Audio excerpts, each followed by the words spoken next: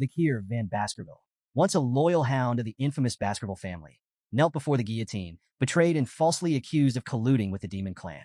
As the blade hovered above him, he vowed, if fate gave him another chance, he would never be a submissive hound again.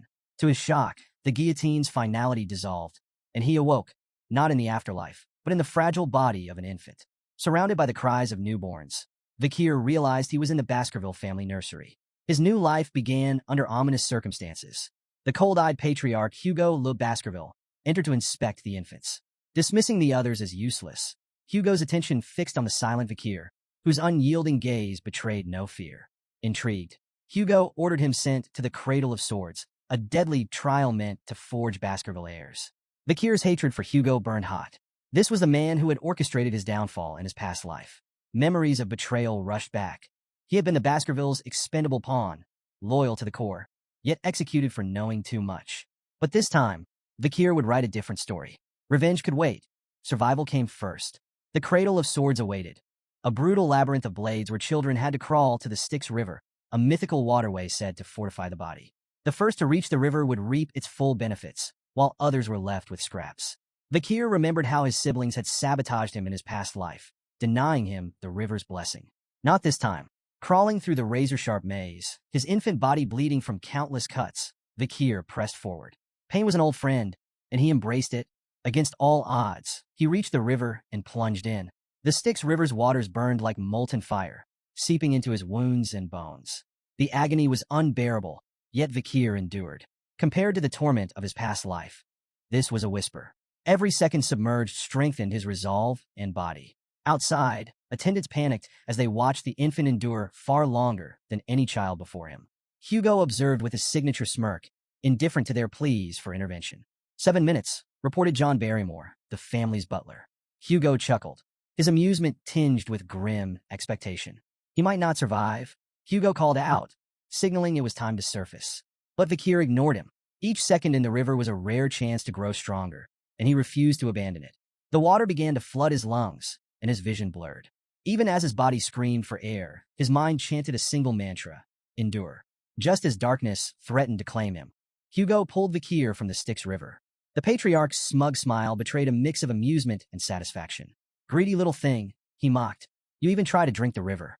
As Hugo examined him, something unusual caught his attention. Vikir already had teeth, an extraordinary trait for a newborn. Intrigued, Hugo turned to the head butler and asked the child's name. Upon hearing it, his smirk deepened. A very greedy son has been born, he mused, half amused, half impressed. Though weak and groggy, Vikir's mind remained razor-sharp. Silently, he vowed to grow stronger in secret and someday tear Hugo apart with his own hands. His hatred didn't stop with Hugo. It extended to the entire Baskerville family. They had tried to erase him once, but this time, he would make them disappear into history. As he lay in the nursery, the memories of his past life seared his thoughts. He was Hugo's illegitimate son, cursed with low status despite his extraordinary talents. By 20, he had proven himself a master of assassination, espionage, and conquest, earning renown despite the family's disdain. Yet to the Baskervilles, he had always been a tool, disposable and replaceable. At 30, when demonic gates unleashed hell upon the world, Vikir became a pillar of resistance, fighting for 5 grueling years. His efforts turned the tide, but instead of recognition, betrayal awaited him. Accused of treachery and silence for knowing too much, his life had ended on the guillotine. This time, however, Vikir vowed that no one, not Hugo, not the Baskervilles, would get the chance to betray him again. As he fully awoke, the power of the Styx River coursed through his veins, giving him a stronger starting point than in his previous life. Yet his thoughts were interrupted by the soft creak of the nursery door. A maid entered, startled to see him awake, muttering about Madam's unusual request to leave something on his bed. Curiosity piqued.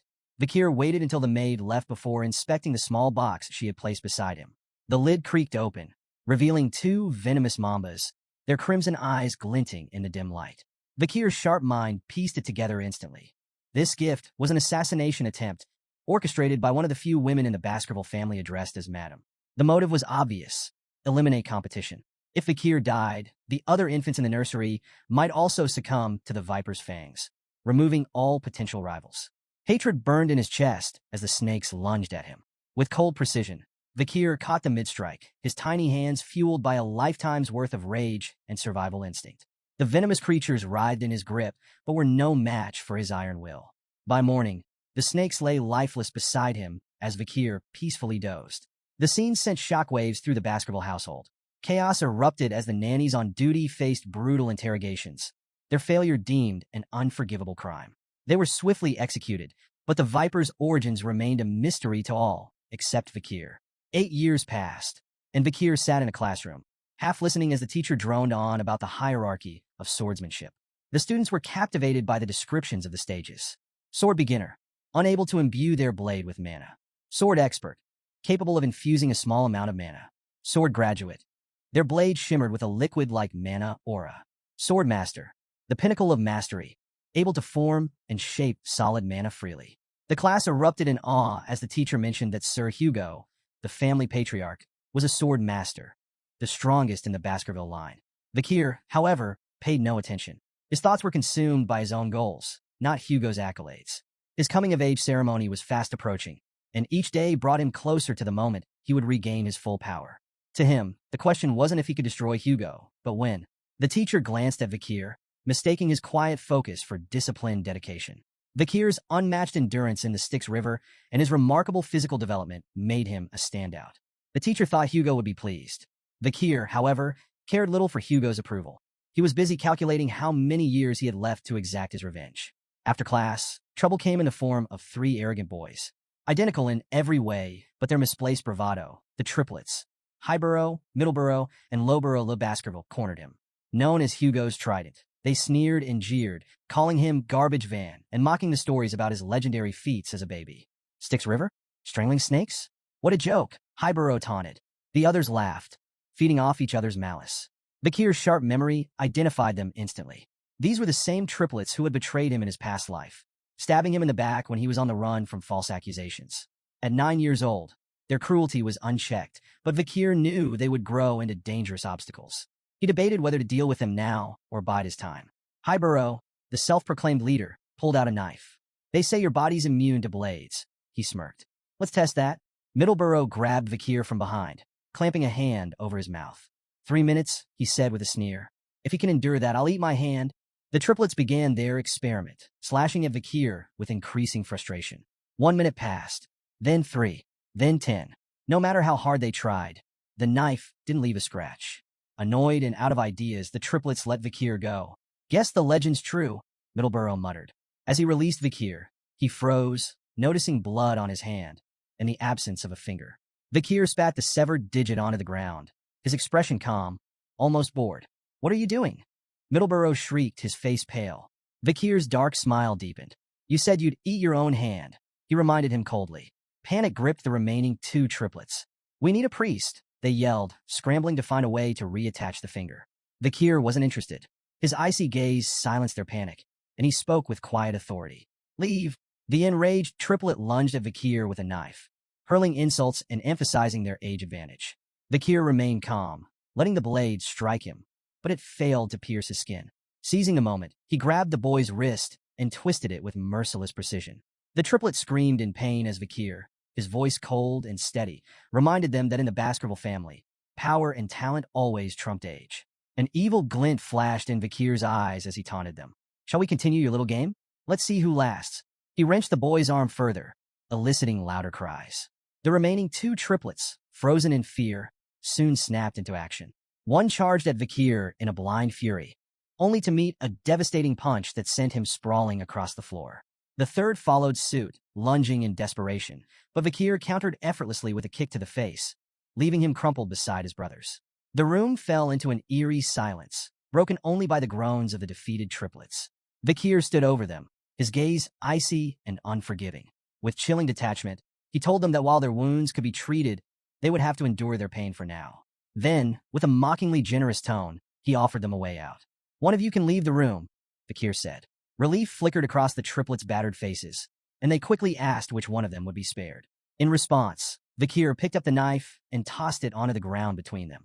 Decide for yourselves, he said, his voice dripping with cruel amusement. As he turned to leave, he added one last taunt. Don't take too long. At least one of you should live, right? The triplets stared at the knife, then at each other. The realization hit them like a thunderclap. Survival would come at a cost. Desperation overtook reason, and they began to fight, clawing and struggling to claim the blade. From outside the room, Vakir paused to listen, satisfaction curling his lips as the sounds of their infighting, grunts, shouts, and cries echoed through the hallway. The once united trident of Baskerville had been shattered, their bond irreparably fractured. Meanwhile, in the Patriarch's office, Hugo Le Baskerville received troubling news from his head butler, John Barrymore. "The Moors clan is stirring trouble at the Ruby Mines, my lord," John reported. "They've started staking claims to the territory." Hugo leaned back in his chair, unfazed. "Let them.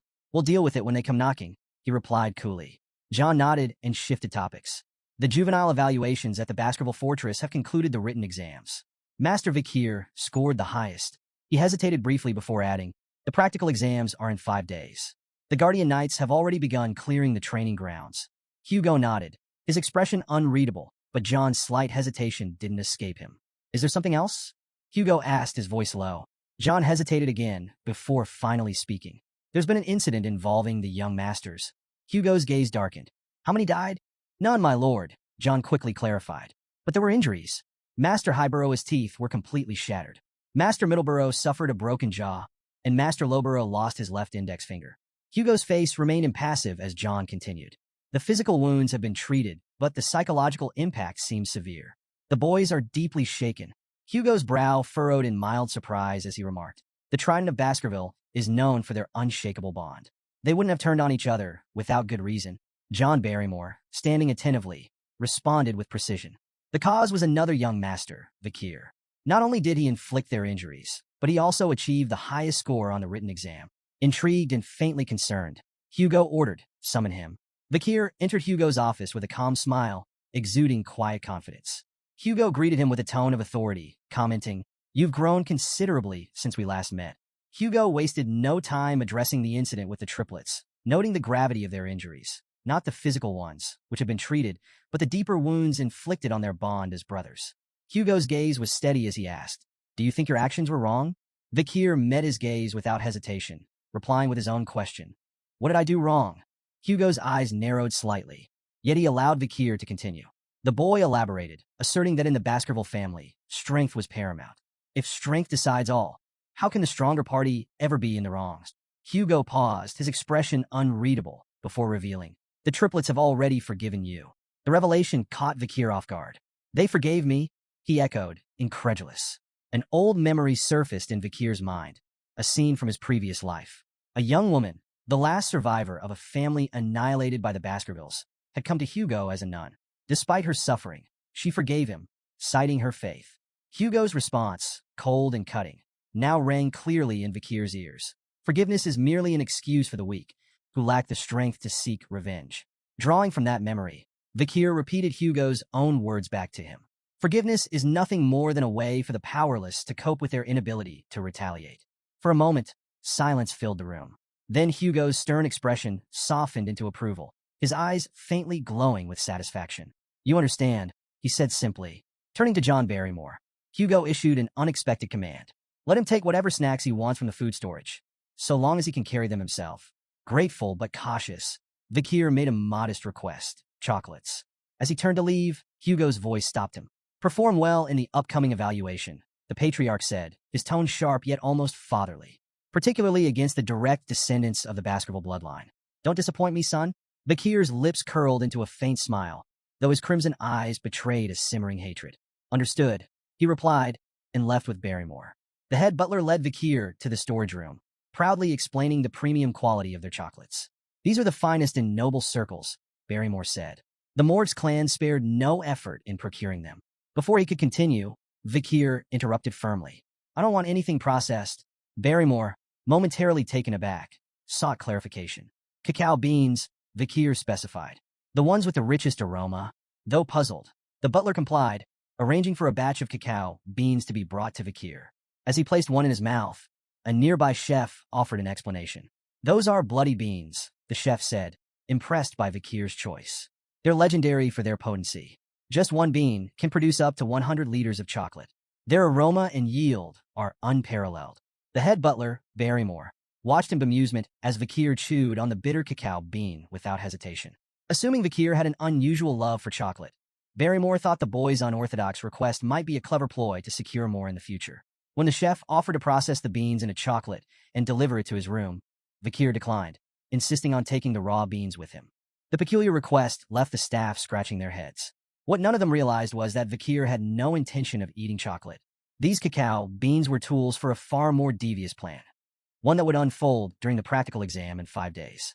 Unbeknownst to everyone, the seeds of chaos had been sown, and a catastrophic event loomed, destined to become a defining moment in the Baskerville clan's brutal history. The Baskerville family, infamous as the Berserker family, forged their reputation through relentless trials and ruthless discipline. From their first steps, Baskerville children were shaped by grueling evaluations designed to strip away weakness. Among the earliest trials was a grueling mountain climb, with rest granted only in carefully rationed breaks. At night, they were forced to sleep beside the corpse of a slain monster, a grisly exercise meant to steel their nerves and prepare them for hostile environments. This unrelenting training produced warriors feared and respected across the land. However, it was at the age of 8 that the true test began, the deadly evaluation, a rite of passage that would cement their place in the Baskerville hierarchy. On the outskirts of Baskerville territory loomed the life-engulfing forest, a treacherous mountain infested with monsters. This foreboding peak was the site of the deadly evaluation. The young hounds, children selected for the trial, gathered at its base, their expressions a mix of determination and fear.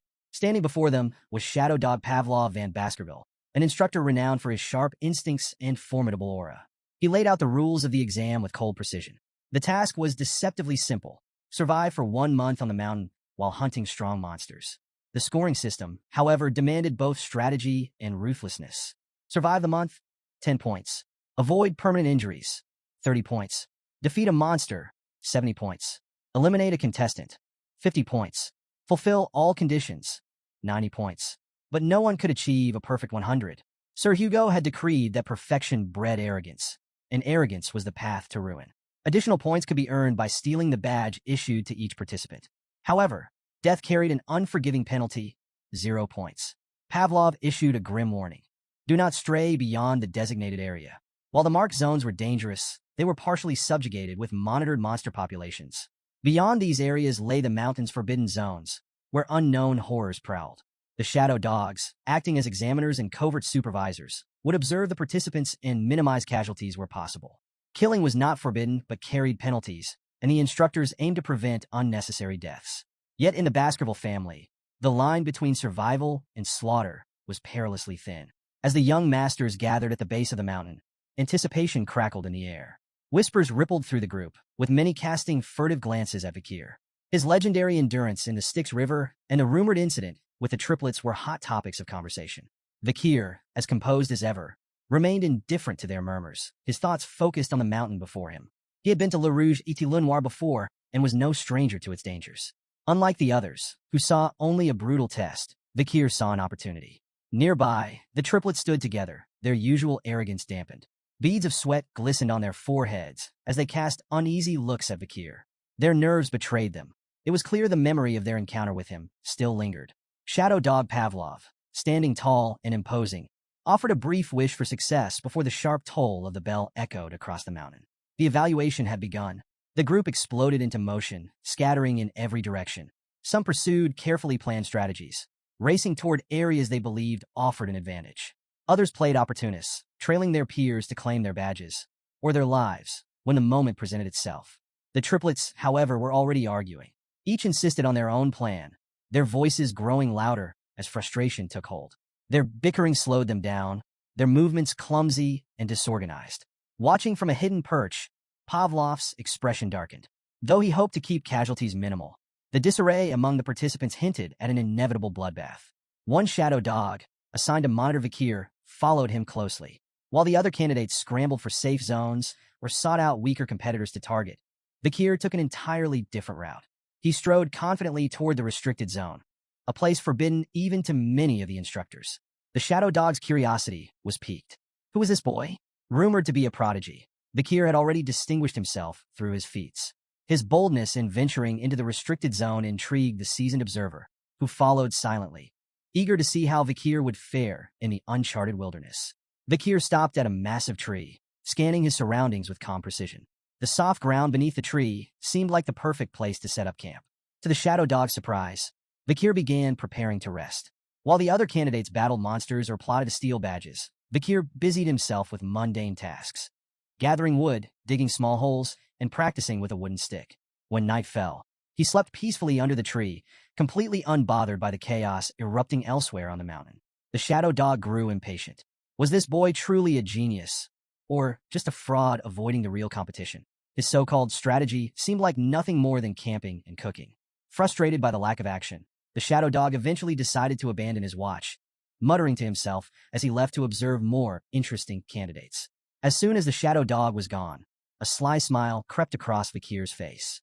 He had been waiting for this moment. Without the observer breathing down his neck, he could finally focus on his real plan.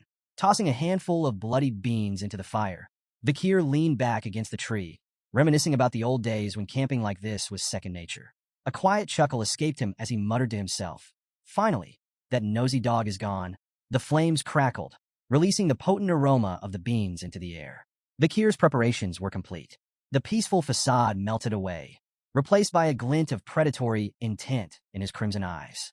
The real hunt starts now, he whispered, his voice barely audible over the flicker of the fire.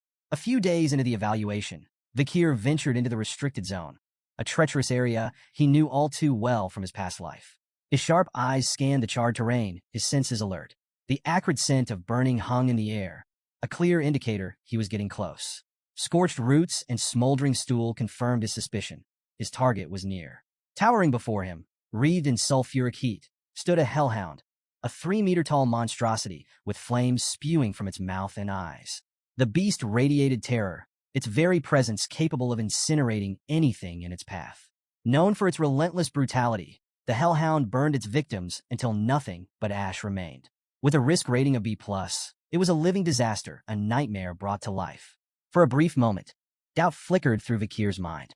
In his past life, he had barely survived an encounter with one of these creatures at 18.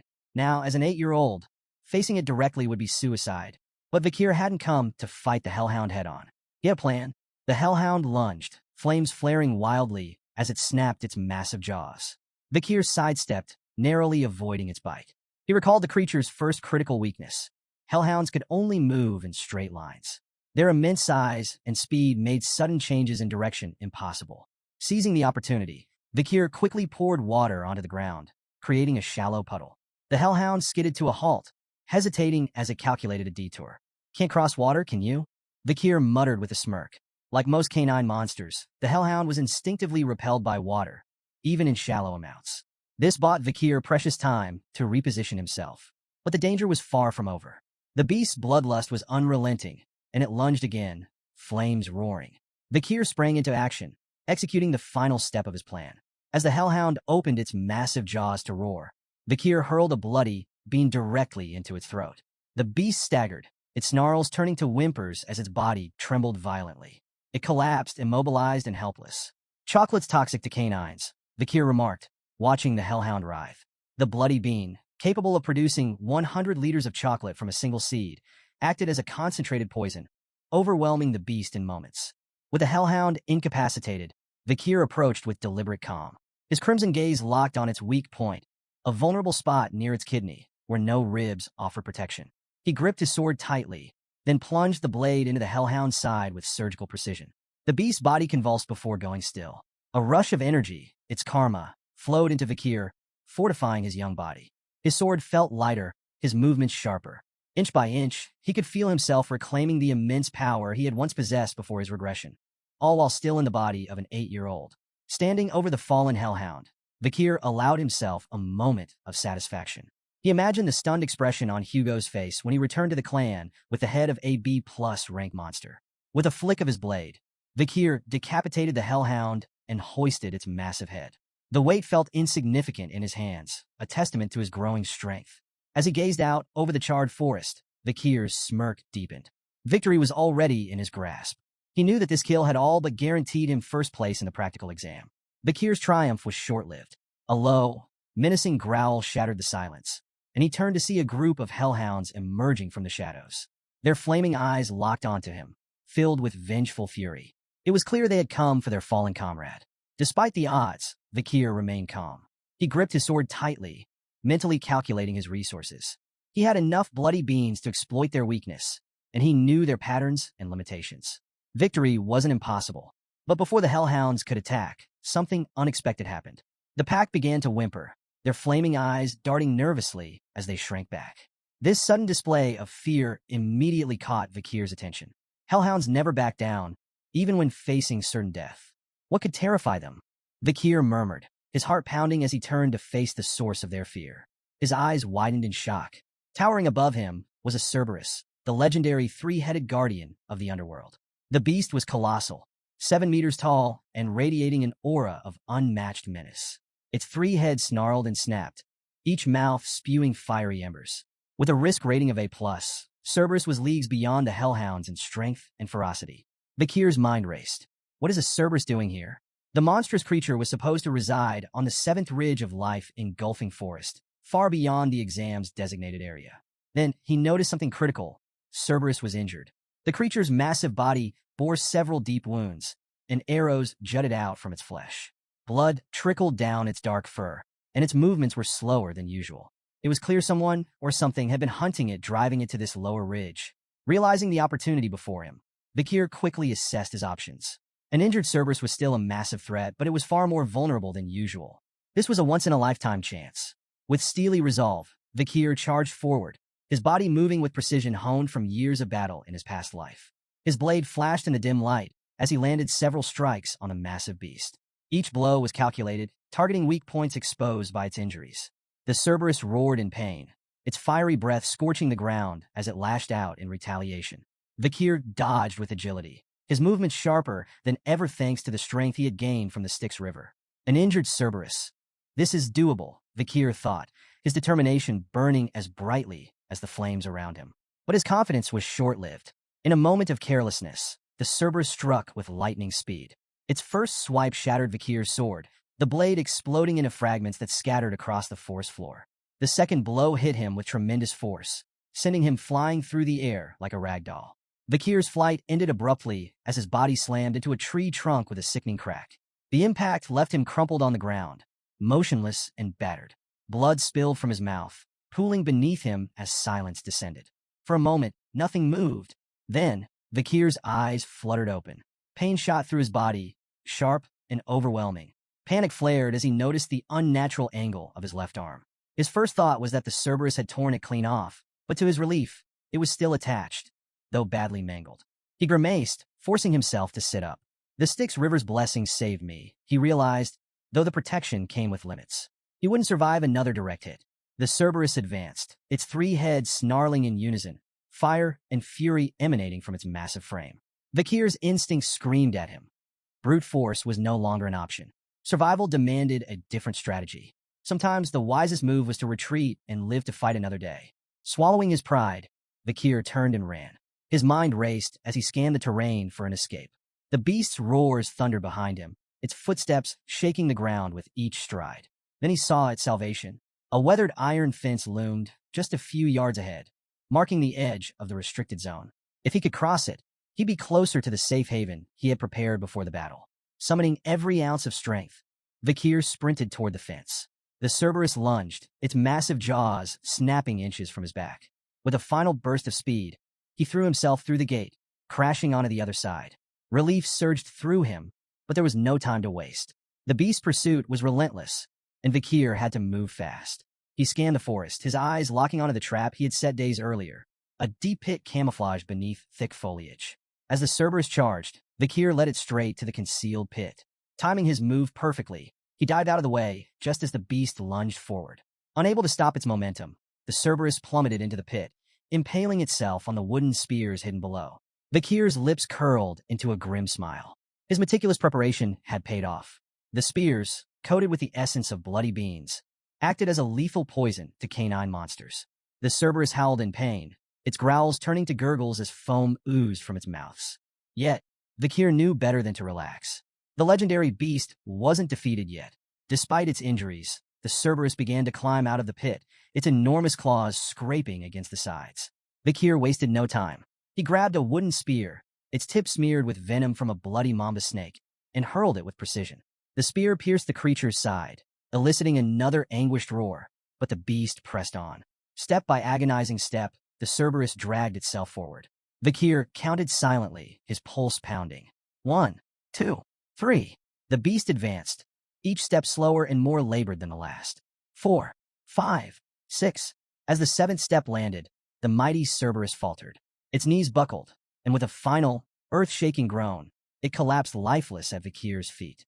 Vikir exhaled deeply, his body trembling from exhaustion and relief.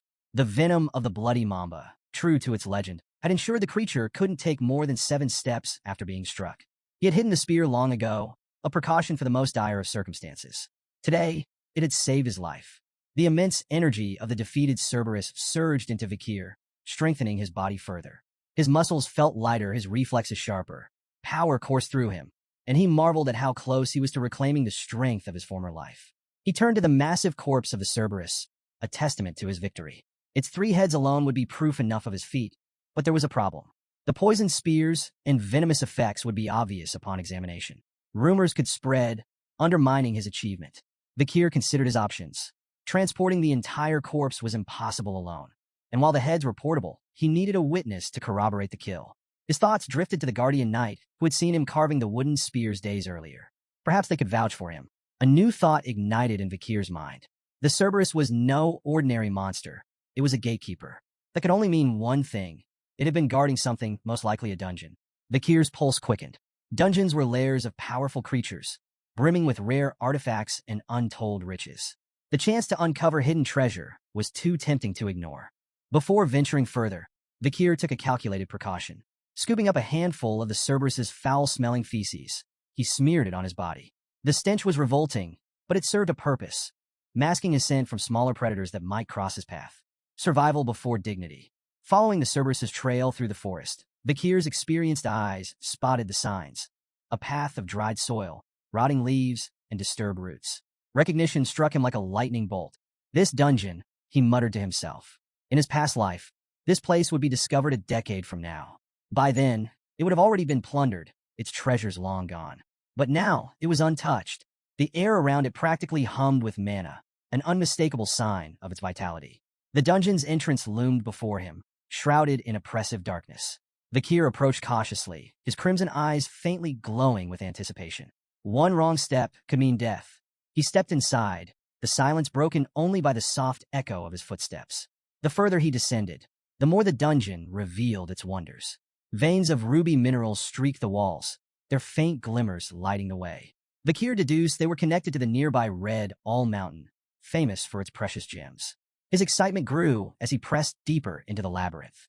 Then, a glimmer of light ahead caught his attention. Quickening his pace, he entered a massive, brightly lit chamber and stopped in awe. At the chamber center stood a colossal ruby mounted atop a stone pillar, its intense, otherworldly glow illuminating the room. This wasn't just any jewel.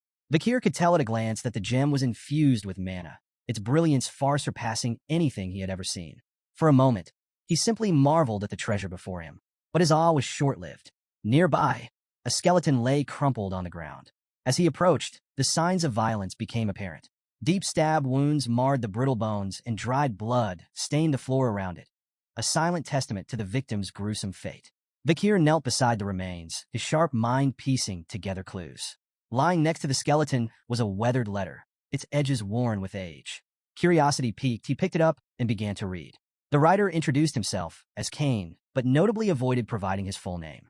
The handwriting struck a chord of recognition deep within Vikir. His crimson eyes narrowed. "This is Baskerville handwriting," he murmured, his suspicions growing. The letter detailed a harrowing tale.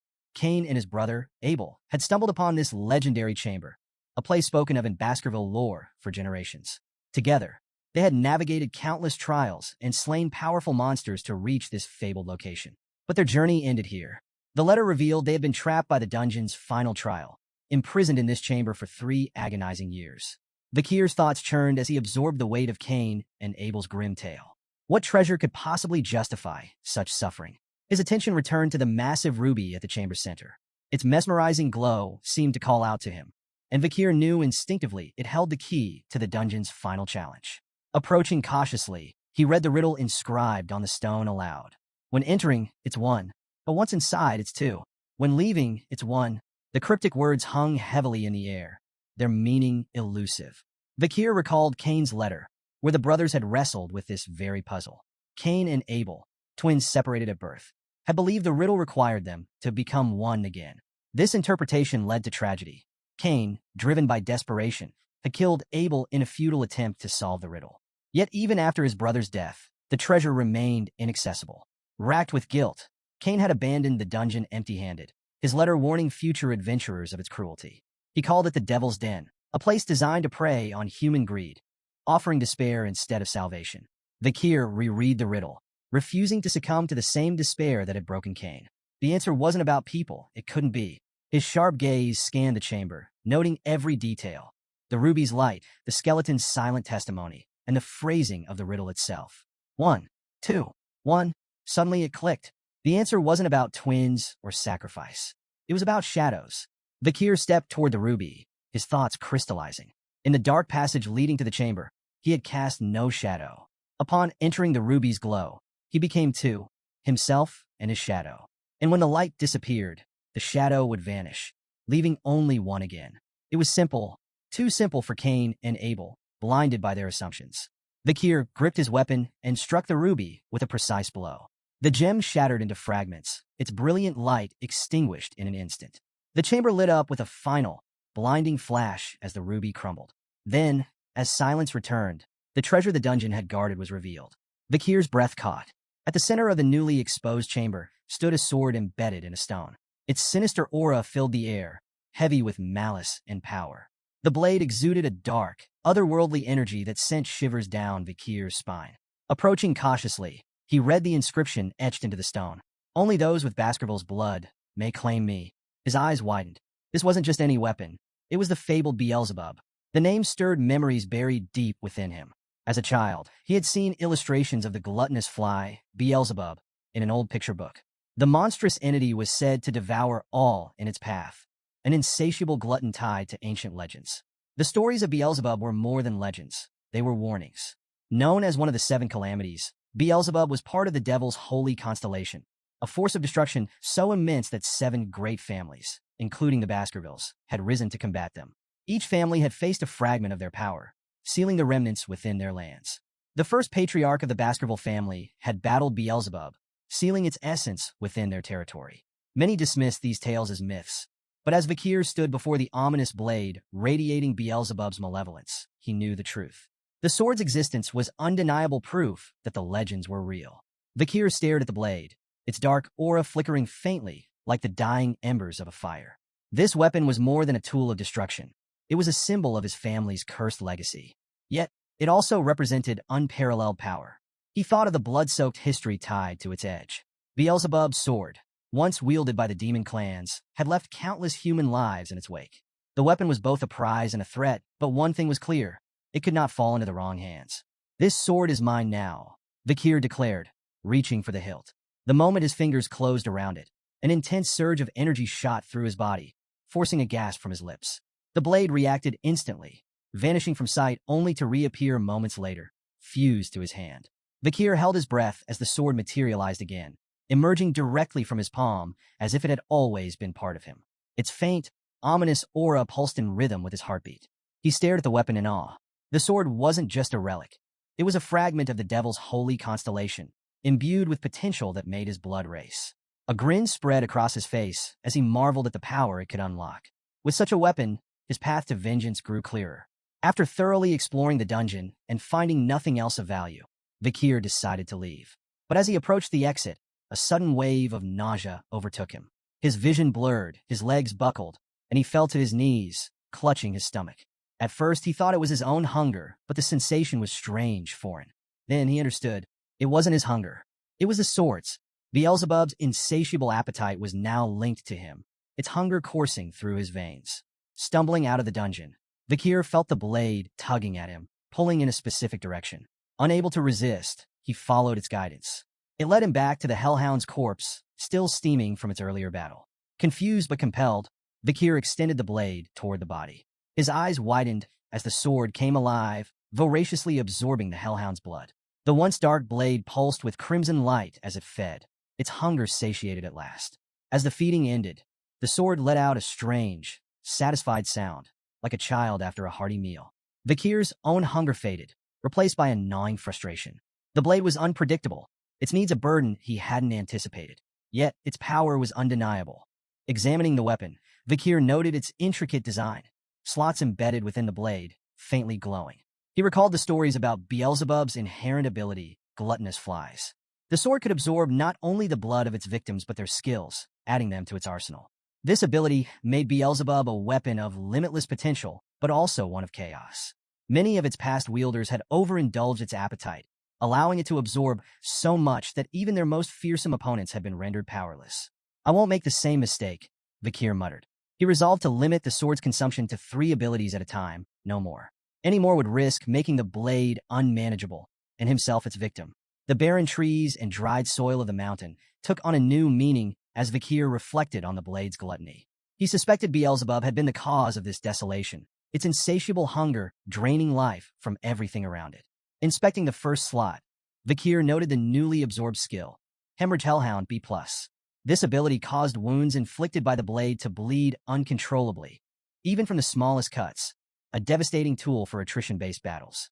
His gaze shifted to the massive corpse of the Cerberus, and an idea sparked. Extending Beelzebub toward the body, Vikir allowed the blade to begin feeding.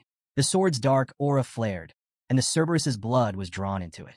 Before the weapon could devour the entire corpse, Vikir stopped it with a sharp word, tapping the hilt lightly, as if scolding a pet. Enough, he muttered. The blade responded with a shrill cry, like a reprimanded child. Beelzebub's 3 slots were now filled. 1. Incinerate Cerberus. A+, inflict severe, flaming injuries that are resistant to healing. 2. Hemorrhage Hellhound, B+, causes catastrophic blood loss from even minor wounds. 3. High-speed regeneration. F. A minor healing ability absorbed from a crushed sewer rat. Vikir smirked, noting the high-speed regeneration skill. While not as impressive as the others, it could still prove useful in emergencies. He glanced at the squashed rat beneath the Cerberus's corpse and felt a mix of amusement and practicality. Reflecting on Incinerate Cerberus, Vikir marveled at its raw, destructive power. Thermal injuries, he knew, inflicted far more agony than hemorrhage. With his preparations for the exam complete, Vikir chose to remain near the Cerberus's remains until the evaluation officially ended.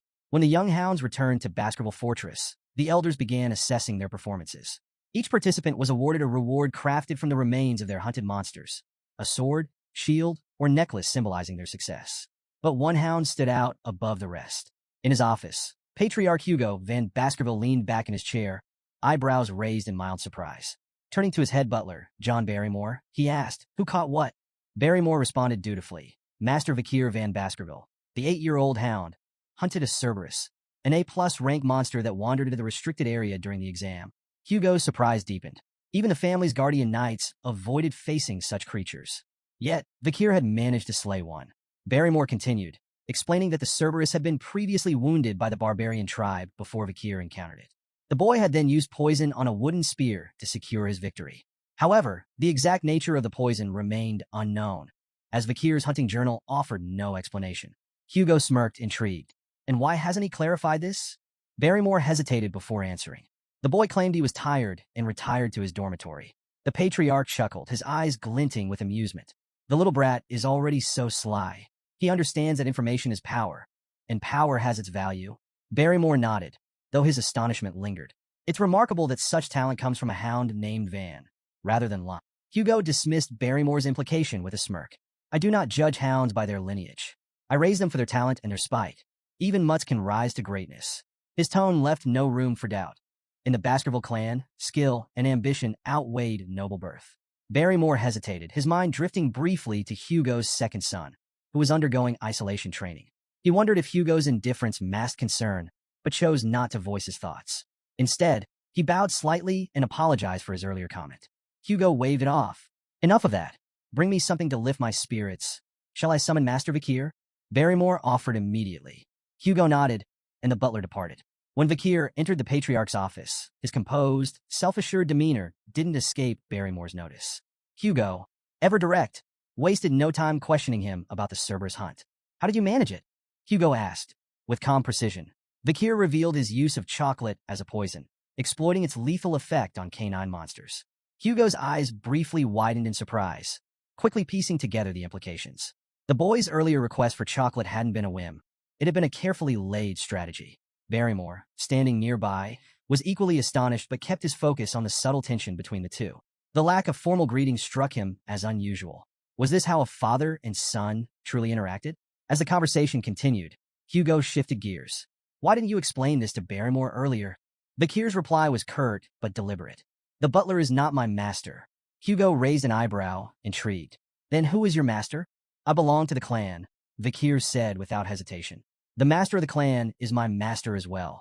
Hugo smirked faintly, leaning back in his chair. Well said. He congratulated Bakir on his performance during the practical exam and declared that the Cerberus's corpse and all associated materials would belong solely to him. Hugo then announced an additional reward. As the highest scorer, Bakir was entitled to a special privilege, the opportunity to make a wish. Bakir's eyes gleamed at the prospect. Without hesitation, he requested access to the 10,000-book library, one of the largest and most prestigious repositories of knowledge in the Empire. Deep within the Baskerville clan's territory, the library housed forbidden techniques and secrets, accessible only to the Patriarch, the second-in-command, and their direct descendants. Hugo's eyebrows rose at the request. He reminded Bakir of the strict rules governing access, emphasizing that illegitimate children were barred from entry. Bakir, undeterred, replied coolly, if access is denied, I'll accept the decision. Inwardly, however, he was already devising plans to sneak in if necessary. To his astonishment, Hugo granted permission. You may enter, Hugo said, his tone calm but unreadable. Bakir was momentarily speechless, but quickly recovered. Hugo wasn't finished. Specifically, I want you to seek out the Baskerville 6 technique in the 6th restricted zone of the library. Barrymore's composure faltered. The 6th restricted zone was an area even the legitimate children of the family rarely ventured. No illegitimate child had ever been granted access this far, much less given a directive to retrieve such an advanced technique. The weight of the moment wasn't lost on Bakir. While he maintained his composure, his mind raced. Why is he giving me this opportunity? Even so, he reminded himself that the 6th technique, while formidable, was still far below Hugo's level of mastery. Before his regression, Hugo had achieved mastery over the Baskerville 7th technique, wielding the legendary power to bear 9 fangs. It was a feat that made him unparalleled within the clan, solidifying his place at its apex. But Bakir's ambitions extended far beyond the 6th or even the 7th technique. His sights were set on the ultimate prize, the textbook of swordsmanship, the foundational manual created by the first Baskerville Patriarch, who had subdued the 7 great disasters. It contained the teachings that had shaped the clan's unmatched legacy, and Bakir believed it held the key to his success. As Hugo offered a faint smile and wished him good luck, Bakir bowed, expressing his gratitude. Inside, however, he marveled at how Hugo had unknowingly handed him an opportunity of incalculable value. He doesn't realize what he's given me, Bakir thought. But it didn't matter. What mattered was what he would do with it. Arriving at the 10,000-book library for the first time, Bakir stood in awe. Towering shelves filled with ancient tomes stretched endlessly before him, each spine bearing a title that sparked his imagination. He read a few aloud, letting the evocative names linger in the quiet air. Severing incisors, grinding molars, piercing canines, snaggle tooth that embeds twice, wisdom teeth that lay down. These were the forbidden secrets of Baskerville swordsmanship he had long coveted but had been barred from learning in his past life. Yet he understood the logic behind the restrictions. The Baskerville clan had deliberately designed their techniques to cap the progress of their hounds at the 4th technique. It was a safeguard, a leash, ensuring no hound could turn their sharpened fangs against their master. Pressing onward, Bakir's steps were purposeful as he navigated the labyrinth of knowledge. Eventually, he arrived at a section guarded by heavy chains. Behind the iron bindings rested a massive tome, its lock glinting in the dim light. Bakir's crimson eyes narrowed. This is it, the Baskerville 6 technique. For a moment, he couldn't believe it. Hugo had truly granted him access to something he could only dream of in his past life. Unlocking the chains, Bakir smirked. He knew why Hugo had allowed him here, because the Patriarch likely believed number 8-year-old could possibly memorize the book's contents in a single day. But Hugo underestimated him. Before his regression, Bakir had already studied the theories behind the 1st through 4th techniques exhaustively. His obsession had even bred frustration. He had grown sick of those early stages, dissecting them endlessly in his quest to deduce the 5th technique. It was then he realized his past mistake. After drawing the 4th tooth, he hadn't stopped the flow of mana. That single oversight had kept the 5th technique out of his reach. The Baskerville swordsmanship followed a unique progression system. Each technique corresponded to a specific number of fangs. The 1st technique bore 1 fang, the 2nd 2, and so on. With each stage, a distinct red sword energy manifested, a visual representation of the user's mastery. The sixth technique, with its immense power, was a treasure Hugo likely thought Vikir could glimpse but never truly grasp. But Vikir's focus wasn't on the sixth technique itself. He wasn't here for what Hugo expected. His goal was far more audacious: to find a way to transcend his current limitations entirely. Leaving the swordsmanship section, Vikir caught the guards off guard. They stared at him in disbelief. "You're already finished reading?" one asked, incredulous. Another guard, clearly impressed, offered to retrieve more advanced texts from the deeper sections of the library.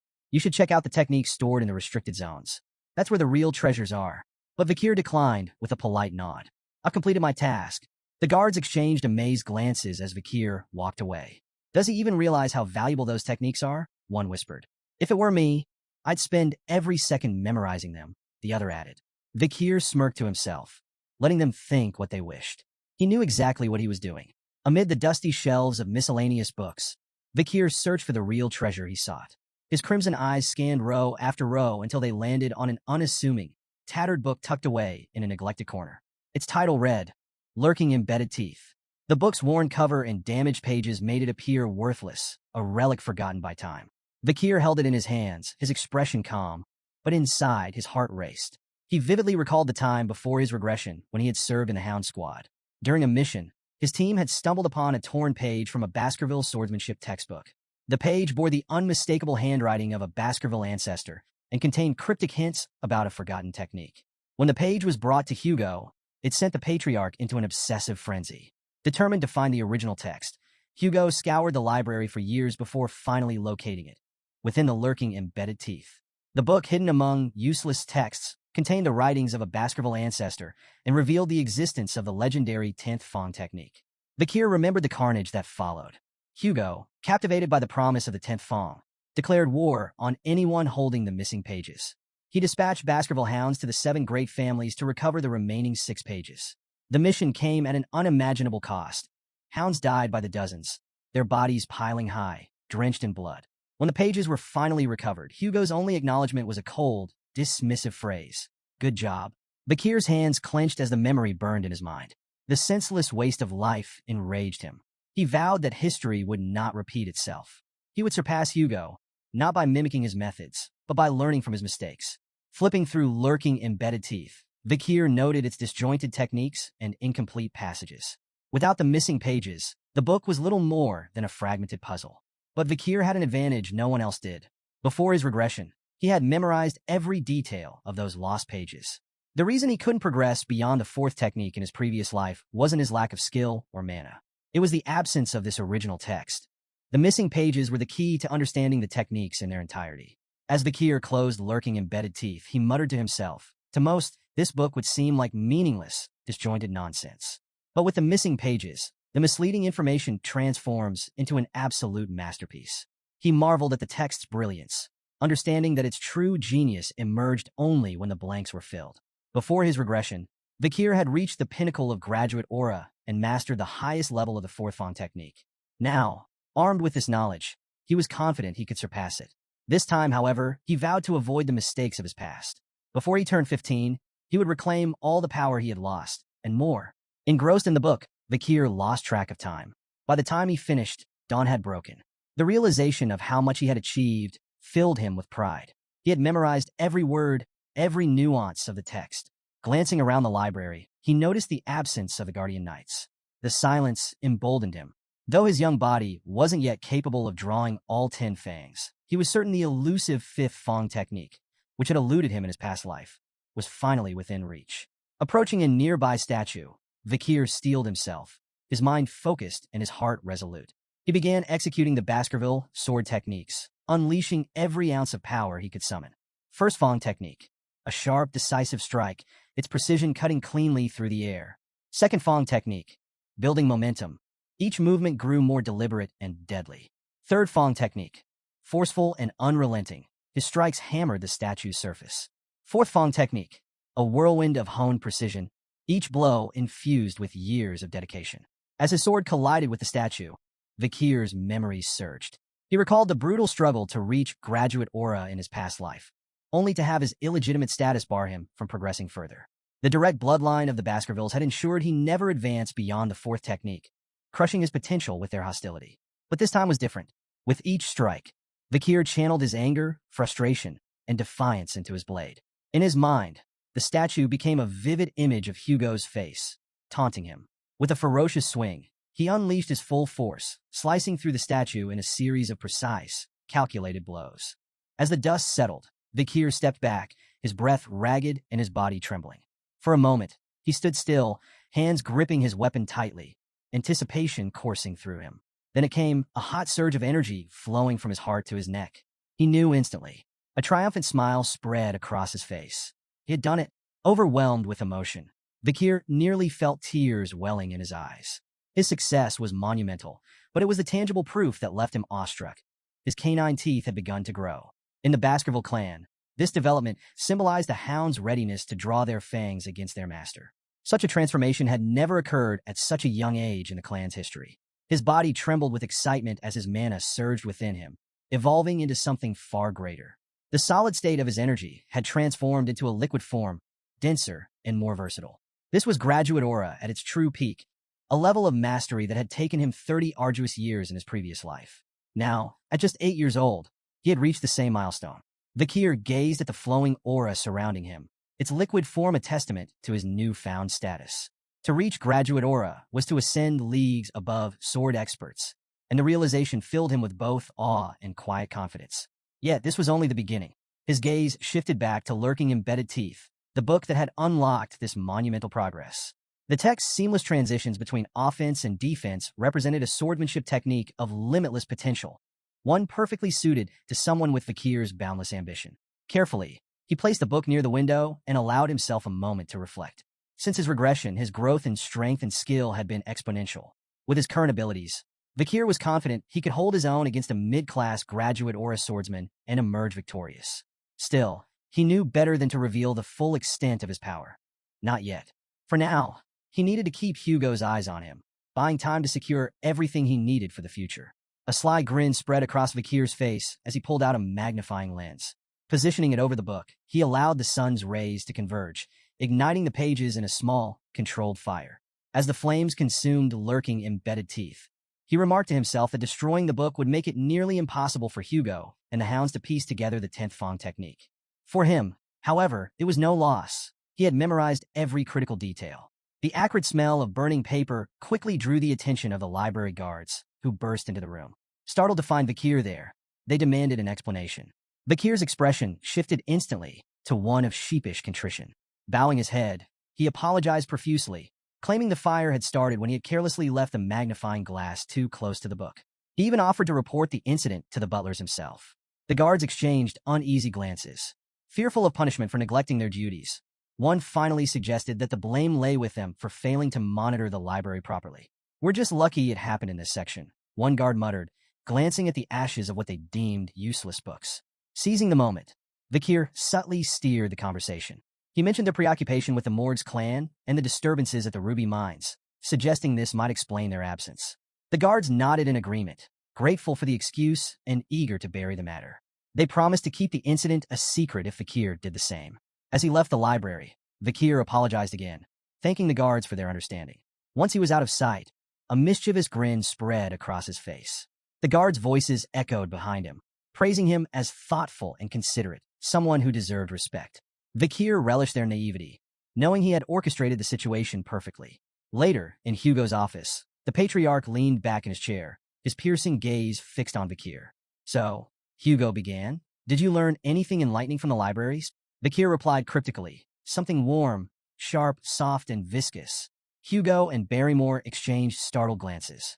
The implications of Vikir's words hit them simultaneously. He might have achieved aura. Aura was the hallmark of a swordsman's true awakening, signifying their official entry into the world of the blade. Even among the most talented Baskerville hounds, reaching this milestone before the age of 15 was unheard of. Hugo, visibly skeptical, reminded himself that Vikir was only 8 years old.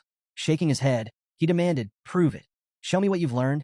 Vikir nodded without hesitation, his crimson eyes glinting with quiet determination. In the heart of a massive Colosseum-like structure, Vikir stood alone at the center, his sword steady in his grip. Surrounding him, rows of young hounds looked on, their faces filled with confusion and curiosity. Beside Hugo, the head butler leaned in, his voice low. How do you plan to test the boy's skills?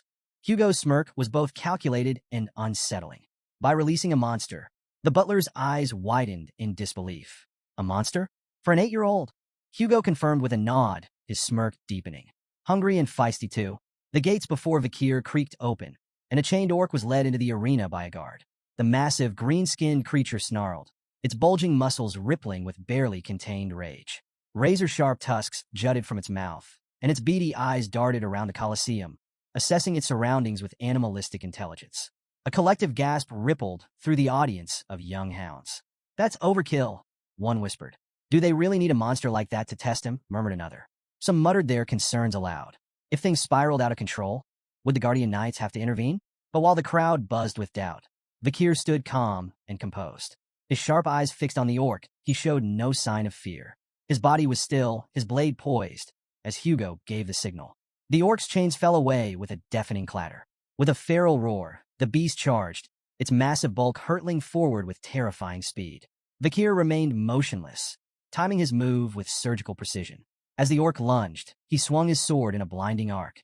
The strike was fluid and flawless, severing the creature's arm in a single motion. The orc stumbled back, roaring in pain and confusion. Before it could recover, Vikir closed the distance with terrifying speed.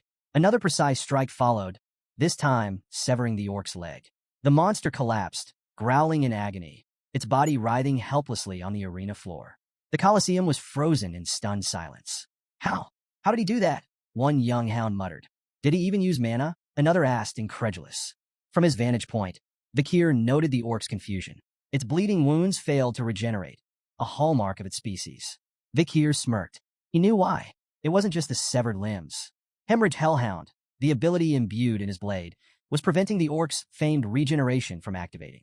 A C-class monster like the orc was powerless against the lingering effects of a B-class Hellhound's curse. From the sidelines, Hugo watched intently, his face unreadable. But Vikir recognized the look. His father wasn't just evaluating the fight. He was deciphering what Vikir had learned in the library. Vikir decided it was time to give him an answer. Hugo's eyes began to glow faintly, a sign of heightened interest. Beside him, the head butler gasped, his voice trembling. That's an aura blade. In the arena, Vikir's sword began to radiate a brilliant red light. The energy was sharp and visceral, a manifestation of his mastery over aura. The orc, still struggling, roared weakly. But it was too late. Vikir charged forward, his blade slicing cleanly through the air. With a single, devastating strike, he decapitated the orc. The monster's massive head tumbled to the ground, its body crumpling lifelessly as the red glow of Vikir's blade faded into the silence of the Colosseum. The Colosseum erupted in astonishment. The young hounds could barely process what they had just witnessed. Murmurs rippled through the crowd, growing louder as disbelief turned to admiration. Beside Hugo, the head butler turned, his voice trembling with excitement. It's the aura of a low-class sword expert. We've just witnessed the birth of a genius. There will never be another like him across all the families in the Empire. But despite the head butler's praise, Hugo's sharp gaze remained fixed on the pool of blood spreading beneath the orc's lifeless body. The creature's famed regeneration had been utterly nullified. He only won because the orc was weak, Hugo said flatly, though his tone carried an undercurrent of intrigue. Before Hugo could say more, Vikir's calm voice cut through the murmurs. Is there anything stronger than this orc? The Colosseum fell silent. An 8-year-old, asking for a stronger opponent after defeating an orc? Even the doubters in the audience were struck speechless. Vikir's reasons were clear. He wanted to demonstrate his progress, not just to Hugo but to the entire clan. A performance like this might earn him recognition. Perhaps they'd send him to a prestigious academy, or even dispatch him to a remote area, away from Hugo's direct control. Hugo leaned back in his seat, his curiosity piqued. A faint chuckle escaped him. It seems the orcs I brought from afar are not enough to satisfy my son's hunger. Turning to the head butler, he asked, do we have anything stronger? Something suitable from the creatures captured during the barbarian raid. The head butler hesitated, clearly uneasy. There is one left, my lord. Hugo's smirk widened. Bring it in. The massive gate creaked open again, its echoes amplifying the tension in the Colosseum. All eyes were glued to the entrance as the ground began to tremble with heavy footsteps. A collective gasp spread through the audience as a troll emerged, bound in heavy chains. Vikir stood calmly in the arena, his crimson eyes fixed on the towering creature before him. The troll, with its twice-human size, rippling muscles, and ferocious presence, was a creature designed to instill terror. Vikir turned toward Hugo, seeking silent approval. The patriarch gave a slight nod. The troll's chains clattered to the ground, and the beast roared, the sound reverberating through the Colosseum. It lunged forward, its massive fists swinging down in a punch that could crush a boulder. But Vikir was faster. With almost inhuman agility, he sidestepped the attack, the troll's fist smashing into the ground with a thunderous impact. Dust and debris flew into the air as the crowd gasped at the sheer force of the blow. Moving with calculated precision, Vikir slipped behind the troll, exploiting its momentary confusion. From the audience, a young hound shouted, "That's the perfect moment to attack. Why didn't he take it?" Hugo's calm, instructive voice cut through the murmurs. Trolls have extraordinary regenerative abilities. Only fatal attacks are worth it. Anything less is a waste of effort. A proper plan is essential to hunt a troll. The troll charged again, its massive frame lumbering forward with raw power but sluggish movements. Vikir moved with grace, effortlessly evading every swing, swipe, and stomp. Each step was calculated, each dodge precise. The audience watched in awe as the 8-year-old displayed remarkable poise. Yet their curiosity grew with every second. "Why isn't he fighting back?" someone muttered. "He's probably trying to tire it out," another speculated. "No," whispered a third. "He's waiting for the perfect moment to strike." Minutes of evasion stretched on, and even Vikir began to feel the tedium of the exchange. Enough, he thought. Time to act. Fully aware that he could end the fight swiftly with his full strength, Vikir deliberately chose a more calculated approach. His goal wasn't just victory, it was to make his progress seem plausible, not overwhelming. As the troll launched another heavy attack, Vikir seized the moment. With a single, precise swing, he sliced deep into the troll's arm, nearly severing it from its shoulder. Gasps rippled through the Colosseum as the audience believed the fight was over. But their astonishment turned to unease as they watched the troll's wound heal before their eyes. The severed tissue reconnected rapidly, and within moments, the arm was as good as new. Vikir frowned slightly. He had expected the troll's regeneration to kick in, but seeing it firsthand confirmed the challenge he faced. The hemorrhage skill of Beelzebub could nullify this, he thought, but he couldn't rely on such an obvious technique. It would reveal too much. From the sidelines, Hugo's sharp voice rang out. "Enough, Vikir. Stop before this gets out of hand." But Vikir's response was calm, resolute. "I'm almost done," he replied. "If I can't finish it with the next attack, I'll give up." The troll roared, its beady eyes blazing with rage as it prepared another charge. Vikir's mind raced, his plan falling perfectly into place. He knew exactly how much power he was willing to reveal. This will look like a breakthrough, he thought, smirking inwardly. A moment of growth under pressure. The move would impress Hugo and the audience while concealing the true extent of his strength. The crimson glow of Vikir's sword flared, its fiery aura blazing brighter than before. Gasps echoed through the Colosseum as the young hound's presence seemed to grow, commanding attention. The troll lunged with a guttural roar, its massive fist hurtling toward Vikir. Vikir met the attack head-on, his blade flashing in a clean, decisive arc. The audience held their breath as his strike cut through the troll's neck, severing its head in one fluid motion. The troll's body collapsed with a deafening thud, its massive head rolling across the arena floor. Silence engulfed the Colosseum. Every pair of eyes widened in shock, frozen in disbelief at what they had just witnessed. Even the normally stoic head butler gasped audibly, his composure breaking. "The second technique," he whispered, his voice barely audible. "He's achieved the second technique of the Baskerville clan at 8 years old." His gaze turned to Hugo. "That's unheard of. Most don't reach this level until they're at least 18. In the center of the arena, Vikir stood with an innocent smile, his sword lowered, as if blissfully unaware of the magnitude of his accomplishment.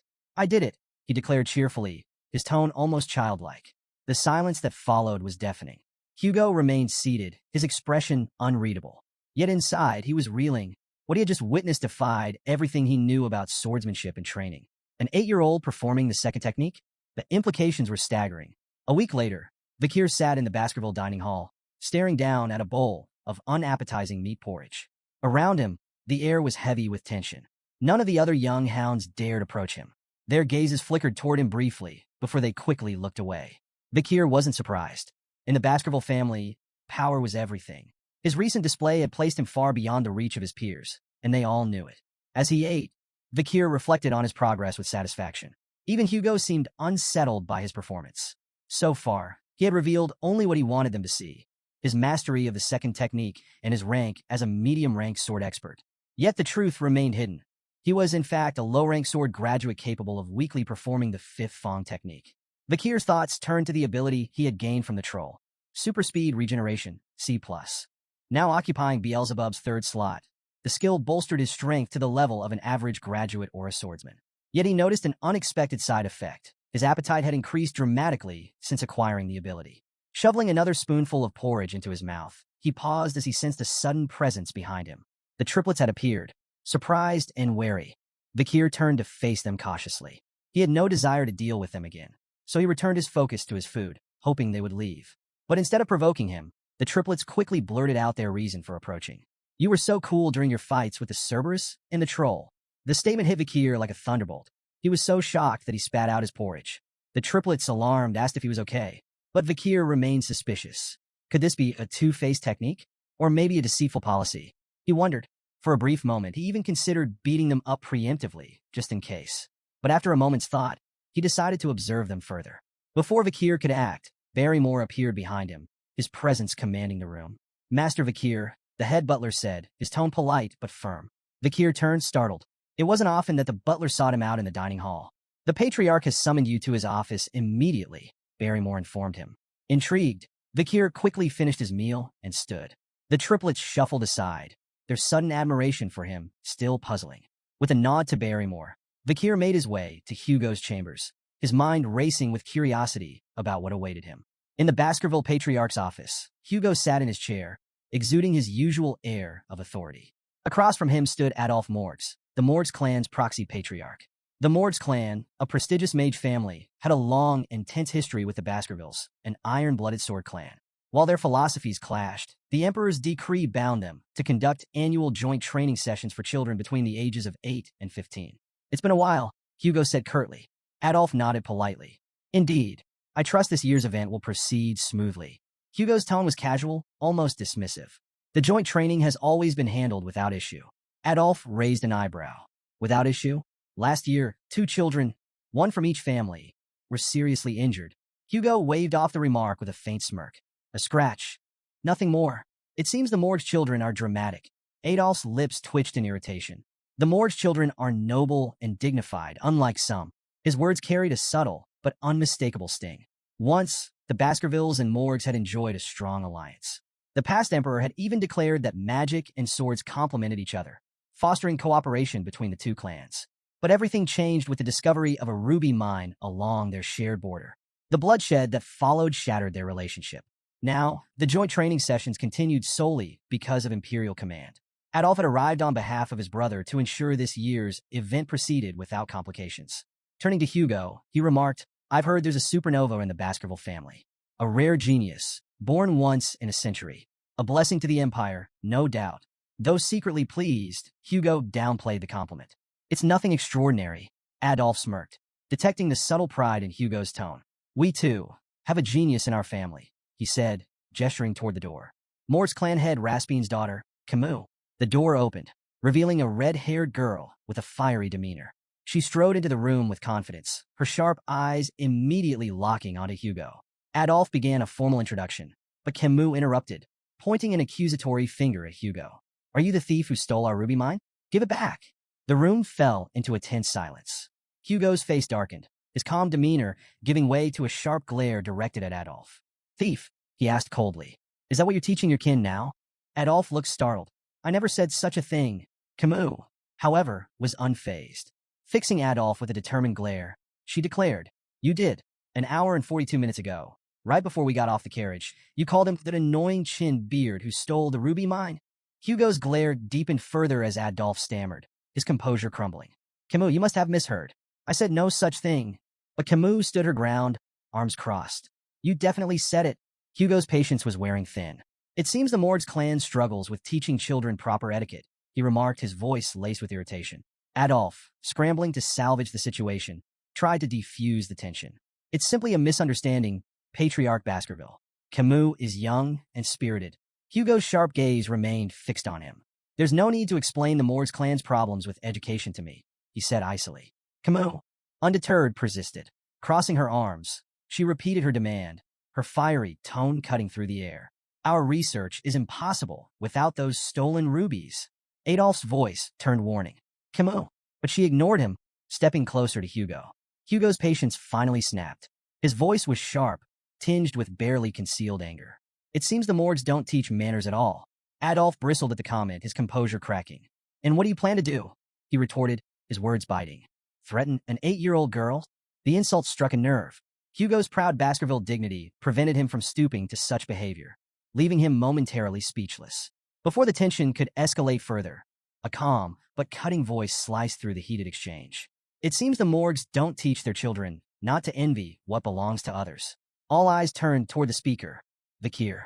He stood in the doorway alongside the head butler, his composed demeanor stark against the tension in the room.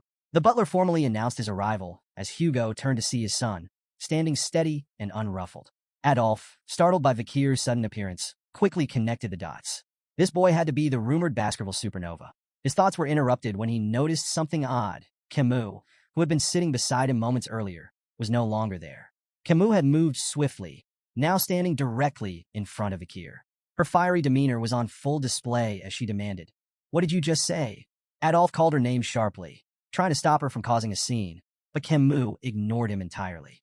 Vakir, meanwhile, remained unruffled, studying her intently. As Vakir observed her, memories of Camus' future self surfaced in his mind. In time, she would rise as the Mords clan's legendary iron-blooded empress, a figure revered and feared across the empire. Renowned as a genius of geniuses, Camus would create an era of unprecedented power for the Mords clan. She was infamous for her ferocity, having eradicated the monsters and barbarians from life-engulfing forest to form the infamous border of blood and ashes. Her political acumen would even allow her to manipulate the imperial family, earning her the title Fire Goddess of Authority. But for now, Camus was just a child. A fiery, talented child, yes, but still far from the towering legend she would one day become. His musings were interrupted by Camus snapping. "Why does the ruby mine belong to you?" Remaining calm, Vakir countered, "Because it does. Your tantrum won't change that. Don't you think your behavior is childish?" Camus bristled at the remark, her irritation palpable. Without a word, she began casting a spell. Vakir instinctively prepared for an attack, but to his surprise, Camus conjured an intricate ice sculpture instead. She pointed at the sculpture, her tone defiant as she began explaining. "This is the joint security area," she said, using the sculpture as a visual aid. She pointed to a small cave carved into the icy representation. The mine entrance lies within Morg's territory, but the vein itself runs beneath Baskerville land. This prevents you from claiming it entirely, but it also makes it impossible for us to mine freely without crossing into Baskerville territory. Her finger traced the icy veins with precision, her voice steady but laced with frustration. "We've offered, repeatedly, to pay rent for the use of the land, but your family rejects every proposal. You treat us like trespassers, interfering with our work." She turned to Vakir, her fiery eyes locking with his. "The ruby vein belongs to the Mords clan," Camus declared firmly, "but your people keep claiming it's yours." Adolf nodded approvingly at Camus' explanation, his pride evident. Meanwhile, Hugo's expression darkened, annoyance brewing beneath his stoic exterior. Vakir, still calm and composed, interjected, "Rubies are common magic ingredients. The Baskervilles don't need them." Camus turned to him, her frustration evident. "Then why not rent your land if you don't need the rubies?" Vakir met her fiery gaze, his tone even. "The Baskervilles are fiercely protective of their land. We're uninterested in letting others profit from it. Entering Baskerville territory will bring losses, not gains, for your clan." Camus refused to accept his reasoning. With a determined glare, she placed her hand over the portion of her ice sculpture representing Baskerville land. "Then whose arm is this?" she asked defiantly. Vakir moved swiftly, catching her wrist in his grip. His confident smile returned. "It's my arm," he said coolly, "because it's in my land." Camus' face flushed crimson, caught off guard by his unexpected reply. She stammered, "What are you talking about? How could I belong to you?" Clearly amused, Vakir tilted his head, his grin turning mischievous. "Who said you're mine?" he teased, his tone ambiguous. Before Camus could respond, Vakir reached behind him and produced a knife.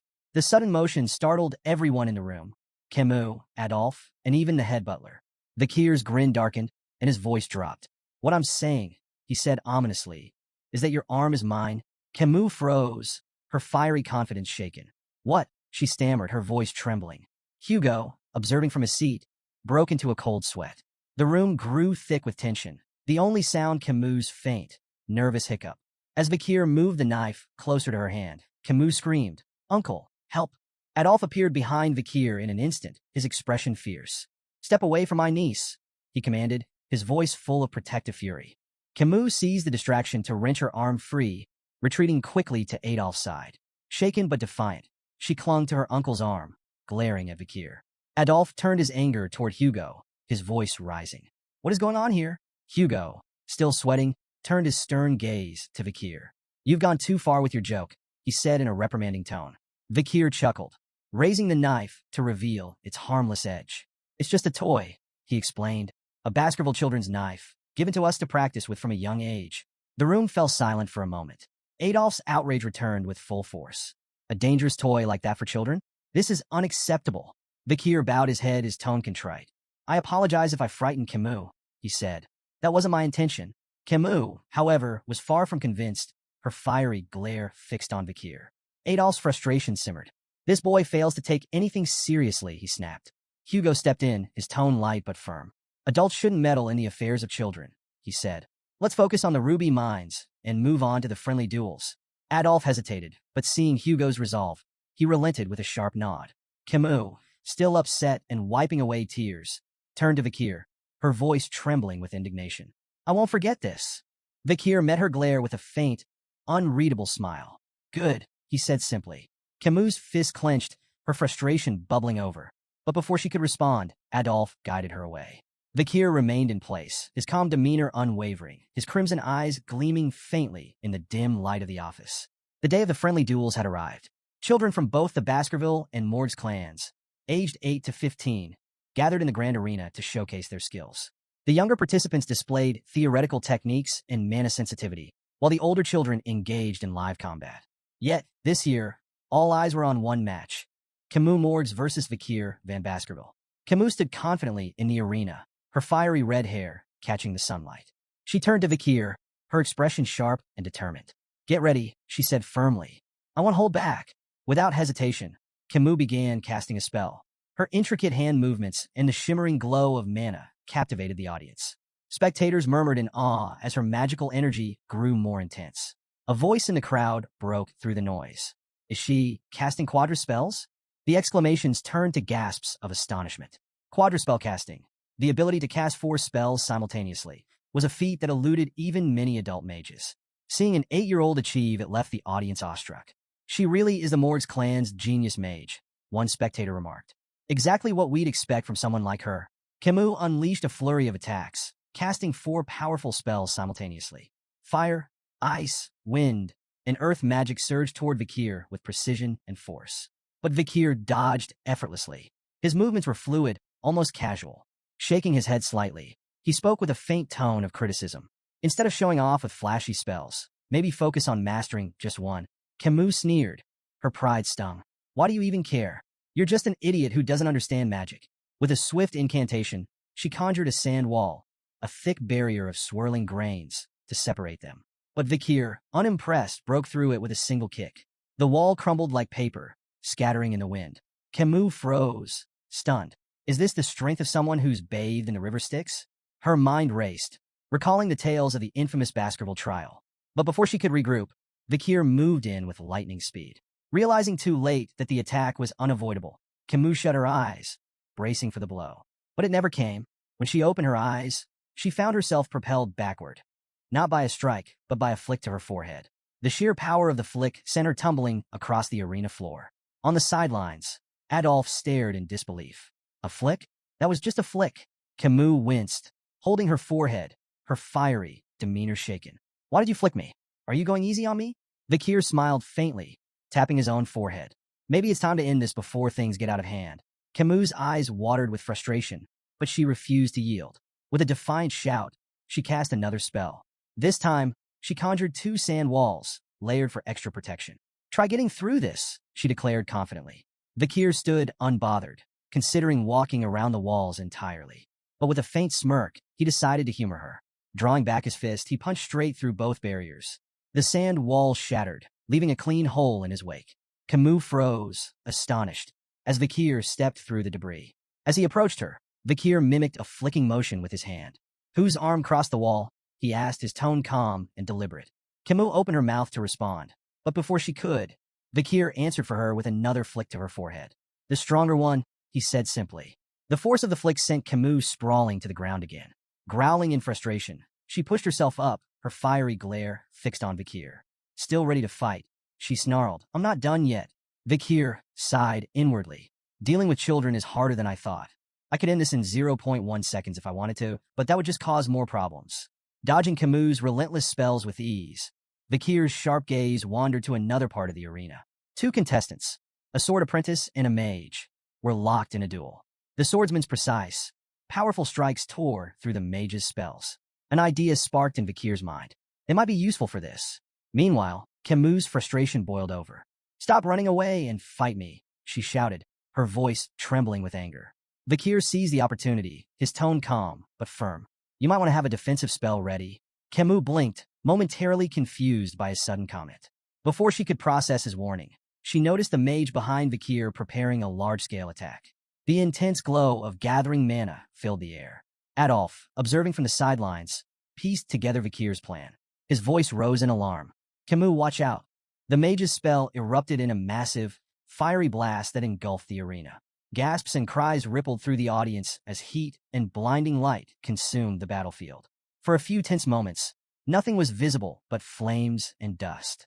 In the chaos, Camus activated a defensive spell just in time, narrowly avoiding serious injury. But as the dust settled, she realized her clothes had been burned away by the flames. The crowd murmured in shock, their whispers growing louder. Camus froze. Tears welled up in her eyes as the horrifying reality sank in. She had been exposed in front of the entire audience.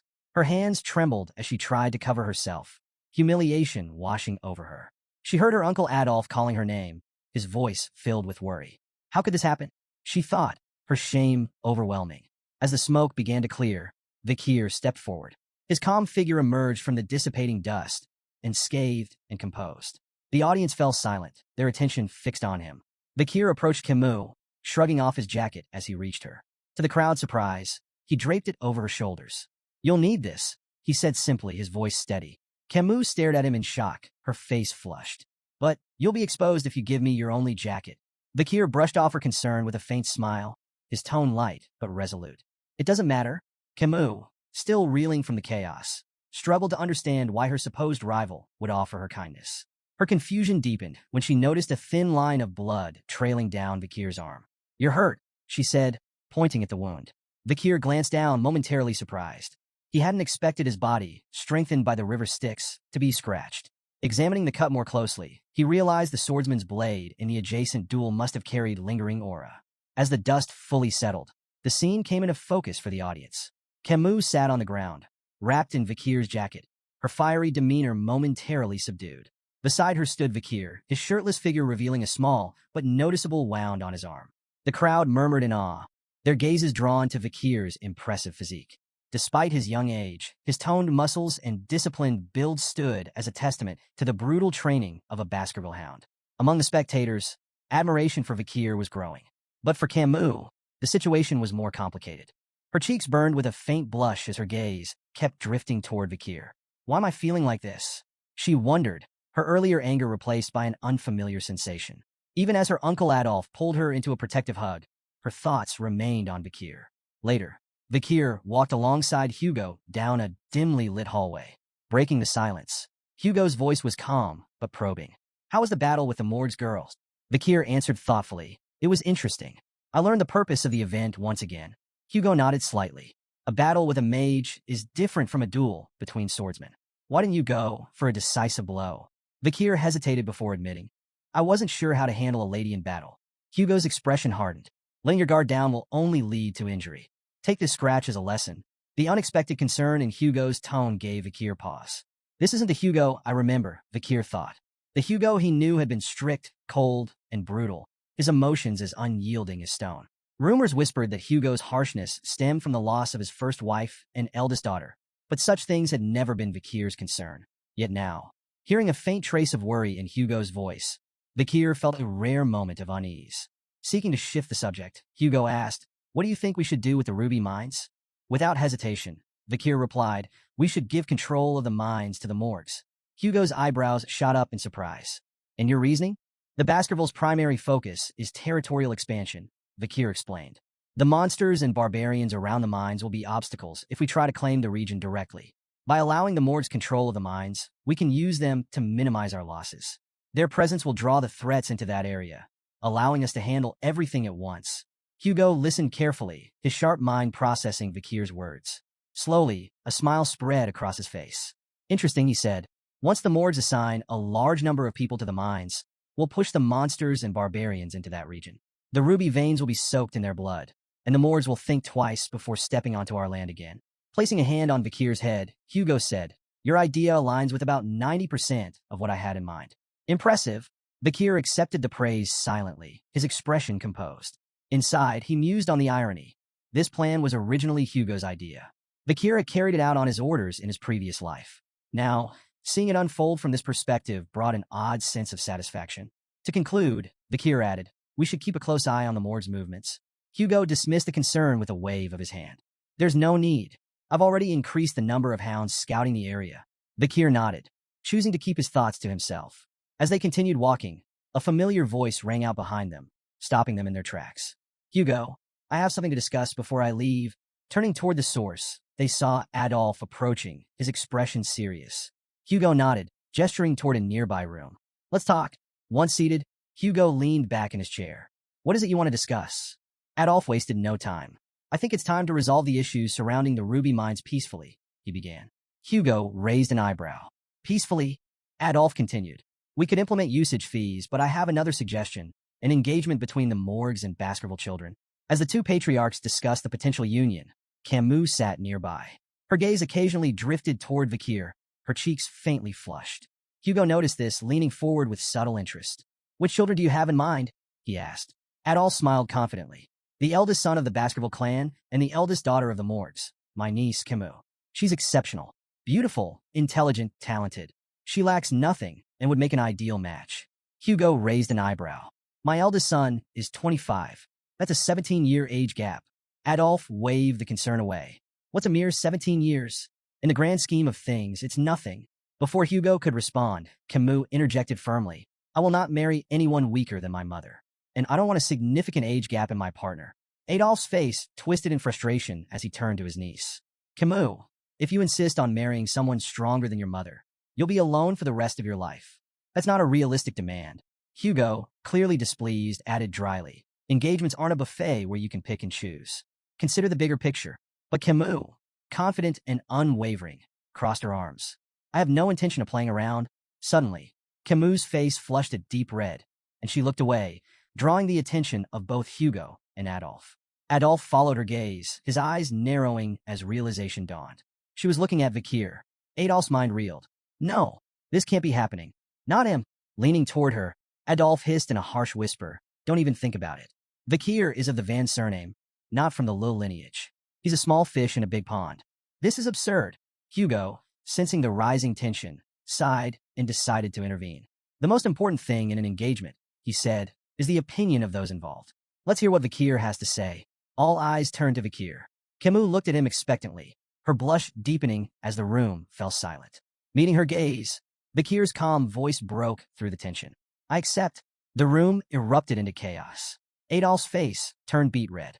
He opened his mouth to object, but before he could say a word, Vikir added, "To do as I'm told." Adolf's outrage doubled, his voice rising. "What kind of attitude is that toward the Morgs clan's daughter?" Camus, on the other hand, was completely flustered. Her face turned crimson as she tried to decipher Vikir's cryptic response. Is he shy? Does this mean he's secretly okay with the engagement? Her mind raced with possibilities, each more baffling than the last. Hugo, clearly amused by the situation, interjected with a composed tone. "In the Baskerville household, names and titles hold little meaning. Greatness comes from ability, not bloodline. Even those of Van descent can rise to prominence." Adolf's expression remained skeptical, his eyes narrowing as he turned to scrutinize Vikir. The young Baskerville stood tall, calm and unyielding under Adolf's piercing gaze. Internally, however, Vikir was assessing Adolf just as carefully. As a six-circle mage and one of the Mords clan's strongest supporters, Adolf was undeniably formidable. Breaking the silence, Adolf said coldly, "I don't think it's wise to rush this. We can't have just anyone become Camus' husband." Vikir reflected on the peculiar customs of the clans, where engagements often felt more like polite suggestions than binding agreements. Still, he couldn't help but wonder if Adolf, with his lofty standards, was dissatisfied even with the renowned genius of the Baskerville clan. Adolf's skepticism grew as he stepped closer, placing a firm hand on Vikir's shoulder. He applied pressure, clearly testing the boy, But to Adolf's surprise, Vikir didn't budge. His sturdy frame defied expectations, as though the weight of a six-circle mage was nothing to him. Intrigued, Adolf asked sharply, "Why aren't you responding? Are you even paying attention?" Vikir's blunt reply was like a thunderclap in the room. "I stopped listening after you said it was unwise to say certain things to me." Camus gasped audibly, her eyes wide. Her uncle, one of the most powerful mages in the clan, had been dismissed by a child. Meanwhile, Hugo struggled to stifle his laughter, turning away to hide the smirk threatening to break across his face. Adolf, instead of anger, erupted in a dark, booming laugh. Turning to Hugo, he declared, "I think I need to have a more in-depth conversation with this boy." Hugo raised an eyebrow, suspicious. "What are you planning, Adolf? You're not going to scold an 8-year-old, are you?" Adolf laughed again, the sound echoing ominously. "Not as a deputy patriarch of the Mord's clan. I'm speaking as her uncle. After all, Vikir might one day marry my niece." Camus' face turned crimson. "Uncle, stop it," she pleaded, but Adolf ignored her protests. "These moments are inevitable, Camus," he said, waving her off. Hugo, sensing where this was heading, gave Adolf a skeptical look. "You're serious about this, aren't you?" Adolf nodded, his expression grimly amused. "Completely." Hugo sighed, hesitant but ultimately relenting. "Fine," he said, "but don't take it too far. The last thing we need is a political incident over a conversation." Camus groaned in frustration. "This isn't a conversation," she muttered, crossing her arms. It quickly became clear to everyone in the room. This wasn't going to be a talk. It was a duel. After some time, Vikir and Adolf stood face to face in the center of the arena, tension crackling in the air. Hugo and Camus watched from the sidelines, each with their own thoughts. Adolf smirked and declared, "Show me everything you've got, boy. Don't hold back." Vikir's confidence barely wavered. "If I actually go all out, you might end up face first on the floor," he mused, suppressing a grin. To kick things off, Adolf performed an intricate spell, seamlessly combining fire, earth, and water magic to create a clay pot. He filled it with water and balanced it on his head with a flourish. "Your challenge," he announced, "is to make even a single drop spill. If you succeed, you win." Vikir raised an eyebrow. "A pot-on-head challenge? This guy's either crazy confident or crazy."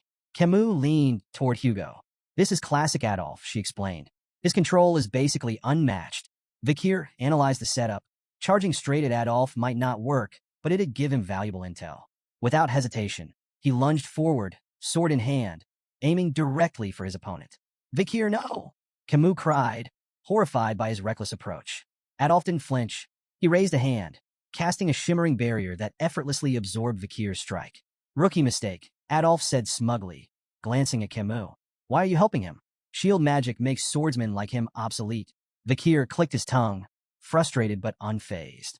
Adolf, clearly enjoying himself, launched a series of flashy spells.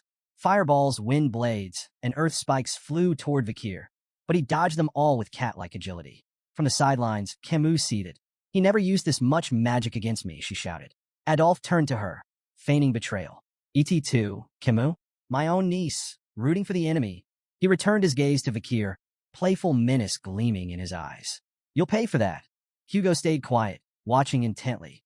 Vikir's movements were sharp, his strikes precise. "Let's see how far he can push Adolf," Hugo murmured to himself. Vikir observed Adolf's techniques closely, replaying memories from his past life and adapting them to his current form. Adolf bragged, "No sword can break my shield." But cracks began to form as Vikir struck the same spot over and over, his attacks like a perfectly tuned machine. Adolf's smug grin faltered. Persistent little, before he could finish, Vikir's sword shattered. Adolf immediately regained his composure. "Amateur mistake," he taunted. "You ignored your weapon's durability." But the air shifted. Hugo and Camus exchanged knowing glances as Adolf continued his mockery, oblivious to the danger. Water poured down Adolf's face, soaking him completely. He froze. "What the?" He glared at the shattered pot above him. "How did a shard pierce my shield and the pot?" Vikir, calm and composed, simply shrugged. "Maybe it was too full." Camus stood frozen, cheeks flushed as the weight of the moment hit her. Vikir had defeated her invincible Uncle Adolf. Her thoughts spiraled. "He's amazing. Is this fate?" Images of wedding bells and matching outfits flashed through her mind. Meanwhile, Hugo stood in silent contemplation, his gaze fixed on Vikir. This wasn't just talent or luck. It was raw potential. Am I raising a hound far more powerful than I imagined? 7 grueling years passed.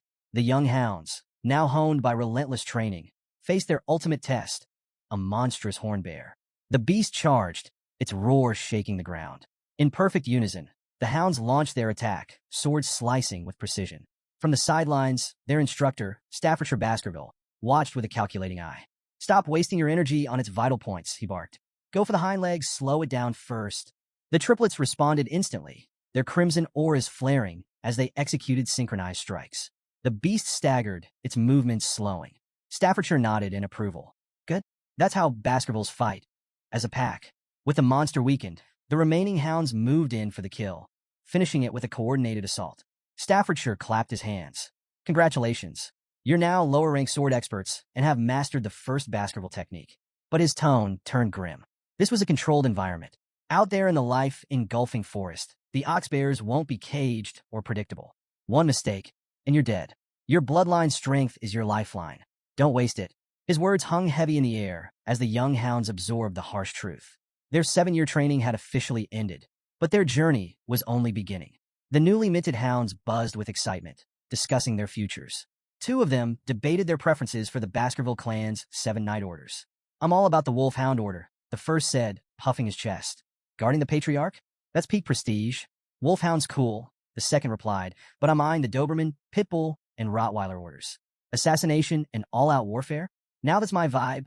Their banter shifted to a figure sitting atop the massive carcass of a slain oxbear, Vikir. "Who's that?" the second asked, intrigued. The first gestured toward Vikir. "That's the Vikir. Took down an oxbear twice the size of ours." He leaned closer, voice filled with awe. "He's already a high-level sword expert and mastered the third Baskerville technique. He's on par with the Shadow Hounds." Sitting on the slain beast, Vikir stared into the distance, lost in thought. His progress had been substantial. He'd reached the 5th Baskerville technique and graduated as an intermediate-ranked swordsman. But to him, it felt agonizingly slow. 7 years, and still, I'm far from where I need to be. His brooding was interrupted by the arrival of Barrymore, the head butler. "Master Vikir," Barrymore said with a bow, "the Patriarch requests your presence. Your assignment has been decided." Vikir rose, his expression unreadable. "All right," he replied, sheathing his sword. The time for training was over. A new chapter awaited. Vikir stepped into the Patriarch's office, greeted by Hugo's signature grunt. His sharp eyes immediately caught a small cut on Hugo's nose. "Rough fight?" Vikir asked, curious. Hugo smirked. "Barbarians in the life-engulfing forest. Outmatched by an archer," he admitted, before adding with a satisfied grin. "But I left her a matching souvenir." After a brief silence, Hugo congratulated Vikir on his graduation, but his tone carried an edge. "Things will only get tougher from here," he warned. Vikir's mind wandered. This had to be about his new assignment. Memories of his previous life surfaced. Back then, as a junior knight of the Pitbull Order, he'd endured 21 brutal months in the life-engulfing forest. Just another expendable soldier in the Baskerville clan's ruthless system. At 15, Baskerville children were divided into 2 paths, elites or expendables. The expendables, like Vikir before his regression, were sent to the front lines, survival being their only measure of worth. Meanwhile, the elites received political and administrative training, protected by the expendables who lived long enough to serve them. Vikir knew the 5th Baskerville sword technique was designed to close the gap between the elite's polished training and the expendables' hard-earned battlefield experience. Before his regression, he'd never progressed beyond the 4th technique. Worse, as an illegitimate child, he'd never been considered for the elite path. Hugo's voice cut through his thoughts. "I want you to try the lower house of Parliament." Vikir blinked. "What?" "The lower house manages the clan's regional administration. Law enforcement, infrastructure, economic oversight. It's politics and pragmatism combined. Far from the battlefield." The idea shocked Vikir. Hugo, the patriarch of the Baskerville clan, was offering an illegitimate son an elite position? It felt like a cruel joke. As if reading his thoughts, Hugo leaned back. "Your achievements by 10 surpassed our so-called geniuses. You've earned this." Vikir listened as Hugo explained his role. Deputy Consul of Underdog City, a city notorious for its challenges. Both the consul and deputy consul positions were vacant, leaving Vikir with a clean slate. "Do you want it?" Hugo asked. After a moment's consideration, Vikir nodded. "I'll take it." Before the conversation could end, Vikir shifted topics. About the Mord's clan and the Ruby Mines. Hugo's lips twitched, clearly aware. "Outmaneuvered Adolphe Morgs, didn't you?" Vikir nodded and made a bold request. To borrow his reward from the incident. The head butler froze, his shock evident. But Hugo didn't flinch. Stamping a document, he handed it over. "Don't make me regret this." "I won't," Vikir said firmly, though his stomach churned at the sound of Hugo's final words. "Good luck, son." The word hit like a thunderclap. Before his regression, Hugo would never have called him son. As Vakir and the head butler walked down the hallway, the butler's grave tone broke the silence. Master Hugo holds you in high regard. Assigning a consulship before a battle posting, unprecedented. It's part of the disciplines of kingship. His words implied that Hugo was grooming Vakir for far greater responsibilities. Vakir, however, wasn't one to bask in praise. He knew this appointment wasn't a reward but a challenge. This was a chance to sharpen his skills in a less dangerous environment. Even so, memories of his past life refused to let him relax. The cold sensation of the guillotine's blade haunted him. That vivid memory fueled his resolve. Someday, Hugo La Baskerville would feel the same icy despair. Meanwhile, in Underdog City, a bustling villa buzzed with activity. A bald man barked orders at two workers. The villa must be spotless by tomorrow. The new deputy consul arrives then. One worker, wiping sweat from his brow, muttered, "I hope he knows business." His companion snorted. "Business? The guy's only 15. Their speculation was interrupted by a boy approaching the villa. Mistaking him for a servant's child, one worker placed a hand on his shoulder. "Hey kid, whose son are you?" The boy's glare was icy. "Remove your hand." The workers exchanged glances, taken aback, as the boy produced a document. "I'm Vakir van Baskerville," he announced coolly, "your new deputy consul." The men stood dumbfounded, their eyes darting between Vakir and the papers. One finally stammered, "But you're early." Ignoring their confusion, Vakir strode inside, issuing his first order. "Prepare food and drinks. We're hosting a party tonight." By nightfall, the villa was a whirlwind of celebration. Nobles mingled, tables groaned under feasts, and laughter echoed through the halls. Yet not everyone was in a festive mood. Chihuahua Baskerville, the general secretary of Underdog City, was pacing in his office. From his window, he could see the lavish party raging below. His fists clenched. "Unbelievable," he muttered. The city was already reeling from corrupt officials, and every deputy consul before Vakir had been sacked for bribe-taking. Now, the new appointee, just a kid, was throwing a party on his first day? Chihuahua's indignation turned to alarm as he suddenly felt a presence behind him. "Are you the general secretary?" Chihuahua whirled around, nearly tripping over himself. Standing in the shadows, calm and composed, was Vakir. Yes, that's me," Chihuahua stammered, trying to regain his composure. Vakir stepped into the light, his piercing gaze unsettling. "Vakir van Baskerville, your new deputy consul." Chihuahua swallowed nervously, but managed to introduce himself. Vakir repeated his name thoughtfully, his sharp eyes narrowing slightly. "No middle name?" Vakir mused aloud, his tone light yet pointed. Chihuahua braced for ridicule. In Baskerville hierarchy, a missing middle name marked one as an outsider, an employee, not family. He had endured years of discrimination because of it. When Vakir placed a hand on his shoulder and said, "Nice," he flinched internally, expecting sarcasm. Instead, Vakir's tone was calm. "I reviewed your background on the way here. Born and raised in Underdog City, right? You've done well. I won't interfere with how you manage things." Chihuahua blinked, his confusion palpable. "Okay," he muttered, unsure if this was a genuine compliment or some strange new form of harassment. Vakir's tone shifted, growing more serious. "Your management of the personal law system is commendable, but the judicial system here is another matter. The problem isn't just illegal businesses. It's that the underground economy has more power than the law." Chihuahua hesitated before replying. "So, shut down the illegal businesses? That won't be enough," Vakir countered. "The heads of these operations need to be removed. And to do that, we need a new law." "A new law?" Chihuahua repeated, startled. Vakir nodded. "Within a week, the underground economy will be in shambles. But I need a cause. Something to justify creating and enforcing this law." Chihuahua furrowed his brow. "Why do you need a cause? Isn't it enough to act against illegal businesses?" Vakir smirked, his gaze sharp. "I'm a 15-year-old deputy consul. Without a strong performance, I'm just a kid with a fancy title. This isn't about acting. It's about proving I can win." His expression twisted into a mischievous grin as he added, "To put it simply, I'll lay out poop for the flies." Chihuahua stood there dumbfounded. What in the world was this kid planning? The next day, Vakir arrived at Dort Smile Street, Underdog City's bustling downtown hub. Crowds had already gathered, their curiosity piqued by the rumors of their new deputy consul's first public action. Standing on a makeshift stage, Vakir held a large stake in his hand, his calm demeanor commanding attention. Chihuahua and the other officials stood nearby, exchanging puzzled glances. Since dawn, Vakir had been on that stage, silently biding his time. Finally, he stepped forward and introduced himself. "I am Vakir van Baskerville, your new deputy consul." The crowd buzzed with surprise, their whispers swelling like a tide. Many found it hard to believe that someone so young could hold such a high position. While a few onlookers murmured that Vakir was cute, Most questioned what someone his age could possibly achieve. Undeterred, Vikir raised his voice, addressing the crowd with confidence. He reminded them of the Baskerville family's long-standing laws, unwavering and as strict as ever, regardless of who held office. But skepticism was thick in the air. Doubts about his age, ability, and resolve rippled through the crowd. Some muttered bitterly about the corruption of past officials, assuming Vikir would inevitably fall into the same trap. Standing beside him, Chihuahua clenched his fists. Unable to stay silent, he snapped at the crowd, demanding respect for the new deputy consul. His sharp tone momentarily hushed the murmurs, though many still whispered that Chihuahua seemed better suited for the role than the boy standing on the stage. Then, Vikir acted. With a display of raw strength, he hoisted the large stake high above his head. In one powerful motion, he drove it into the ground with such force that the earth seemed to tremble. Gasps spread through the audience, their skepticism giving way to astonishment. Before the awe could fade, Vikir made his move. Standing tall, he declared the introduction of a new decree, the Vikir Special Law. The first provision, he announced, his voice carrying over the crowd, is simple.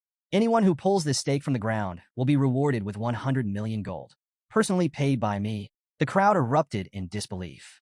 100 million? They shouted, their voices blending into a chaotic cacophony of awe and doubt. Could it really be that simple? Could pulling out a stake make someone unimaginably rich? Yet, despite the excitement, no one stepped forward. Vikir's sharp eyes scanned the hesitant faces, his gaze daring someone to take the challenge. What's wrong? He taunted. Does no one have the guts to try? When the silence persisted, he smirked and raised the stakes, literally. Paragraph 1, Article 2, he declared. The prize is now 1 billion gold to the person who pulls out this stake. Gasps of shock rippled through the crowd. 1 billion gold was beyond anyone's wildest imagination, a life-changing fortune. The murmurs turned feverish as the audience grappled with the sheer magnitude of the reward. Amid the tension, a loud, mocking laugh cut through the noise. An overweight man lumbered forward, his face twisted in disdain. What is this nonsense? Do you take us for fools? He barked. No one's going to fall for such a ridiculous stunt. But someone in the crowd, quieter yet no less intrigued, muttered, 1 billion isn't exactly pocket change. The mood shifted. Whispers of curiosity and hesitation rippled through the audience. Behind Vikir, Chihuahua was more perplexed than ever. Why weren't they the ones embarrassed by this spectacle? Why was the crowd the one feeling the pressure? Unfazed by the noise, Vikir remained calm, his presence commanding. He stepped forward, his voice cutting through the whispers. So, he asked, his tone sharp and direct, is there no one brave enough to accept the challenge? The crowd fell silent once again, the weight of his words hanging heavy in the air. When no one stepped forward, Vikir raised the stakes once more. His calm voice carried over the hushed crowd. The reward is now 10 billion gold. The crowd collectively froze, their disbelief palpable. Whispers rippled through the gathering. This has to be a joke, someone murmured. Don't be stupid, another cautioned. Look at his sword. If you seem too greedy, he might cut you down. Despite the unimaginable prize, fear and hesitation kept everyone rooted in place. Beside Vikir, Chihuahua leaned in, whispering anxiously. Deputy Consul, there isn't enough money in the city to back that promise. Before Vikir could reply, a small hand shot up from the crowd. I'll try, said a timid voice. Gasps echoed through the audience. All eyes turned to the source, a frail young girl clutching a basket of flowers. Judy? The flower girl, an old man muttered, stepping forward as if to stop her. Child, don't. But Judy shook her head, determination flickering in her eyes. My mother is sick. I have no choice. The crowd whispered in astonishment as she approached the stage, her movements hesitant yet resolute. Standing before the massive stake, Judy glanced nervously at Vikir, who towered over her with an unreadable expression. Vikir spoke a single word, pull. His voice was calm, devoid of any hint of mockery or encouragement. Judy couldn't tell if he was serious or testing her. With trembling hands, she wrapped her fingers around the stake. Taking a deep breath, she pulled with all her strength. To everyone's shock, the stake slid out effortlessly, as though it had been planted in sand. A stunned silence fell over the crowd. Mouths hung open, eyes wide in disbelief. How could a frail little girl succeed where no one else dared to try? Judy stared at the stake in her hands, unsure of what to do next. She glanced nervously at Vikir, her heart racing when she saw him reach for his sword. Tears welled up in her eyes as she thought of her sick mother and the consequences of her boldness. But instead of cold steel, something warm and heavy landed in her hands. Startled, she opened her eyes to see Vikir kneeling before her, holding out a small bag. For now, here's 100 million gold, he said calmly. Judy froze, clutching the bag tightly as the weight of his words sank in. Was this real? Vakir rose to his feet, his tone businesslike. Where's your home? He asked. 10 billion gold is too heavy to carry. I'll have it delivered with a guard to protect it. Placing a hand gently on Judy's head, Vakir spoke with quiet authority. This is the law. It must always be obeyed. The crowd erupted into a cacophony of murmurs and gasps. Vakir had done the unthinkable. He had kept his outlandish promise. Even Chihuahua, standing on the stage, was left slack-jawed, unable to process what he had just witnessed. This bold performance was a turning point. The Vakir special law swept through the city, becoming the talk of Underdog. It overshadowed even the Baskerville clan's long-standing governance law. For the first time, people saw the young deputy consul as more than just a figurehead. He was someone who kept his word, no matter how audacious it seemed. Citizens were deeply moved by the simple fairness of the law, rewards for those who upheld it and consequences for those who broke it.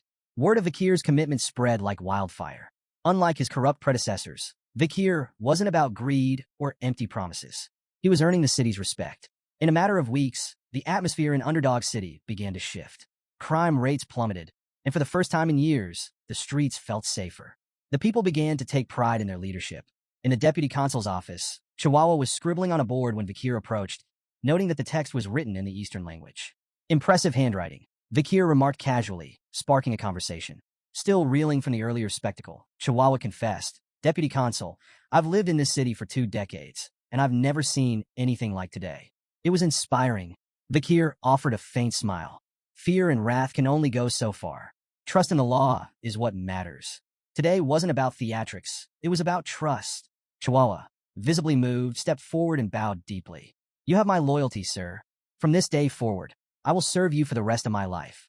Relax, Chihuahua. You're going to overheat, Vakir teased, but his thoughts were already drifting. Reflecting on his success, Vakir couldn't help but think of a future that once was. He remembered Camus Morgues, whose iron-fisted rule had once brought crime rates to an impressive 1%. But her methods relied on fear, alienating the people she ruled. Vakir was determined to forge a better path, one that earned loyalty, not resentment. Turning to the map spread out on his desk, Vakir marked several locations. These were potential hideouts and operational bases for illegal groups. The real challenges are just beginning, he murmured. The 10 billion gold reward had already been spent. Now it was time to recover those funds. Pointing to the marked areas, he laid out his plan to monitor these locations and confiscate the dirty money fueling the city's criminal networks. Chihuahua leaned over the map, intrigued. How do you know these are their bases? With a smirk, Vakir tapped his nose. I can smell them. The truth, of course, was far less mystical. Vakir's memories from before his regression had provided him with precise knowledge of these operations. While Chihuahua marveled at his investigative prowess, Vakir kept his advantage to himself, confident that his next steps would tighten his grip on the city's underground economy. Their conversation was interrupted by a staff member bursting into the room. Deputy Consul, he announced, the Village Hall's Youth Autonomy Association has requested a meeting. Chihuahua didn't seem surprised. It's about time, he muttered. Vakir, however, scowled. Arrogant bastards, he said bluntly. What do they want? Chihuahua explained. The Youth Autonomy Association is made up of second and third generation members from Baskerville's 7 founding families. Despite the grand name, it's just a rowdy social club for entitled brats. He shrugged. They probably have opinions about the Vakir special law. Vakir's grin was sharp, his tone cutting. The dung flies have started to smell the bait. Both Chihuahua and the staff member blinked, momentarily speechless. Vakir's cold smirk deepened. Let's deal with the pests gnawing at the city's foundations. Meanwhile, deep within the burning suspension, a high-end club in Underdog City's most luxurious hotel, a raucous party was underway. In the VVIP lounge, rented for a staggering 10 million gold for just 6 hours, the 7 key members of the Youth Autonomy Association reveled in extravagance. These second and third generation heirs of Baskerville's most influential families were steeped in privilege. The room buzzed with laughter as they built a pyramid of glasses, pouring expensive wine over it and letting the liquid cascade dramatically across the table. The blonde ringleader of the group smirked as he turned to the waiters.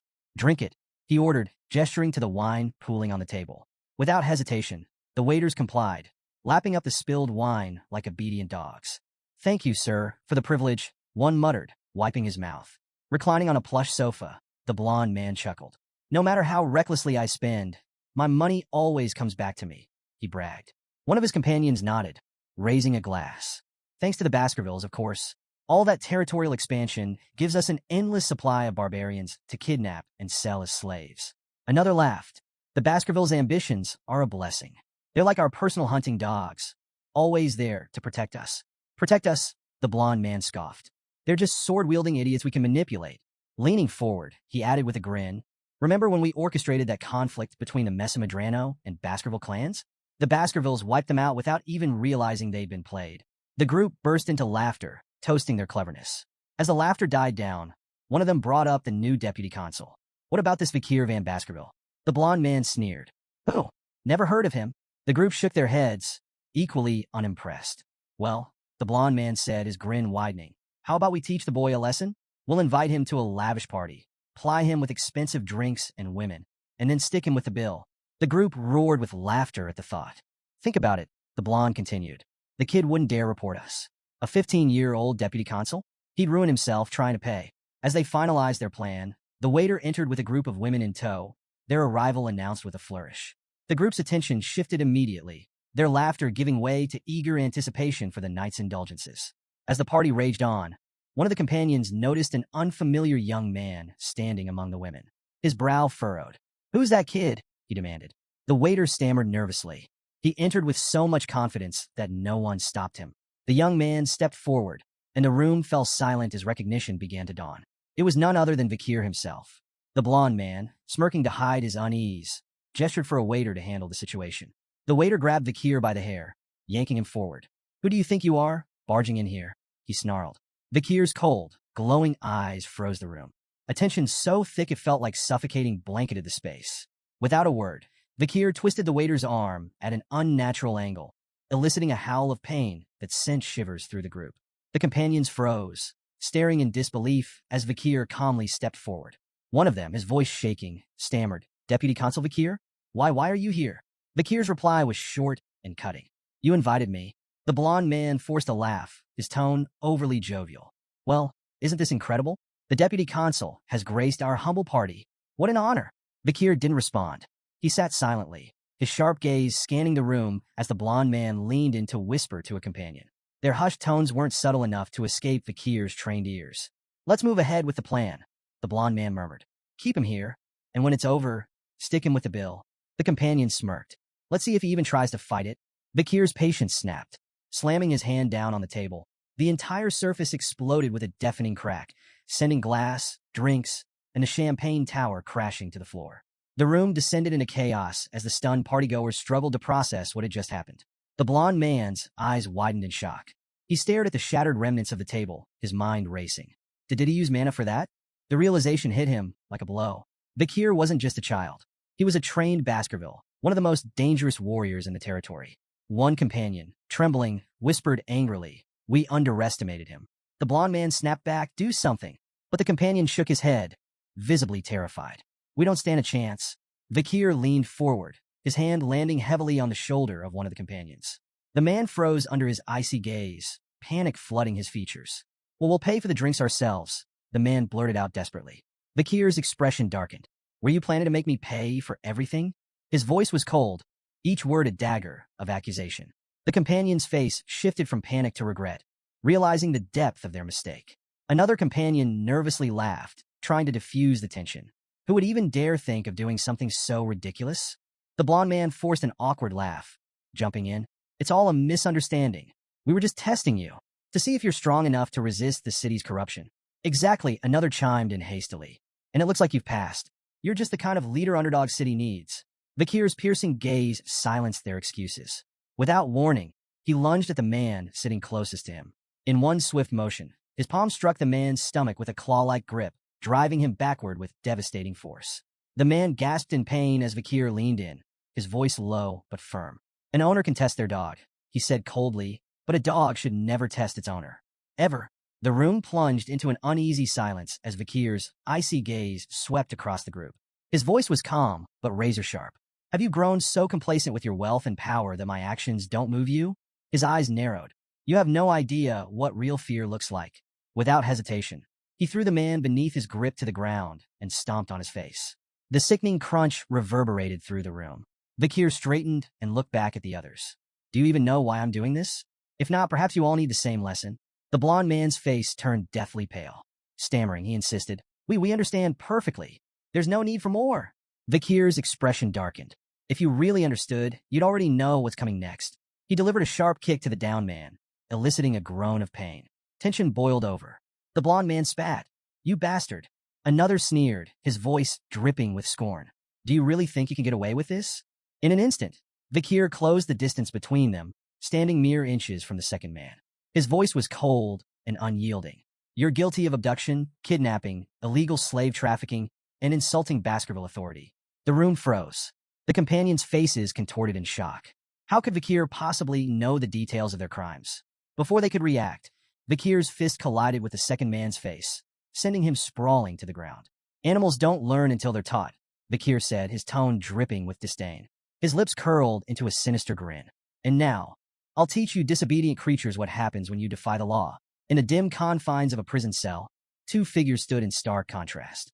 Vikir, calm and composed, regarded the scene with indifference, while General Secretary Chihuahua looked visibly shaken. Before them, the blond man, his face swollen and bloodied, screamed profanities. His voice echoed harshly off the stone walls. You think this ends here? The blond man snarled, venom in his tone. The moment I'm out of here, I'll have both of your heads on spikes. My father will never forgive this. Chihuahua, unnerved by the outburst, turned to Vikir. Deputy Consul. He began cautiously. Did you really have to go this far? Vikir glanced at him, his faint smirk betraying no remorse. Do you think I overdid it? Chihuahua's response was emphatic. Yes. Look at him. He's barely human anymore. You've turned him into a meat bag. Vikir's smile didn't waver. He strode toward the cell, his voice calm but laced with menace. This is nothing. I haven't even started. Chihuahua's unease deepened. What are you planning? He asked, his tone wary. Vikir's response was chilling. I'm going to purge all the corrupt civil servants who've twisted the Baskerville system into something monstrous. He gestured toward the prisoners behind the bars.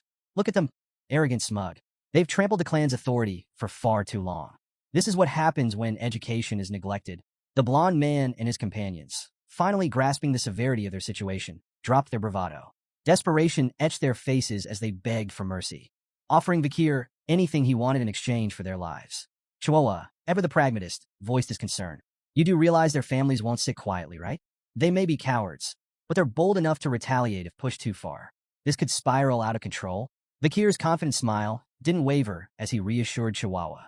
These men are deeply tied to the criminal underworld of Underdog City, he explained. Their families are just as complicit. None of them would dare raise a complaint. They'd be incriminating themselves. Chihuahua wasn't convinced. But what about evidence? Without proof, this could blow up in our faces. Vikir's reply was calm and cryptic. I have ways of finding evidence. And if none exists, he let his words linger before finishing. I'll create it. Despite his composed demeanor, Vikir's mind was racing with calculations. He wasn't concerned about backlash. The world was shifting, and soon he'd either be sent to battle or depart for the academy. Either way, time was on his side. Standing before the prisoners, Vikir's voice turned icy, each word deliberate and cutting. Human trafficking, kidnapping, bribery, blackmail, assault through intermediaries, murder. The crimes fell from his lips like hammer blows in the stifling silence of the cell. The blond man's desperation mounted. Where's your proof? He demanded, his voice cracking. Vikir smirked. If I presented evidence, would you accept your punishment? The blond man averted his gaze, the weight of his guilt unmistakable. His defiance crumbled into a silent plea, his expression screaming, I'll never shame my family, even if I die here. The tense atmosphere broke with the sudden arrival of a bald man carrying a heavy bag. He greeted Vikir with casual ease, as though the grim scene before him was an everyday affair. Your custom order is ready, he said, placing the bag at Vikir's feet. Vikir nodded in thanks and opened the bag, revealing an array of ominous tools. The bald man watched, a mix of dread and fascination on his face. Finally, he couldn't hold back. I've been in this business for 30 years, but I've never seen tools like those. Where did you come up with such terrifying devices? Without looking up, Vikir replied nonchalantly, I didn't invent them. They were common where I came from. The bald man froze, visibly unsettled. Where you came from? What hellhole is that? Vikir chuckled. Something like that. Then, almost casually, he added, Want me to teach you how to use them? The bald man quickly shook his head, his face pale. No thanks. If I watch what you're about to do, I'd lose everything I've eaten this week. Vikir smirked, but didn't respond. He turned his focus back to the tools, methodically arranging them as his mind drifted to darker times, the era of destruction. Memories of breaking Demon Clan prisoners resurfaced, the era when interrogation techniques reached horrifying heights in sophistication and cruelty. Opening his coat, Bakir revealed a series of tools strapped to his body. The blond man's defiance shattered. His bravado dissolved into a high-pitched squeal as sheer terror gripped him. Bakir's expression was cold and unreadable. "What happened to your confidence?" he asked mockingly. "Where's all that tough talk about never confessing?" Buttoning the cuffs of his sleeves with deliberate calm, Bakir added, "Don't say anything just yet. Let's savor this moment. It's nostalgic." The blond man couldn't hold back anymore. Tears streamed down his face, his body trembling uncontrollably as fear consumed him. Rumors of the arrests of the 7 wicked gangs spread like wildfire through Underdog City. In every corner of the city, taverns, markets, and alleys, the topic dominated conversations. At a dimly lit tavern, a group of patrons argued over the shocking news. "Good riddance," one man spat. "Those gangs treated ordinary folks like pests." Another, more skeptical voice chimed in, "Don't get your hopes up. The new deputy consul might make some noise, but he'll release them soon enough. They're too tied to the native families. But the charges are serious this time," a third patron countered. "They might actually be executed." The room fell into uneasy murmurs as patrons debated whether the children of the native families could truly face such dire consequences. One man leaned in, his voice low but resolute. "Don't underestimate Bakir. This is the same man who burned 10 billion gold just to make a point. If anyone will follow through, it's him." Others scoffed, dismissing the arrests as a political ploy. "It's all for show," a patron said, waving a hand. "The native families will apologize, and the gang members will walk free. It's how things have always been." At first, it seemed those predictions might hold true.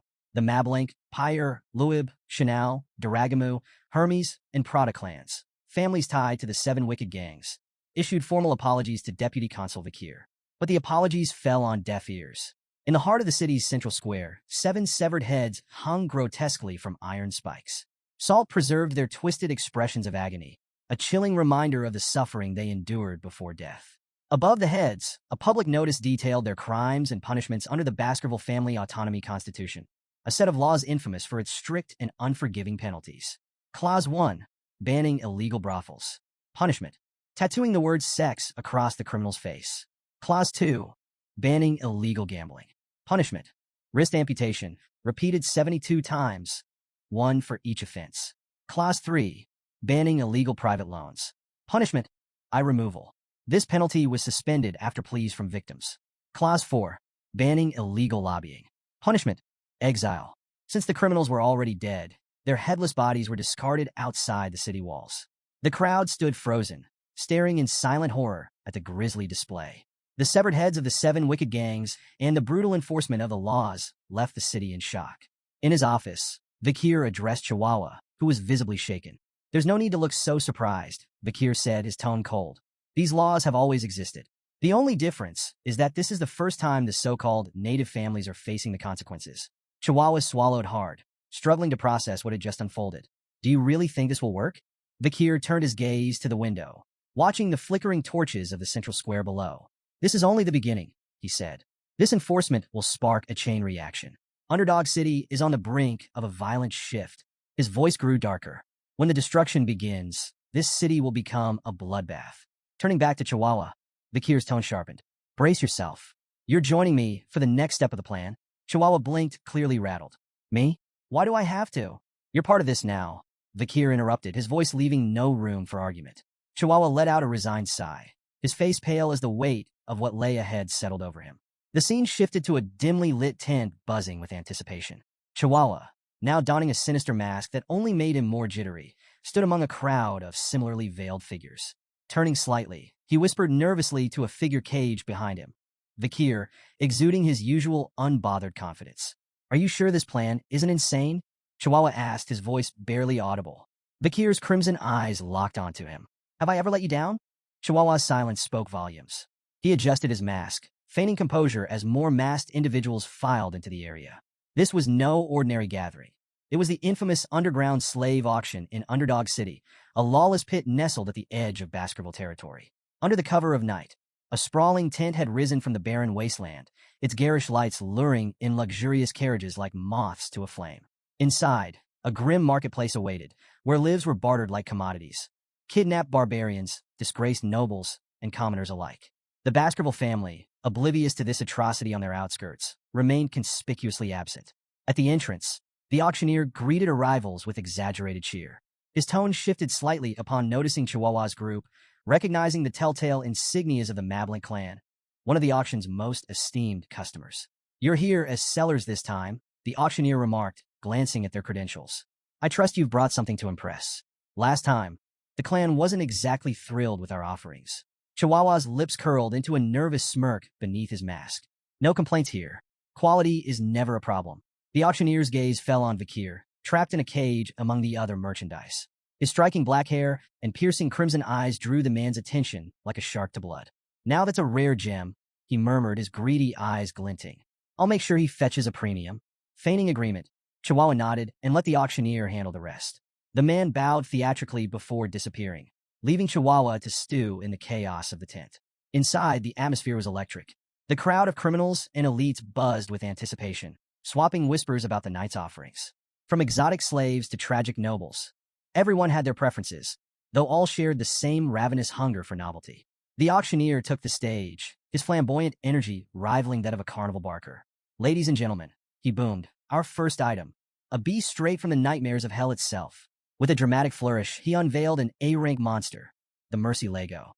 The crowd gasped as the towering creature, part cow, part devil, growled menacingly. Its 19 hearts made it nearly impossible to kill, a fact the auctioneer didn't fail to exploit. "Every part of this beast is valuable," he announced, listing its leather, meat, bones, and even intestines.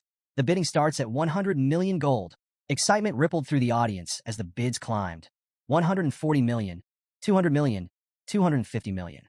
"Sold for 250 million gold," the auctioneer bellowed, slamming his gavel with a theatrical bang. The crowd erupted into applause, eager for the next spectacle. As the auction continued, a variety of bizarre and horrifying products paraded across the stage, each commanding the audience's morbid fascination. However, the crowd's murmurs hushed when a worker approached the auctioneer, whispering in his ear. A wicked grin spread across his face.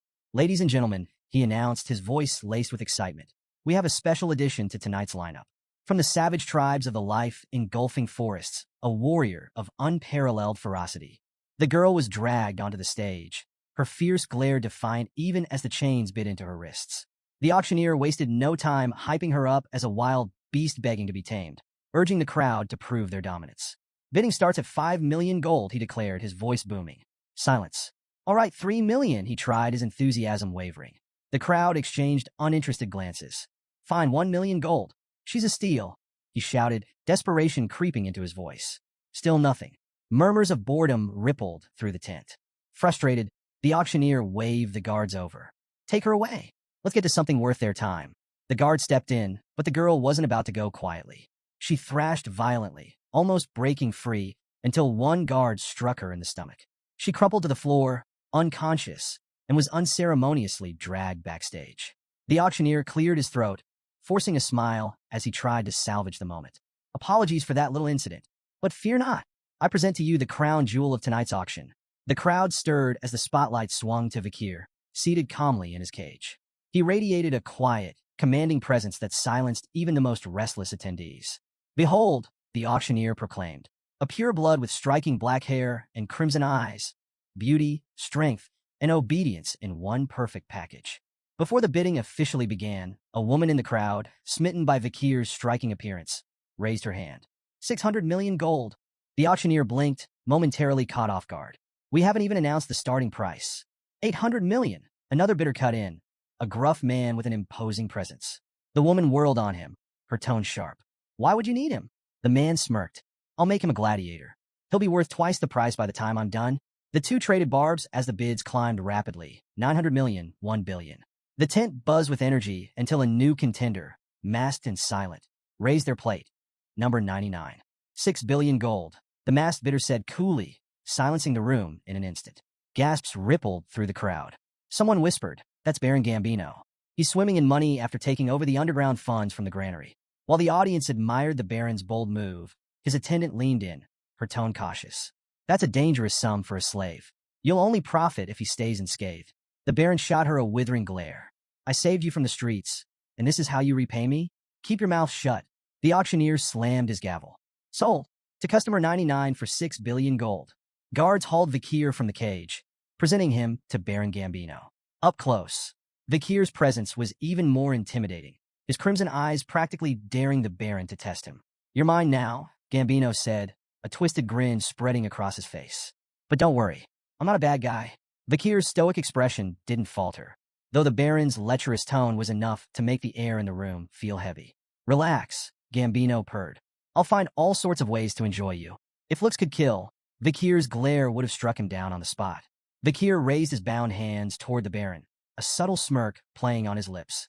The Baron blinked, misinterpreting the gesture. "Oh, do you want me to unlock those for you?" Before the Baron could finish his sentence, Vikir's wrists tensed, and the cuffs snapped apart with a metallic crack that echoed through the room. "What?" The Baron sputtered, eyes wide. Vikir wasted no time. He delivered a thunderous kick to the Baron's chest, sending him sprawling across the floor like a discarded rag doll. Gambino's attendant, Cindy, froze in shock as the Baron writhed on the ground, gasping for air. Striding over, Vikir grabbed the Baron by the back of his collar, lifting him like a sack of grain. "Let's play a game," Vikir said, his voice calm, yet icy. "It's called Spear and Shield. I'm the spear. You're the shield. Let's see how long you last." With that, he slammed the Baron into the floor with bone-crunching force. Gambino screamed, flailing and calling out, "Cindy, do something." But before Cindy could react, the Baron had already gone limp. Vikir released him, standing over his unconscious form. "Game over," Vikir announced, his tone devoid of emotion. The shield failed. The room erupted into murmurs as Vikir reached up and removed his mask. Gasps rippled through the crowd as his identity was revealed. "Vikir van Baskerville," someone exclaimed in disbelief. Cindy stumbled back, her face pale. "A Baskerville here?" Vikir ignored her and crouched near the Baron's crumpled body, inspecting him with cold detachment. "Is he dead?" he asked flatly, as if the answer barely mattered. The crowd broke into whispers. "If he's here, then who's the new deputy consul of Underdog City? Why would a Baskerville hound come to this auction?" Amid the chaos, Chihuahua stood in the shadows, his heart pounding. He stared at Vikir, trying to make sense of what he had just witnessed. This isn't just an incident anymore, he thought, his mind racing. It's a catastrophe. Vikir straightened, surveying the tent with a chilling smile. "A circus," he muttered, his crimson eyes gleaming with menace. "That's what this place is. But don't expect the clowns to survive the show." Tension gripped the room. Vikir stood unarmed at the center, surrounded by a sea of guards. The crowd held its collective breath, unsure if they were about to witness a miracle or a massacre. The auctioneer, his face twisted with fury, shattered the silence. "Kill him," he roared, spittle flying. "I don't care if he's a Baskerville. Take him down." The guards charged, weapons glinting in the harsh light. Vikir's hand flickered. In an instant, Beelzebub, his blade, appeared, shimmering with a deadly red glow. Before the first guard could blink, Vikir moved, a blur of precision and brutality. The first wave of attackers fell in moments, their weapons clattering uselessly to the floor as crimson streaks stained the ground. The crowd recoiled in horror. A guard wielding a massive chain, an iron ball swung it with all his might, the heavy weapon whistling through the air. Vikir sidestepped smoothly and, in one clean motion, severed both the chain and its wielder in a single stroke. The auctioneer's confidence crumbled. His lips trembled as realization dawned. This wasn't just any warrior. It was a graduate, one of the elite Baskerville hounds. "We don't stand a chance," the auctioneer thought, dread washing over him like a tide. From the shadows, Chihuahua muttered under his breath, his eyes wide as he watched Vikir carve through the guards like a force of nature. "I knew he was strong, but this is insane," he whispered, his awe laced with disbelief. Then, chaos shifted gears. A chilling laugh echoed through the room, halting the remaining murmurs. Vikir turned sharply to see the auctioneer holding Chihuahua hostage, a knife pressed tightly against his throat. "Drop your weapon and surrender," the auctioneer barked, his voice trembling with desperation, but full of venom. "Or I'll cut his throat right here and now." All eyes turned to Vikir, waiting for his next move. Vikir stood motionless, his gaze fixed on the auctioneer. His calm demeanor only served to agitate his opponent, who pressed the blade closer, drawing a thin line of blood on Chihuahua's neck. "Deputy Consul," Chihuahua spoke, his voice steady despite the danger. "Don't worry about me. Just do what you need to do." The auctioneer snarled, silencing Chihuahua with a rough shake. But his words had already struck their mark. Vikir's lips curled into an amused smile. "You got guts, Chihuahua," he said lightly. The tension thickened as Vikir reached down, producing a simple flute strapped to his leg. The auctioneer's confidence faltered for a moment, his brow furrowing. "What's that? Some kind of trick?" Ignoring the taunt, Vikir brought the flute to his lips. The high-pitched note that followed sliced through the air like a razor, its intensity rattling the very walls of the auction hall. The crowd clutched their ears, howling in agony as the sound reverberated, unrelenting and merciless. When the noise finally ceased, the room fell into an uneasy silence. The crowd exchanged confused, fearful glances. The auctioneer, sweating but outwardly unaffected, forced a grin. That's it? A cheap scare tactic. He chuckled nervously. Even a graduate can't. His words stopped abruptly. A thin blade pierced his throat from behind, slicing through flesh and bone with terrifying precision. Blood sprayed in an arc as his head rolled to the ground, his lifeless eyes still wide with shock. Behind him stood a hooded figure, their crimson-streaked blade gleaming under the dim lights. Chihuahua froze, unable to process what he had just witnessed. A guard, attempting to regain control, charged at the hooded figure. But the intruder barely moved, flicking their sword with casual ease. The guard's body shredded mid-stride, collapsing in a lifeless heap. As panic spread, more hooded figures emerged from the shadows, dozens of them. They moved with an eerie, synchronized grace, their auras radiating power and malice. Their eyes, cold and unfeeling, swept across the terrified room, freezing everyone in place. "Who are they?" a trembling guard whispered, his voice barely audible. Cindy Wendy, still clinging to the edges of composure, gasped as her eyes locked onto the distinctive insignia on their chests, a pair of razor-sharp teeth. Her face turned pale as she whispered, "The Pitbull Order, the Baskerville clan's elite, the Annihilation experts." A wave of dread swept through the crowd as the reality sunk in. Everyone in the room knew the legend of the Pitbull Order, an unstoppable force of graduates trained to kill without hesitation, their loyalty only to the Baskerville clan. Cindy froze as one of the Pitbull Knights materialized behind her, his blade poised to strike. Her heart thundered in her chest, panic seizing her thoughts. "I can't die here, not like this." But just as the knight's sword began to fall, Bakir's voice cut through the chaos. "Leave her alive." The knight halted instantly, lowering his weapon and kneeling in deference to Bakir. Cindy gasped, her chest heaving as relief washed over her. Bakir's gaze swept coldly across the room. "Rip the rest of them to shreds," he ordered, his tone sharp and unyielding. "But spare those lying still. If anyone flinches, kill them without hesitation." The knight nodded and vanished into the shadows like a specter. The hall erupted into a cacophony of screams as the Pitbull Knights carried out their master's commands with ruthless precision. Blades flashed, flesh tore, and pleas for mercy were silenced in an instant. Amid the slaughter, one trembling man lay prone, desperately willing himself to stay motionless. "Don't move. Don't breathe. Just stay down and maybe, just maybe I'll survive this." A knight loomed over him, an imposing figure radiating lethal intent. "I'll wear the cuffs. I'll do whatever you want," the man sobbed, clutching at the last strands of his life. The knight's voice was cold and devoid of empathy. "We don't carry cuffs." The man stammered, confusion breaking through his terror. "Then, what will you do to me?" The answer came without hesitation. The knight's blade flashed, severing the man's legs in a swift, brutal motion. The man's screams echoed through the hall as the knight moved on, uninterested in his suffering. "Those sentenced to execution don't need legs," he muttered flatly. Meanwhile, a figure puffing on a cigar stepped up beside Bakir. It was Boston Terrier Le Baskerville, the formidable commander of the Pitbull Knights. He took a long drag, his sharp gaze appraising the young warrior. "So, what do you think of the Pitbull Knights?" Boston Terrier asked, his tone casual but laced with pride. Bakir gave a curt nod. "They're effective." Boston Terrier smirked. "If you need anything else, just say the word." As he studied Bakir, his thoughts churned. No wonder Brother Hugo is so invested in this kid. At 15, he's already this sharp. Fierce and ruthless, a natural fit for us. Placing a hand on Bakir's head, Boston Terrier grinned. "Come join us. I'll raise you into a proper knight." Bakir hesitated briefly before responding, his tone polite but firm. "I'll think about it." Turning, he added, "I have urgent matters to attend to." Boston Terrier watched him leave, a faint frown tugging at his lips. He's ignoring me, he thought, but instead of irritation, he felt a growing sense of intrigue. That just makes me want him even more. Bakir slipped into the shadowy storeroom, his eyes narrowing as they adjusted to the dim light. "It's here somewhere," he muttered, prowling between crates and barrels with the precision of a predator. In the corner, a hulking safe caught his eye. For a fleeting second, he considered if it held the nobles' contributions. The thought of dragging it to City Hall for some bureaucratic taxation ritual briefly crossed his mind. "Yeah, no," he dismissed, smirking to himself. "I'm not here to play accountant." His attention shifted to a cage covered with a tattered cloth. As he stepped closer, a faint whimper reached his ears. His smirk vanished, replaced by a grim determination. Yanking the cloth away, he revealed a bruised and battered girl huddled inside. She flinched at the sudden exposure, her tear-streaked face a picture of fear and pain. Vikir let out a frustrated sigh, reaching into his pack. "You're lucky I have this," he muttered, pulling out a shimmering potion, a relic from the Pitbull Knights, known for its legendary healing properties. Carefully tilting the vial, he let a few drops trickle into her mouth. The transformation was almost instant.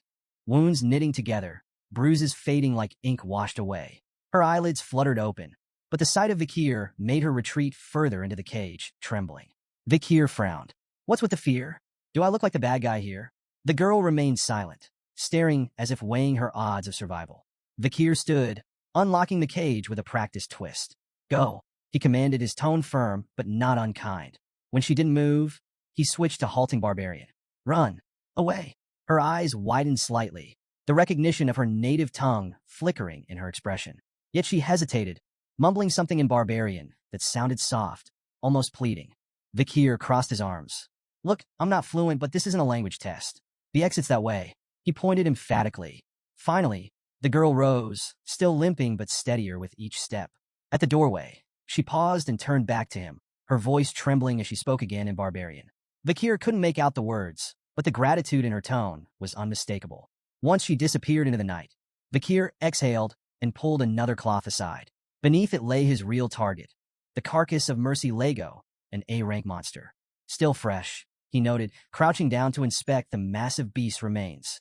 A red aura began to shimmer from his hand, and moments later, Beelzebub materialized, a faint grin stretching across its sinister form. "It's been a while, hasn't it?" Vikir said casually, as though addressing an old friend. "An A-rank snack. Try not to take all day. The Pitbull Knights will be here soon, and they don't like to share." Beelzebub let out a guttural, pleased sound, its hunger palpable. The aura around it flared as it descended upon the corpse, feasting with voracious glee. Vikir stood watch, arms crossed, his mind already calculating his next move. As dawn broke, the name Deputy Consul Vikir became the city's most chilling buzzword. Stories of his brutal crackdown on the criminal underworld spread like wildfire. Nobles and other elites involved in the illegal slave trade were now prisoners in Underdog City's notorious jail, minus a few limbs. The infamous Burning Suspension Club, once the crown jewel of the city's vice, had been reduced to smoldering ruins. Its VIP patrons hadn't fared any better. Their heads now adorned stakes in the main square, a grim display of justice that sent shockwaves through the city. The 7 original clans, whose heirs had been among the casualties, were quick to react. Their indignant letters of protest flooded Vikir's office. But his response was as cold and final as the guillotine. The death penalty is the only justice for violating the imperial family's ultimate decree. Vikir's assault wasn't just physical, it was financial. Bank drafts, incriminating ledgers, and records seized from Burning Suspension were handed over to the Baskerville clan. These documents detailed everything from bribes to secret transactions, implicating powerful players. With evidence mounting and reports heading to the imperial family, even the proudest clans found their protests turning to silence. In a desperate move, the patriarchs of the 7 original clans personally arrived at Vikir's office to beg for mercy. Their pleas were met with the same icy resolve. "The black ledgers don't lie," Vikir said, unflinching. "Your family assets will be confiscated.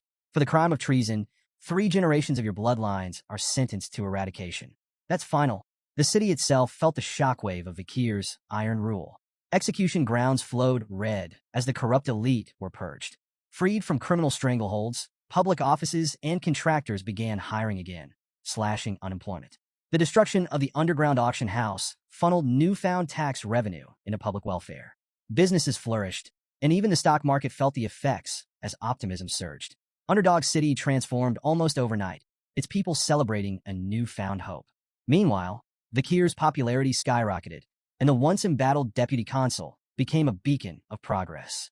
One morning, Chihuahua entered Vikir's administrative office, carrying a steaming mug. "Coffee delivery," he announced with a grin. Vikir looked up, raising an eyebrow.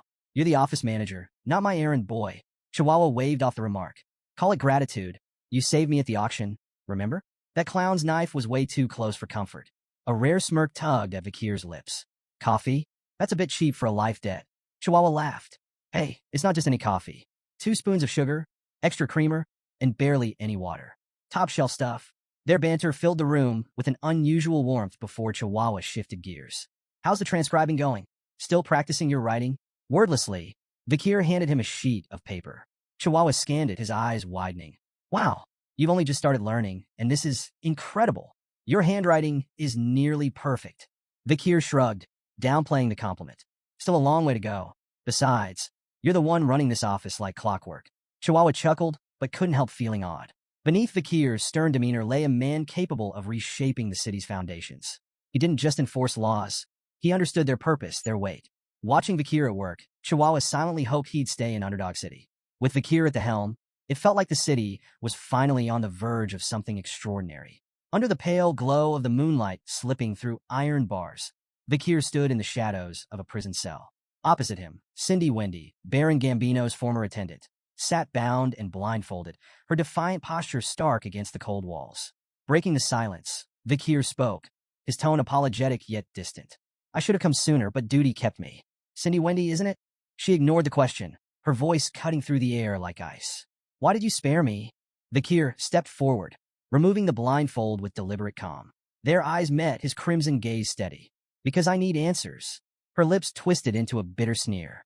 So that's it? You only kept me alive to interrogate me. Ignoring the jab, Vikir began pacing slowly, his words precise. Baron Gambino's meteoric rise wasn't natural. A nobody doesn't climb the ladder that fast without help. That help was you. Your talent for generating wealth made him untouchable. If you'd chosen a different path, you could have been a respected merchant, maybe even a banker. He stopped in front of her, dragging a chair noisily across the floor. Sitting down, he locked eyes with her. Let's keep this simple. Answer my questions honestly, and you'll walk free. Refuse, and his voice trailed off ominously, leaving the alternative to her imagination. Cindy's eyes narrowed as she bit her lip, wrestling with her anger before spitting out a reply.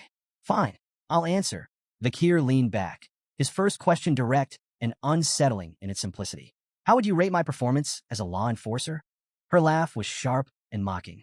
A shining beacon of justice in Underdog City, she quipped, sarcasm oozing from every word.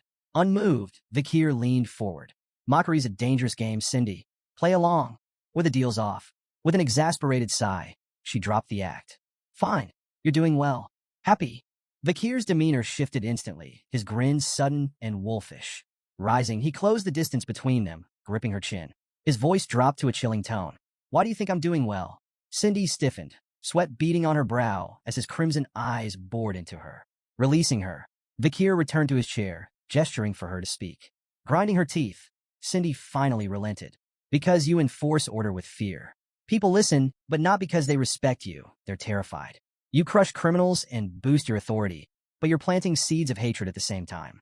That hatred will grow, and one day, it'll burn everything you've built. She paused, her gaze hardening. And the Baskerville clan? They won't tolerate your rise. They don't like threats to the throne, and you're becoming one. Vikir's face remained unreadable, absorbing her words like a stone soaking in rain. After a moment, he asked, What's your solution then? How would you navigate this? Cindy locked eyes with Vikir, her voice calm but firm. If you want to survive, return all your authority and accomplishments here to the Baskerville clan and its leader. Keeping the spotlight on yourself will only make you a target. She paused, then added, Find a place where your power won't draw attention. Somewhere like the life-engulfing forest or the Imperial Academy. Among your peers, you can blend in, hide your strength, and slip out of the Baskerville clan's crosshairs. Cindy's tone softened slightly. If you do this, the clan leader will eventually bear the consequences in your place. Vikir said nothing at first, his gaze distant. The silence grew heavy, and Cindy's breath hitched as an overwhelming wave of bloodlust radiated from him. The air turned suffocating, the weight of his unspoken menace pressing down like a predator, sizing up its prey. When he finally spoke, his voice was calm, but laced with steel. I understand your suggestion, he said. It's like asking a loyal hunting dog to turn its fangs on its own master. His crimson eyes locked onto hers, the mix of bloodlust and cold calculation behind them unyielding. Yet Cindy, despite the shiver crawling up her spine, held his gaze with an unsettling calm. It's the only way to escape the Baskerville clan's hatred, she said evenly. A faint smile tugged at Vikir's lips. Not bad, he remarked. Your thoughts align suspiciously well with my own. To Cindy's surprise, Vikir stepped forward and unlocked her handcuffs, the metal clattering to the floor. She stared at him in disbelief. You're really letting me go? Vikir nodded, his expression unwavering. I keep my promises. Cindy hesitated as she walked past him, glancing back. I hope you never come to regret this. Before she could leave, his voice stopped her cold. Do you know the Messamid Inaro clan? Cindy turned, her expression puzzled. Bakir's tone was measured, deliberate. Among the founding families of Underdog City, everyone knows the 7 original clans. But there was an 8th, a prosperous merchant family, the Messamidinaro clan. They were as wealthy and influential as any of the 7. His voice darkened as he continued. Their rise ended in a single night. During a grand birthday celebration, the clan's youngest son showed off his newly learned sword technique. It stunned the onlookers because it was the secret Baskerville sword art, knowledge that only bloodline members of the Baskerville family are allowed to possess. Cindy's body tensed as she listened. Bakir's words carried the weight of history and bloodshed. The Baskerville clan leader deemed it a betrayal of the highest order. Their response was swift and merciless. The hunting dogs were unleashed, and the Messamidinaro clan was erased from existence. Cindy's unease grew, but she managed a forced smile. And what does this have to do with me? Bakir's eyes sharpened, his tone cutting. There's more to the story. That technique wasn't leaked by accident. It was stolen by the young masters of the 7 clans and taught to the boy as a cruel joke. The Messamidinaro clan was nothing more than a scapegoat, a victim of their malice. Cindy's forced smile faded entirely as Bakir stepped closer, his voice heavy with grim resolve. There was one survivor, a 1-year-old girl pulled from the ruins of her family's massacre. Beautiful, even as an infant, but beauty brought her no mercy. She endured unimaginable torment at the hands of those who took her. Cindy's fists clenched as anger flashed across her face. I don't want to hear any more of this, she snapped, turning away and striding toward the exit. But Bakir's voice cut through the silence, stopping her in her tracks. The story doesn't end there, he said, his tone measured but unrelenting. A new deputy consul uncovered the truth and brought justice. The 7 young masters who orchestrated the fall of the Messamidinaro clan were captured, interrogated, and forced to confess. His expression darkened, the weight of his words pressing into the room. Before they died, they showed remorse. Their final words were, "We're sorry for committing such a heinous crime." Cindy froze, tears streaming down her face as she turned to face him. Her voice trembled as she asked, "Oh, who are they apologizing to?" Bakir met her gaze with calm resolve. They were apologizing to the sole survivor of the Messamidinaro clan, he said. To the girl who took the name Cindy Wendy. Cindy staggered, her tears falling faster. "How am I supposed to believe that?" she demanded, her voice raw with pain. "You tortured them. How can I trust that their apologies were genuine?" Without hesitation, Bakir grabbed a nearby torch. "There's only one way for you to believe me," he said evenly. "See it for yourself." He led Cindy through the dim halls to a desolate prison cell. Stopping before the door, he gestured toward the ground. "Look." Cindy's eyes widened as she took in the horrific sight. On the cold stone floor, written in dried blood, were the prisoner's final, desperate words. "We brought devastation upon the Messamidinaro clan. Forgive us for our crimes." The pitiful plea was raw and haunting, a message scrawled in their final moments of terror. Cindy's knees buckled as the weight of it all hit her. Overcome, she clutched her stomach and retched, tears streaming down her cheeks as she trembled. Bakir stood behind her, his voice steady but laced with an edge of cold purpose. Even though they suffered and died, the vengeance of the Messamidinaro clan isn't finished. There's still one more clan that must pay for what they've done. He knelt slightly to meet her gaze, his crimson eyes burning with intensity. "Hate the Baskervilles. You have every right to despise us." As a survivor of the Messamidinaro clan, Cindy wiped her mouth with the back of her hand, her tears refusing to stop. "Why are you doing this?" she asked, her voice hoarse. "Why are you helping me? You're a Baskerville yourself." Bakir's lips curled into a faint smirk. "You're asking the wrong question." Cindy pushed herself to her feet, brushing off the dust as she steadied her shaking frame. Without another word, she began to walk away, but at the door, she paused and turned back to him. Her expression was calm now, her voice steady. "I understand," she said quietly. "Bakir van Baskerville, I owe you a debt." Her tone grew firm, conviction lining every word. "No matter where life takes you, you'll never have to worry about money again. That's my promise." With that, she disappeared into the shadows of the hallway. Bakir stood in silence, watching her go until her footsteps faded into the distance. Then, almost to himself, he muttered with a faint smirk, "I'll hold you to that promise." The next morning, Chihuahua burst into Bakir's quarters, full of energy. "Deputy Consul, it's time to..." He started but froze mid-sentence. The scene before him was something out of a nightmare. Blood-soaked sheets and lifeless bodies scattered across the room. Bakir stirred, stretching lazily before rubbing his eyes. "Good morning," he greeted casually, as though nothing were amiss. Chihuahua's jaw nearly hit the floor. "Good morning. What about?" "All the corpses," he shouted, pointing wildly. Bakir glanced around at the carnage, his expression nonchalant. "Oh, those?" Looks like I killed them in my sleep, he replied with a shrug. Chihuahua stared, utterly horrified. Are you serious? Vikir chuckled lightly. Relax, I'm kidding. As they made their way down the hallway, Chihuahua shot him a wary look. Deputy Consul, I have to ask, what was your childhood like? Vikir smirked, amusement dancing in his crimson eyes. Didn't find my joke funny? That's not what I meant, Chihuahua muttered, exasperated. Vikir's tone turned thoughtful, almost distracted. Lately, I've had some inconveniences. Poison arrows, acid snipers, arson attacks, 2 near misses with runaway carts, the usual. Think I've caught someone's attention? Chihuahua stared at him in disbelief. You're insane. Ignoring the comment, Vikir's mind drifted to Beelzebub, the weapon fused to his arm. His latest skill, Hellish Buffalo's Tough Life, obtained from the illegal auction, had proven incredibly effective despite its risks. With Beelzebub's slots now filled by Burn Injury Cerberus, Hemorrhage Hellhound, and Tough Life Hellish Buffalo, Vikir's body was enhanced beyond recognition.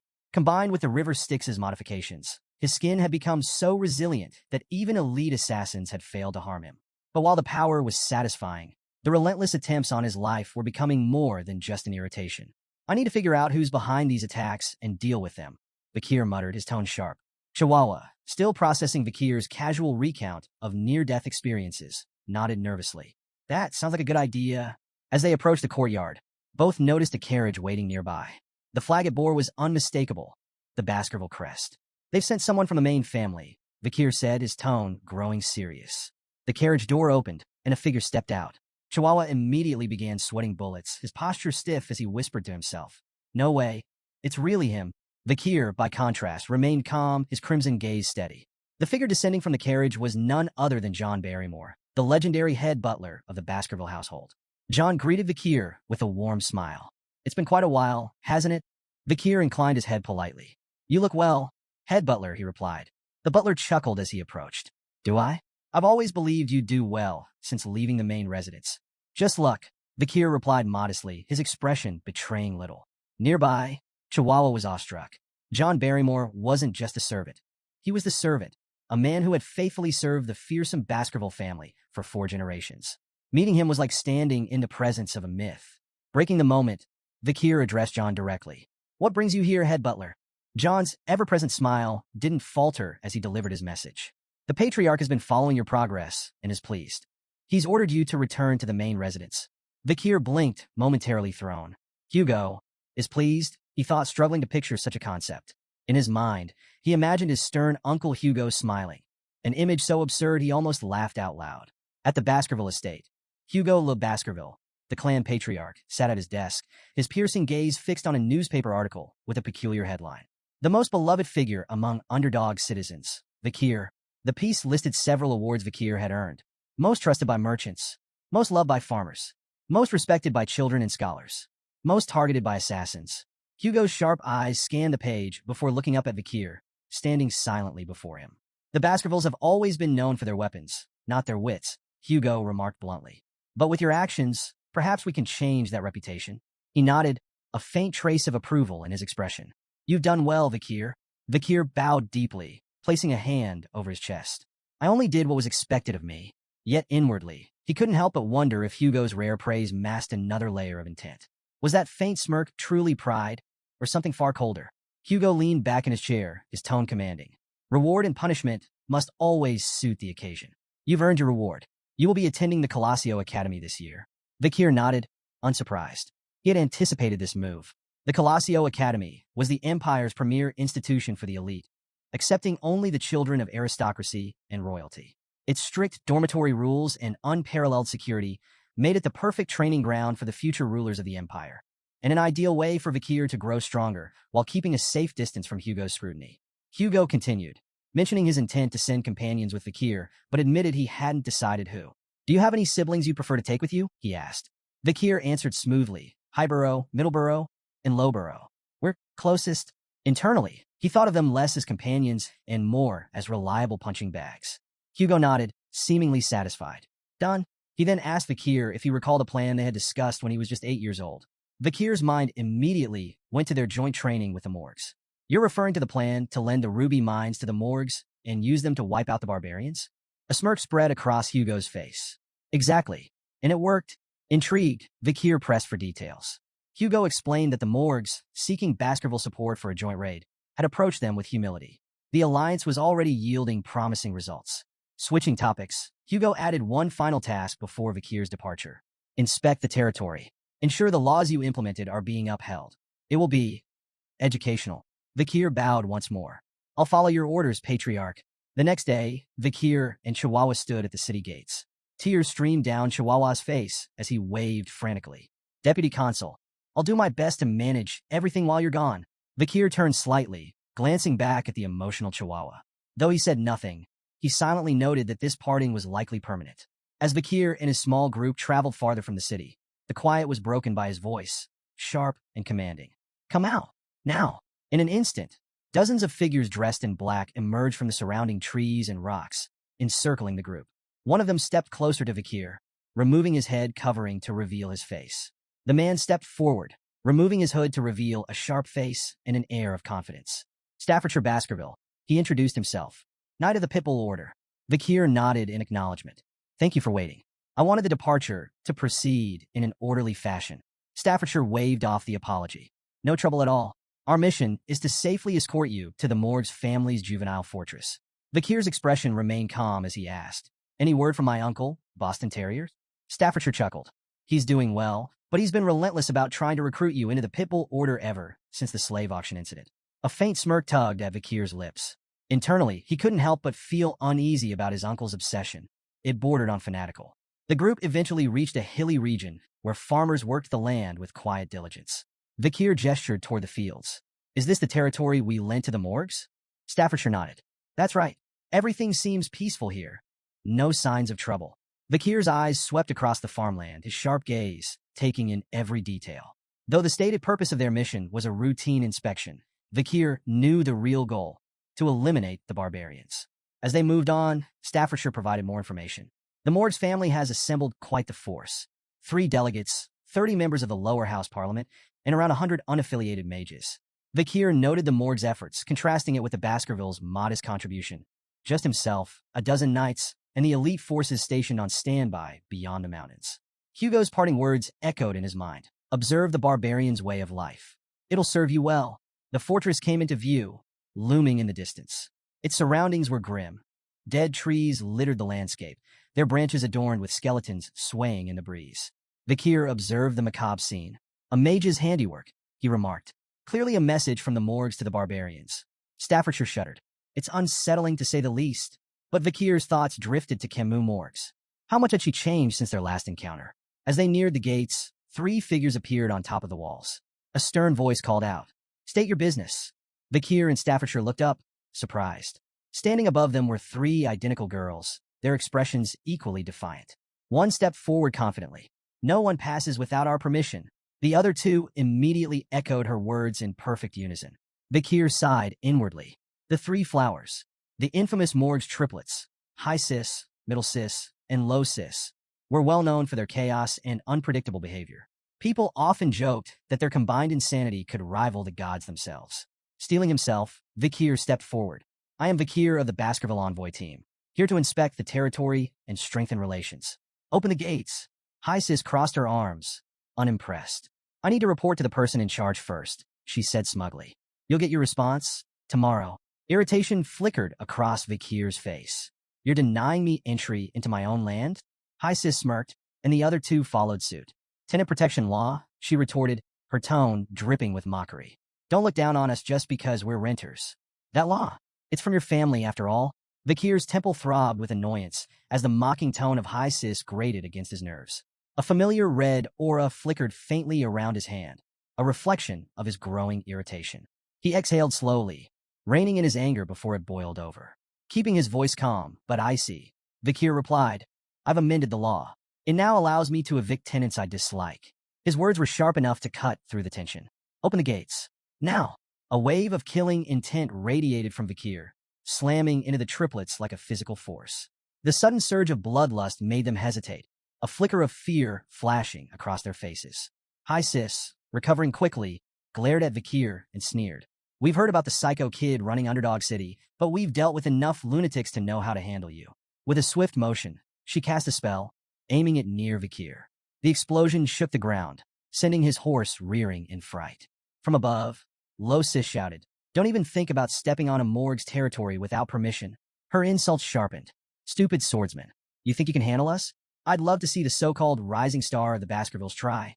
Beside Vakir, Staffordshire's expression darkened as he instinctively drew his sword. "This won't end with words," he muttered grimly. Vakir signaled his readiness, a cold resolve settling over him. But before they could act, voices erupted from their group. "These girls don't even know their place." One member spat angrily. Another chimed in, his voice dripping with disdain. "Their words are absurd." The familiarity of the voices caught Vakir's attention. He glanced toward the hooded figures in his group, his thoughts turning. "I've heard those voices before." The morgue's triplets exchanged amused glances, their confidence unshaken. High Sis scoffed. "Mere underlings." Middle Sis smirked. "You think you outrank us?" Low Sis sneered. "You don't even know your place." But the three hooded members of Vakir's group stepped forward, their movements deliberate. "Not us," they declared firmly. In unison, they removed their hoods, revealing their identities. Vakir's eyes narrowed. Of course, it was the Baskerville triplets, High Burrow, Middle Burrow, and Low Burrow. Standing tall and radiating confidence, the triplets pointed toward Vakir and declared in unison, "He is the symbol of Baskerville." Turning to Vakir with matching grins, they added, "Leave this to us." Vakir's expression twisted into one of exasperation. "Great," he muttered, pinching the bridge of his nose. "My annoyance has just doubled." Despite his irritation, the scene unfolded with the over-the-top theatrics only the Baskerville triplets could provide. Vakir, though thoroughly vexed, knew their motives well enough. High Burrow glanced back at Vakir, his tone brimming with gratitude. "Thanks for recommending us to the academy. Don't worry, we've got this handled." Vakir's thoughts raced as he pieced together their intent. So, this is about the academy? Typical. To him, they were glorified sandbags, clumsy, brainless, but undeniably loyal. With the right training, they could at least be molded into effective soldiers. A faint smirk crossed Vakir's lips as he decided to humor them. "Fine, I'll leave this to you, older brothers." The Baskerville triplets practically glowed with pride at Vakir's begrudging acknowledgement. They stood straighter, their confidence soaring. Meanwhile, Morg's three flowers looked on with disdain. High Sis sneered, her voice dripping with contempt. Pathetic, clinging to each other like scared little children. The Baskerville triplets, unfazed by the insult, responded in perfect unison by flipping them off. "No, you're the fools," they retorted, their defiance as synchronized as their gestures. High Sis's face twisted with anger, joined by Middle Sis and Low Sis, who bristled at the audacity. "They need to be taught a lesson," High Sis growled, her tone promising retribution. As the tension thickened, Vakir's thoughts wandered to memories of the Morg's triplets before his regression. He remembered them as formidable mages, each with a distinct affinity, water, earth, and nature. Individually strong, their combined magic was devastating, amplifying their spells to an extraordinary level. It was this seamless synergy that earned them the title Morg's Three Flowers. Proving their reputation, the Morg's triplets summoned their power, combining magic to create a colossal barrier of intertwining vines and earth. The massive wall loomed over their opponents, its dense structure exuding raw magical energy. High Sis perched atop the barrier, laughing triumphantly. "Let's see you get past this," she jeered, her sisters joining in to mock the Baskervilles.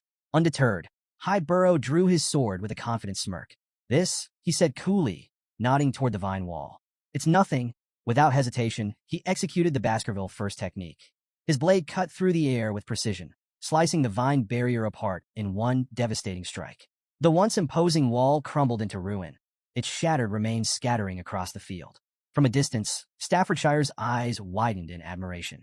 "A flawless execution of the first technique," he murmured, impressed. But High Burrow's victory was short-lived. Before he could fully recover, a vine whip lashed out with blinding speed. He managed to block the strike with his sword, but the force sent him staggering backward. High Burrow, Middle Burrow, and Low Burrow shouted in alarm, rushing forward to assist as their brother struggled to regain his footing. Perched atop the wreckage of her barrier, Low Sis smirked down at the Baskervilles. "Your pathetic swords will never reach us," she taunted, her voice brimming with confidence. The Baskerville triplets' expressions darkened, their anger flaring like hunting hounds scenting blood. The air between the two groups grew heavy with unspoken tension, the promise of further violence thick in the atmosphere. Staffordshire turned to Vakir, observing his calm demeanor amidst the chaos. "Enjoying the show?" he asked, a trace of amusement in his tone. Vakir raised an eyebrow, unimpressed. "What exactly do you mean by show?" Staffordshire gestured toward the clash. The age-old debate. Magic versus swordsmanship. Magic channels mana from the surroundings to amplify elemental power, while swordsmanship focuses a warrior's own energy for pure, explosive strength. Watching the two collide, it's fascinating, don't you think? Vakir sighed, his crimson eyes narrowing in exasperation. If you put it like that, I'm part of this debate too. Staffordshire smirked knowingly. True, but let's face it, you've already left everyone else in the dust. Vakir, however, was far from entertained.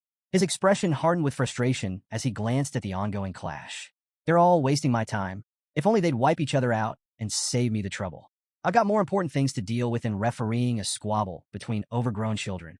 His thoughts drifted to his mounting responsibilities.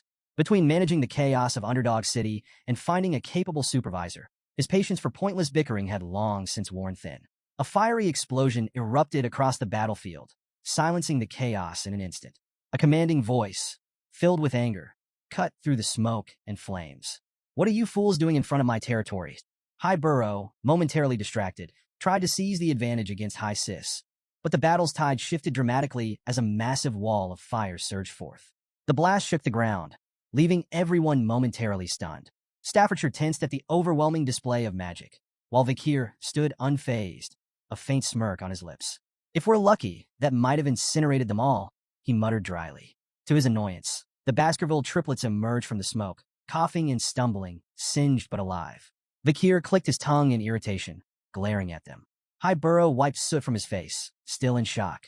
What the hell was that? Middle Burrow, equally rattled, spun toward the source of the attack. Who's behind this smoke wall? He shouted. As the haze began to dissipate, the Morg's triplets came into view. High Sis and Middle Sis, usually so smug, were visibly shaken, their confidence cracked. If I dodged a second later, I'd be dead, High Sis muttered, trembling. Low Sis clung to her sisters, her voice shaking. What kind of monster uses fire magic like that? From atop the fortress gate, a figure stepped forward, flames still flickering in her hands. Her presence exuded authority, silencing the battlefield. Camus Morgs. Her voice sliced through the tension.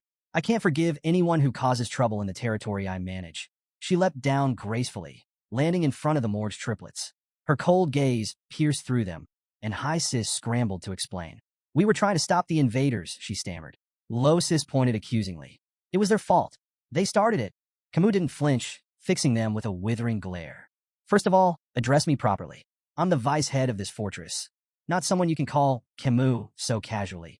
Her sharp tone sent Middle Sis into a panic. Hastily, she corrected herself and addressed Camus with the proper honorific. Camus' gaze shifted to the skeletons swaying ominously in the trees. If you don't want to end up like them, she said icily, I suggest you think more carefully next time.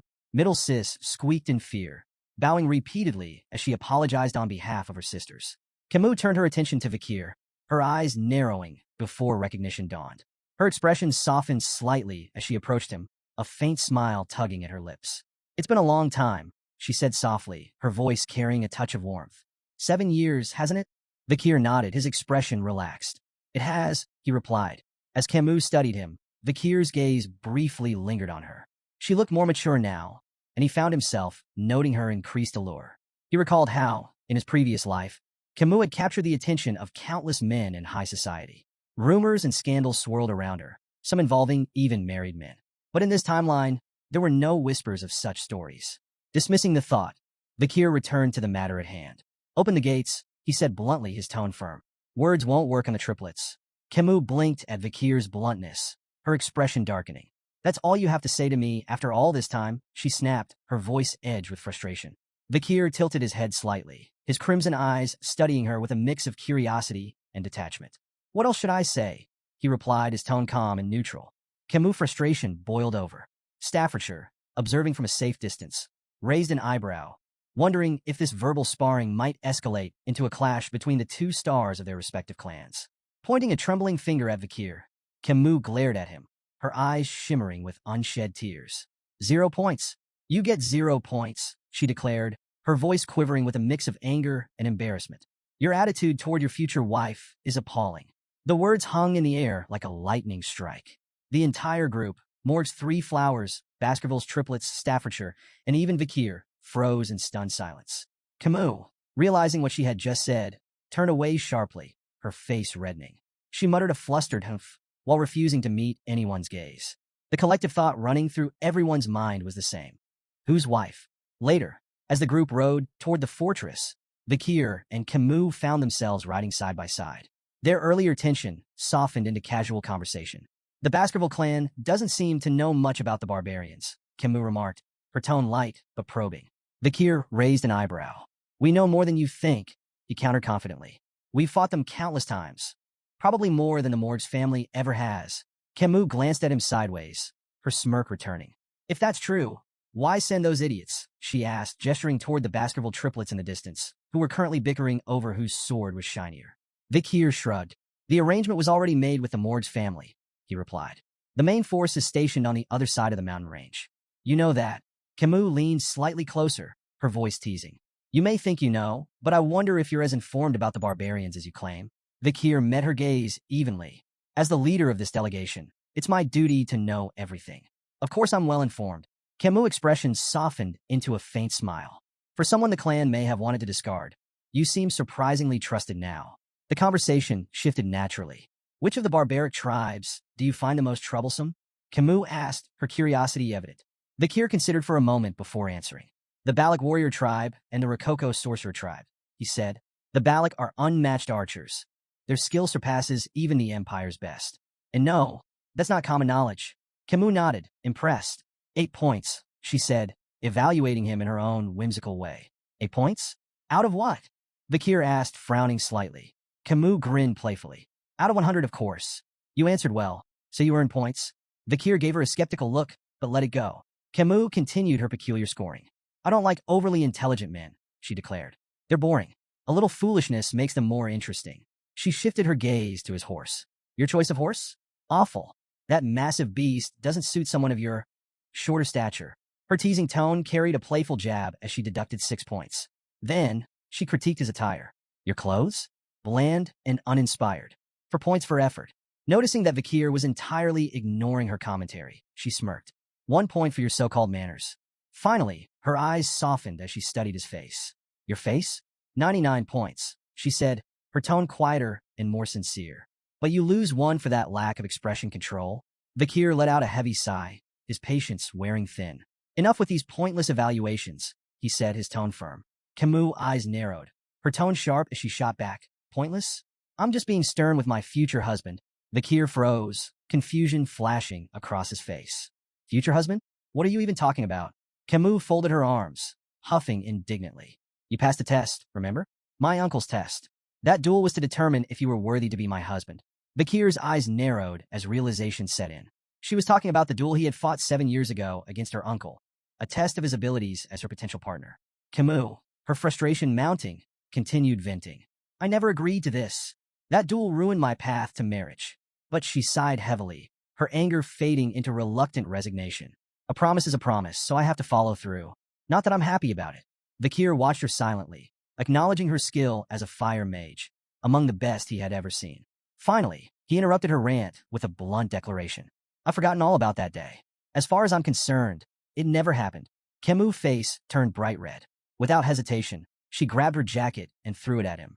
You idiot, she shouted. You can't just pretend something like that didn't happen. Besides, I'm a genius. I never forget anything I see. Vikir caught the jacket and stared at it, recognizing it instantly. It was the same one he had given her after their duel, 7 years ago, when her clothes had been burned. Camus, still blushing furiously, turned away with a huff. Don't read too much into it, she muttered, and stop saying such nonsense. Vikir examined the jacket more closely, smirking faintly. She returned it unwashed. As they reached the outskirts of the fortress, Camus pointed toward a distant wall. The barbarians ambushed the ruby mine, she explained. They've been pillaging crops and capturing indigenous slaves to sell elsewhere. She gestured toward the massive wall, a towering structure of earth and iron. We had our mages construct that in just 1 month. Vikir studied the wall, his eyes narrowing in appraisal. Impressive. It would have taken several hundred workers over a year to build something like that. Camus nodded, pride evident in her expression. Naturally, but Vikir's gaze lingered on the wall's flaws. Several large holes gaped in the structure, their edges jagged and burned. His expression darkened. Those were they caused by Balak arrows? Camus' expression turned grim. Yes, their arrows are imbued with a strong aura. We've suffered heavy casualties, especially during night guard duty.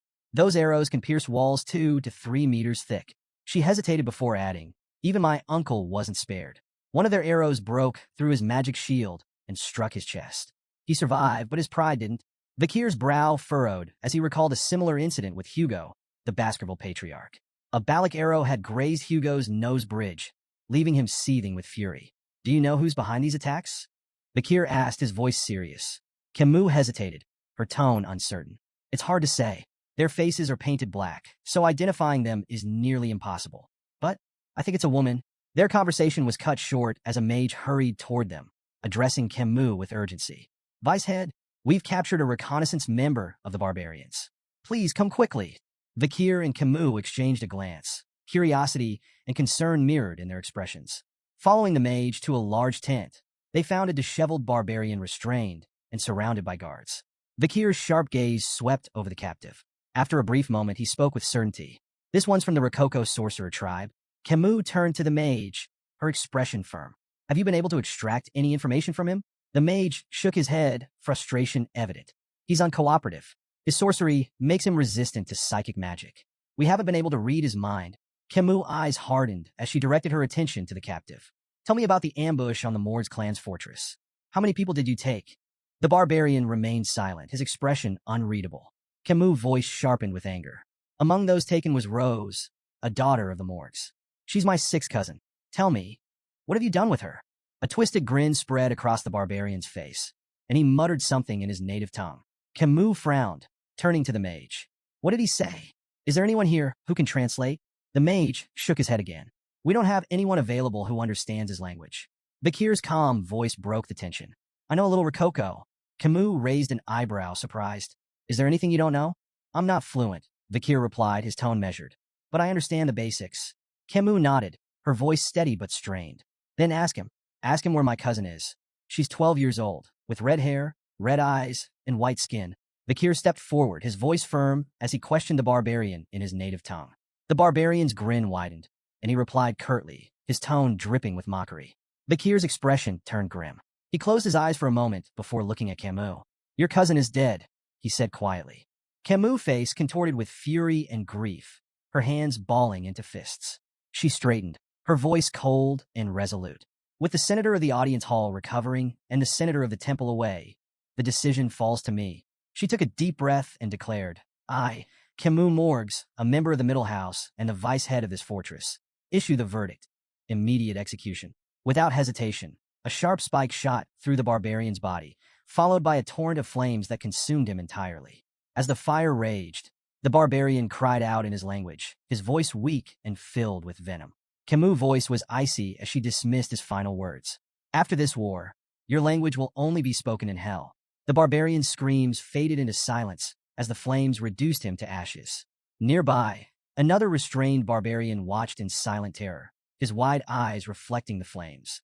Camus, her rage still smoldering, turned abruptly to Vakir. Follow me, she ordered, her tone leaving no room for argument. As Vakir exited the tent, he spotted Camus some distance away. Her shoulders trembled, and muffled sobs escaped her as she cried openly. Despite her formidable exterior, Vakir was reminded that she was still just a 15-year-old girl.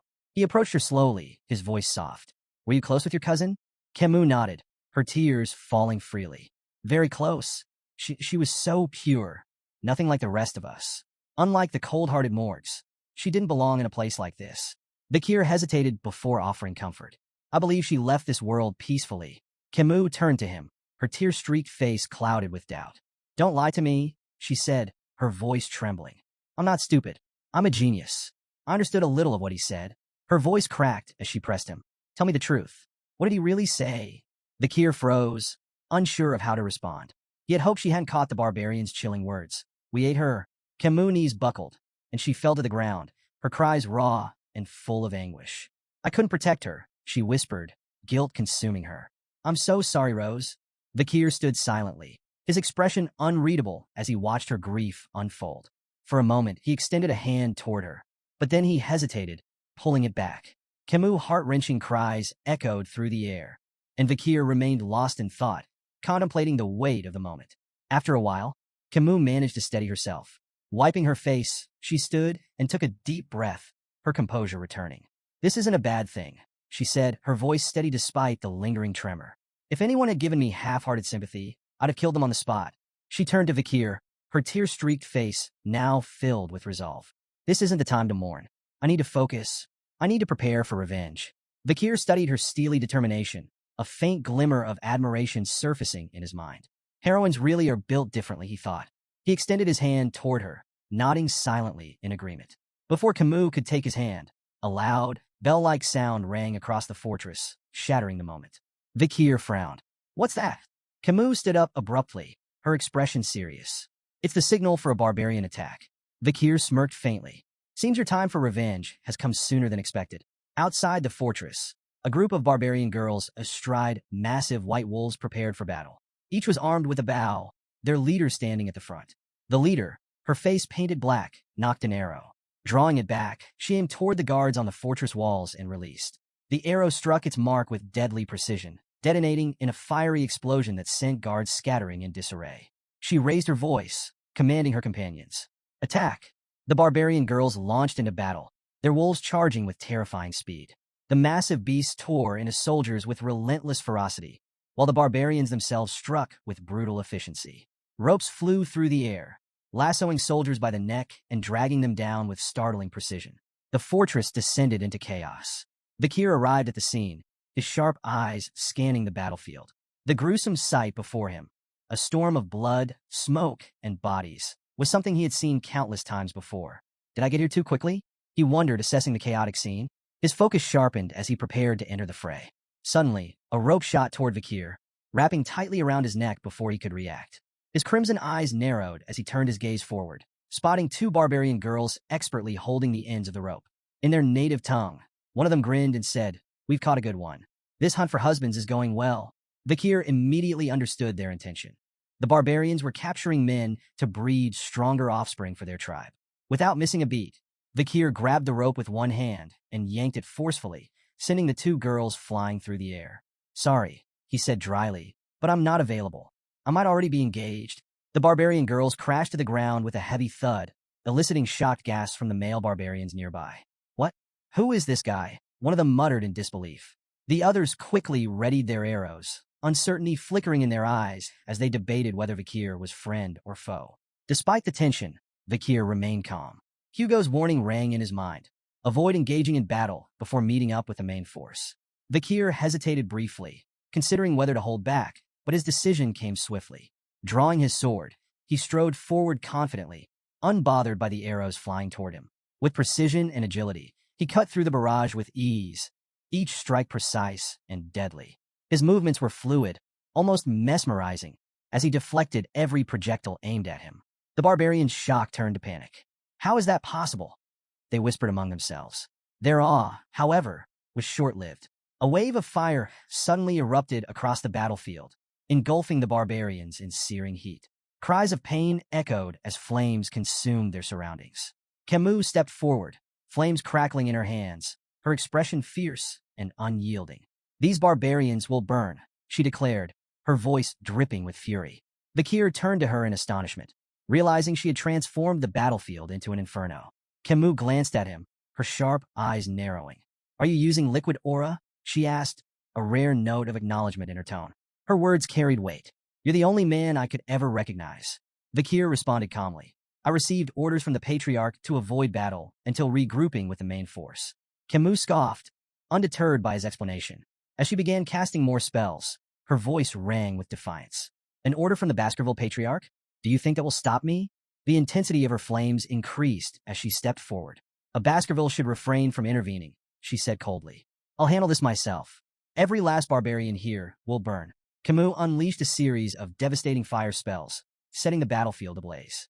The sheer heat distorted the air as flames roared across the terrain, consuming everything in their path. Vikir watched in astonishment, quickly recognizing her technique. Burned, a powerful fire spell. His sharp gaze caught the details of her casting. She was using a quadra-casting method, layering 4 simultaneous fire spells to amplify their destruction exponentially. Driven by her rage and thirst for vengeance, Camus poured her all into the attack, leaving a scorched wasteland in her wake. Suddenly, from the shadows, a barbarian perched on a wolf's back raised a blowgun and fired. The poison needle struck Camus in the neck before she could react. Her body stiffened, and she winced as the poison coursed through her veins. Her legs buckled, and she collapsed to the ground, her movements sluggish and uncoordinated. Through blurred vision, she spotted her attacker, the barbarian grinning smugly as he reloaded his blowgun. Vikir observed the scene, clicking his tongue in annoyance. She's more trouble than I thought. A rope shot toward Camus, aiming to ensnare her, but Vikir's hand snapped out, catching it midair with ease. Camus, despite the poison weakening her, managed a faint smile. Nice catch, she murmured. Vikir glanced down at her, his voice blunt. We should retreat. Camus' eyes flashed with defiance. What about the farmlands? The captives? It's wiser to wait for the Baskerville main force. Vikir replied firmly, his tone leaving little room for argument.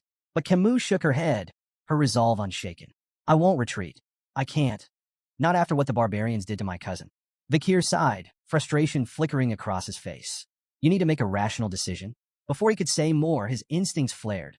Spinning on his heel, he ducked just as an arrow whizzed past his head, narrowly missing him. His sharp gaze locked onto the attacker, a barbarian girl with piercing, focused eyes, her bow poised for another shot. Could this be the destructive power Camus mentioned? Vikir wondered, noting the precision of her attack. Lost in thought, Vikir was caught off guard when another barbarian lunged forward, grabbing Camus and retreating swiftly into the chaos. Vikir! Camus cried out, her voice filled with desperation as she was pulled away. Vikir's expression darkened, frustration boiling beneath his calm exterior. Memories surged of a younger Camus Morgs, once held captive by barbarians. He recalled her fierce return, wiping out an entire group of captors and earning the title of queen. Snapping back to the present, Vikir knew he couldn't let history repeat itself. The barbarian girl he had spotted earlier lunged at him with startling agility, breaking his train of thought. Her movements were swift, deliberate, and precise. Vikir evaded her strike, his focus sharpening. To his surprise, she wielded her bow as a melee weapon, swinging it with deadly force. She followed up with a chi-infused kick, catching Vikir off guard and sending him sliding backward across the dirt. Regaining his footing, Vikir quickly assessed the situation. Her technique was far more refined than the other barbarians he'd encountered. She wasn't just another warrior. She was elite. Do I need to go all out? He wondered. Before he could act, the barbarian girl surprised him further. Attempting to speak his language, she said haltingly, We meet again. Vikir's eyes narrowed as recognition dawned. She was the same girl he had freed at the slave auction. Though he had once shown her mercy, he couldn't help but inwardly label her a troublemaker. The girl met his gaze with a sly smirk, as if enjoying the unexpected reunion. Memories of that fateful auction flickered through Vikir's mind, of shattering her chains and granting her freedom. Now, faced with her again, he hesitated. Breaking the tense silence, he asked coldly, Is this how you repay kindness? With revenge. The girl chuckled, her smirk widening. Not revenge for you, she said, her tone steady despite her broken grasp of the language. For them, the Morgs. They captured me, enslaved me. I repay them now. Her words were clear. Their paths had crossed by chance, not intent. Mounting her wolf with effortless confidence, she glanced down at him. Your girl, Camus. She's next leader of Moore's clan. She pointed into the distance where the chaos of battle raged. If you want her back, follow. With that, she urged her wolf forward, disappearing into the fray with an air of challenge. Vikir stood still, weighing his options. His crimson eyes burned with resolve as he debated whether to unleash the full extent of his strength. The tense moment was shattered by the arrival of Adolphe Morgs, Camus' uncle, whose imposing presence instantly heightened the tension. Without wasting a second, Adolphe began casting a spell, his voice laced with disdain as he demanded the barbarians return his niece. The ground beneath him fractured, jagged shards of earth flying through the air toward the retreating barbarians. But they were prepared. With uncanny agility, they maneuvered their wolves over the unstable terrain, leaping effortlessly between shattered rocks and evading the spell's destructive force. Adolphe could only watch their retreat, frustration etched on his face. His curses echoed across the battlefield, a vent for his mounting anger. The ambush had unraveled mere minutes after the warning bell, a testament to his forces' inexperience and lack of preparation. As he seethed, a mage approached, bearing troubling news. The barbarians have fled into the restricted area of life-engulfing forest, the mage reported grimly. At the mention of the forest, Adolphe's rage shifted to grim concern. Life-engulfing forest, deep within the mountains, was infamous for its deadly ecosystem. It was a perilous region no sane person would enter at night, a place where survival was nearly impossible. Even with his niece's life at stake, Adolphe hesitated. The risks were staggering, and the thought of losing more lives weighed heavily on him. Before he could voice his uncertainty, Vikir's calm voice broke through. We can still pursue them, he stated simply, his tone steady and confident. Adolf turned to Vikir, incredulous. Are you serious? You know as well as I do that forest is a death trap after dark. Unfazed, Vikir nodded. I've navigated terrain like this since childhood. Life engulfing forest isn't as impossible as it seems. Not for someone trained. Memories of his past life flooded Vikir's mind. He recalled years spent honing his survival and reconnaissance skills in dense, hostile environments. These forests, no matter how treacherous, were his element. Adolf's gaze sharpened. Grabbing Vikir by the shoulders, he demanded, Are you truly serious about this? Do you know what you're risking? Nearby, the Mord's clan mage voiced his doubts. Sir, entering that forest at night, it's suicide. Adolf silenced him with a sharp glare. His resolve crystallized as he turned back to his forces. Anyone unwilling to join the pursuit may stand down now, he declared. There will be no judgment for those who choose safety over valor. As murmurs rippled through the group, Adolf fixed his gaze on Vikir. Reluctance flickered in his expression, but so did a grudging respect. He had known from the start that this young man was no ordinary warrior. With no other options, he had to entrust his niece's rescue to Vikir. Vikir, Adolf said, his tone heavy with resignation. I'm entrusting you with this mission. Bring my niece back. Life engulfing forest was a place that lived up to its ominous name. Nestled within Baskerville territory, it was a realm of horrors where survival was a fleeting hope. Bone-sucking mosquitoes, poisonous thorn-covered vines, silent spiders that hunted soundlessly, and countless other lethal creatures made it a graveyard for the unprepared. Few who entered lasted more than an hour. Despite its dangers, the Morgs and Baskerville troops pressed forward, closely following Vikir as he navigated the treacherous terrain with practiced ease. He moved like a shadow, leaping over obstacles and cutting through hazards with swift precision. Adolf, watching in awe, couldn't contain his curiosity any longer.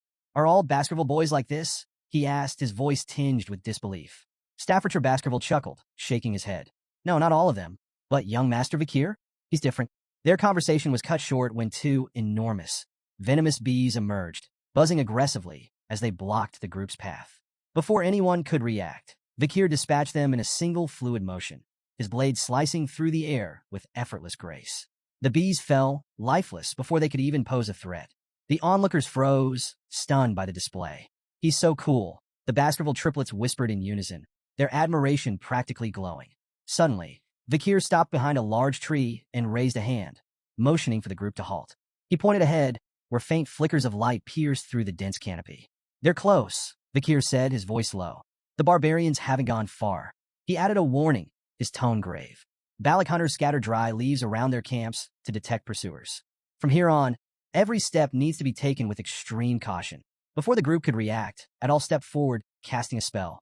Silence. He intoned, the magic targeting Vikir. Vikir shot him a questioning look, but Adolf quickly explained. This spell ensures you make no sound as you move. Adolf smiled, a hint of his confidence restored. I'll take it from here. Thank you for your help, nephew-in-law. Vikir's brow furrowed. Nephew-in-law? He thought, puzzled.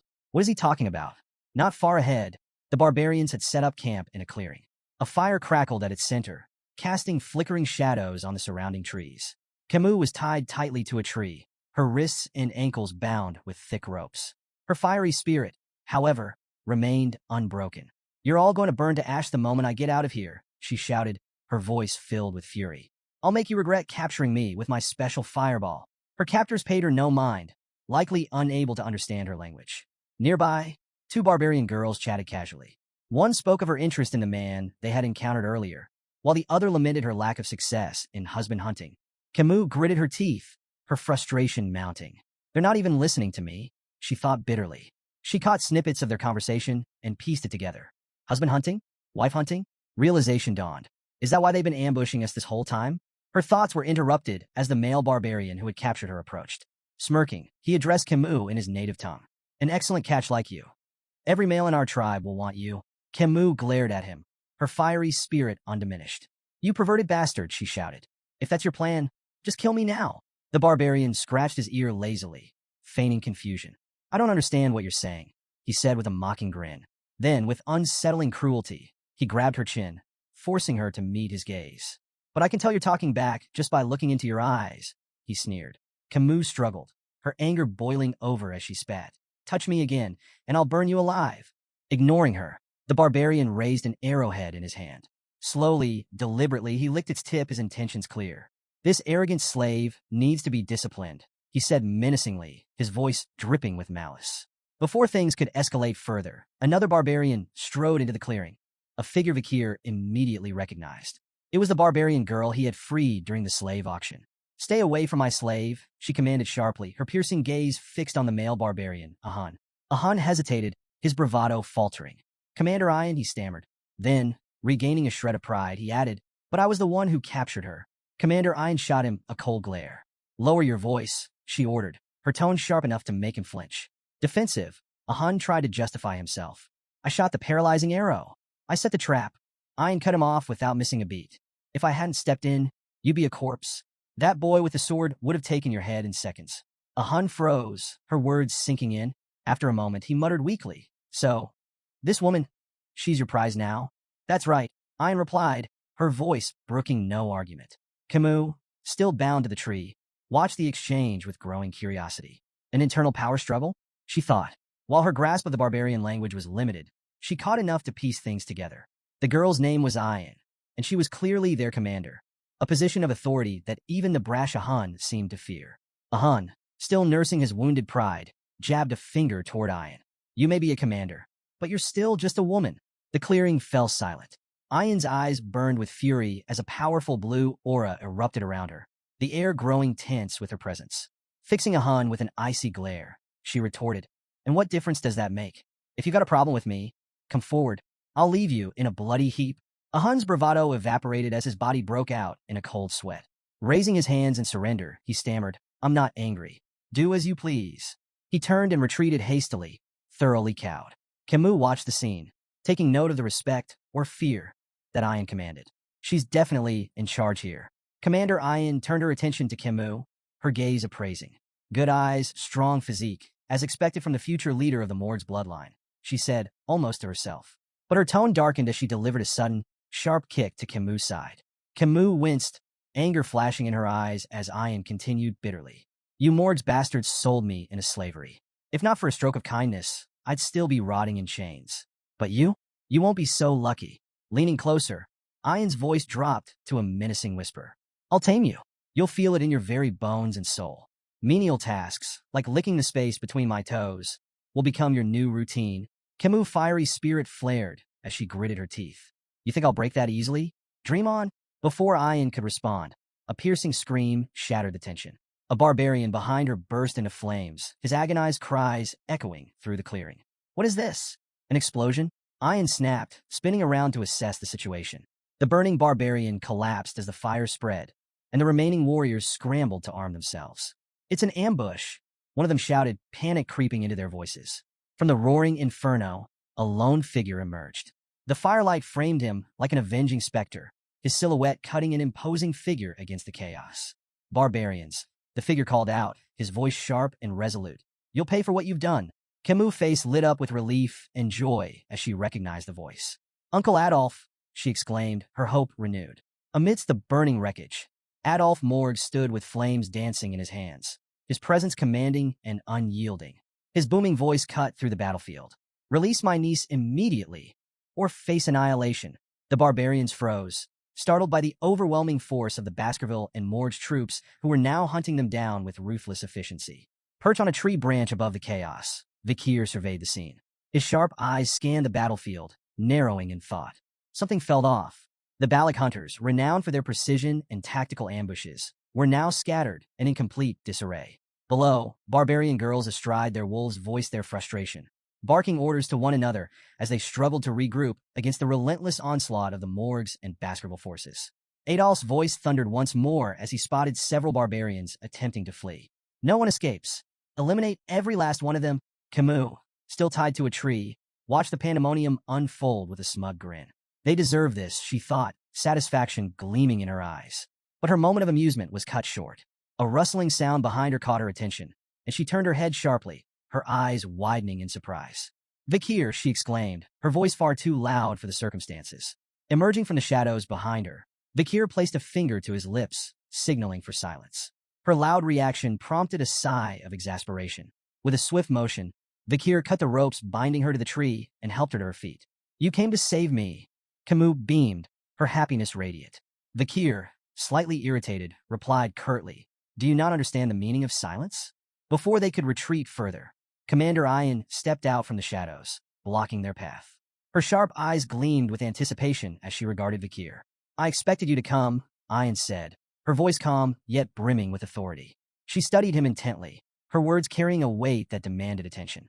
Your speed, your composure, your determination to save her. Impressive. I won't ask about your past, but you've passed. Vakir frowned at her cryptic remark. Past what? Ian offered no explanation, her attention shifting to Camus.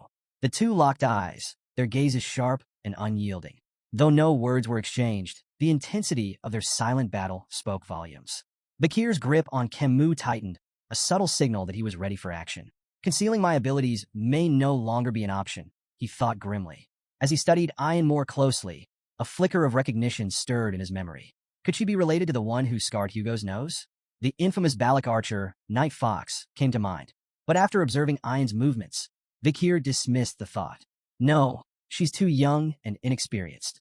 Perhaps she shares the same bloodline. Suddenly, a dart flew through the air, aimed directly at Vakir. Without hesitation, he raised his hand, effortlessly intercepting the projectile. It shattered upon impact, harmlessly falling to the ground. Emerging from the chaos, the barbarian who had kidnapped Camus stepped forward, his eyes wide with disbelief. He had underestimated Vakir, failing to predict his uncanny reflexes. Vakir wasted no time.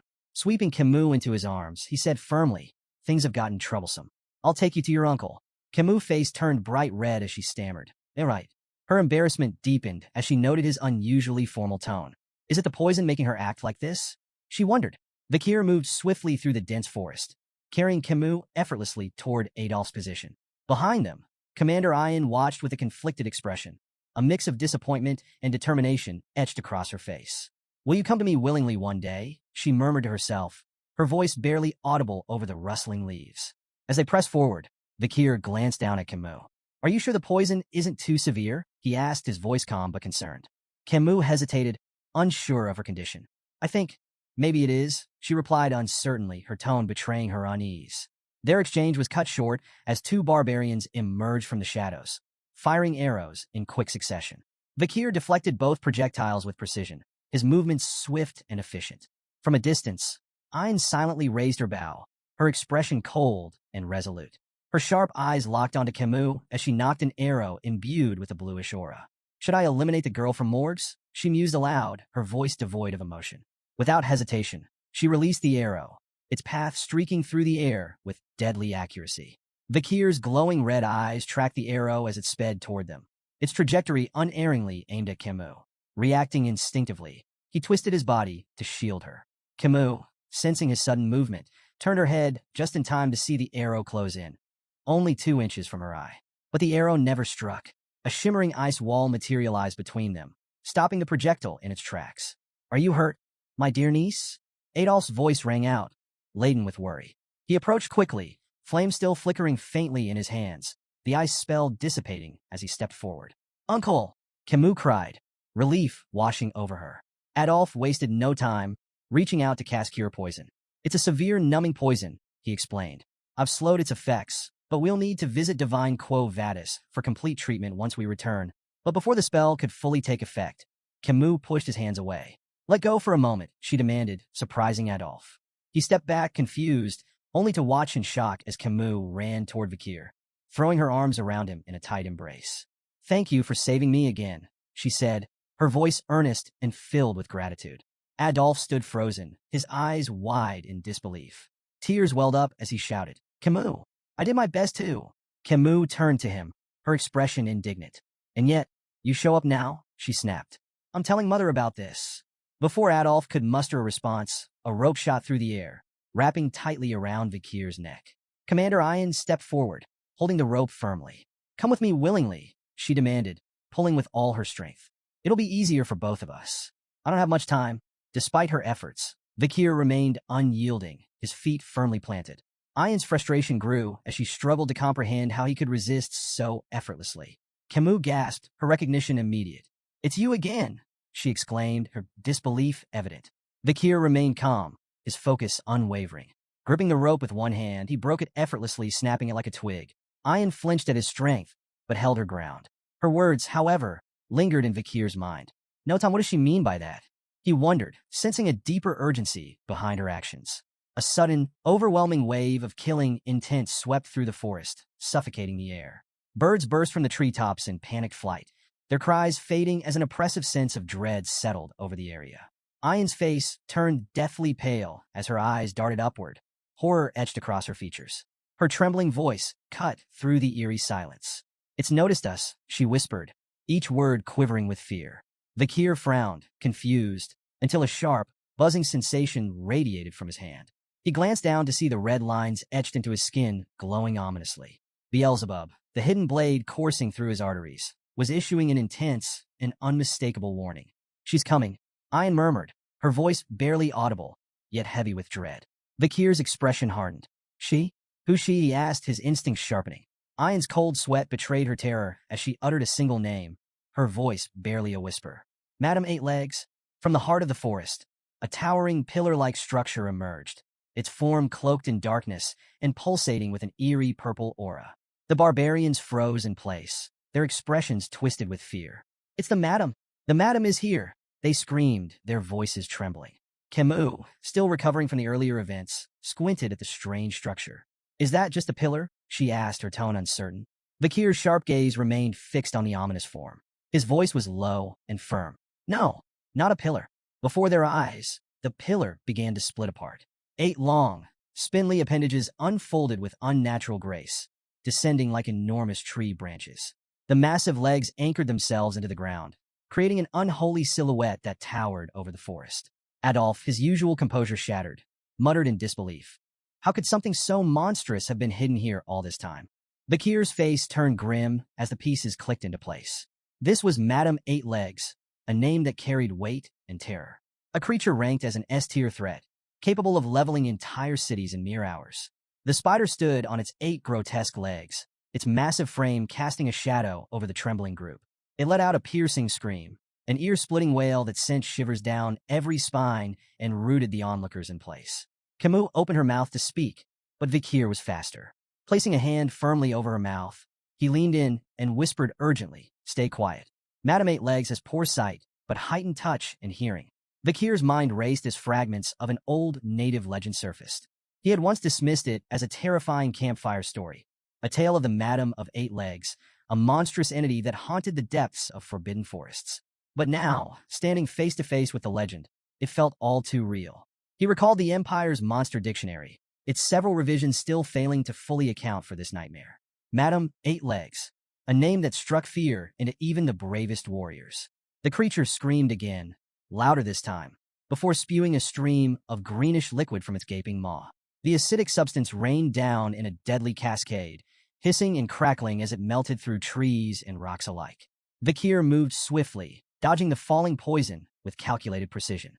Beside him, Adolf reacted just as quickly, flames flickering at his fingertips. He conjured a shimmering barrier that shielded himself and Camus from the deadly rain. The forest floor sizzled as the acid ate away at everything it touched. Not far away, a Hun screamed in terror as drops of the green poison landed on his hair. Panicking, he grabbed a knife and hacked off the affected strands, collapsing to his knees as he panted in fear. Ayn shot him a cold glare, her voice sharp and cutting. "Stop screaming in front of Madame Eight Legs."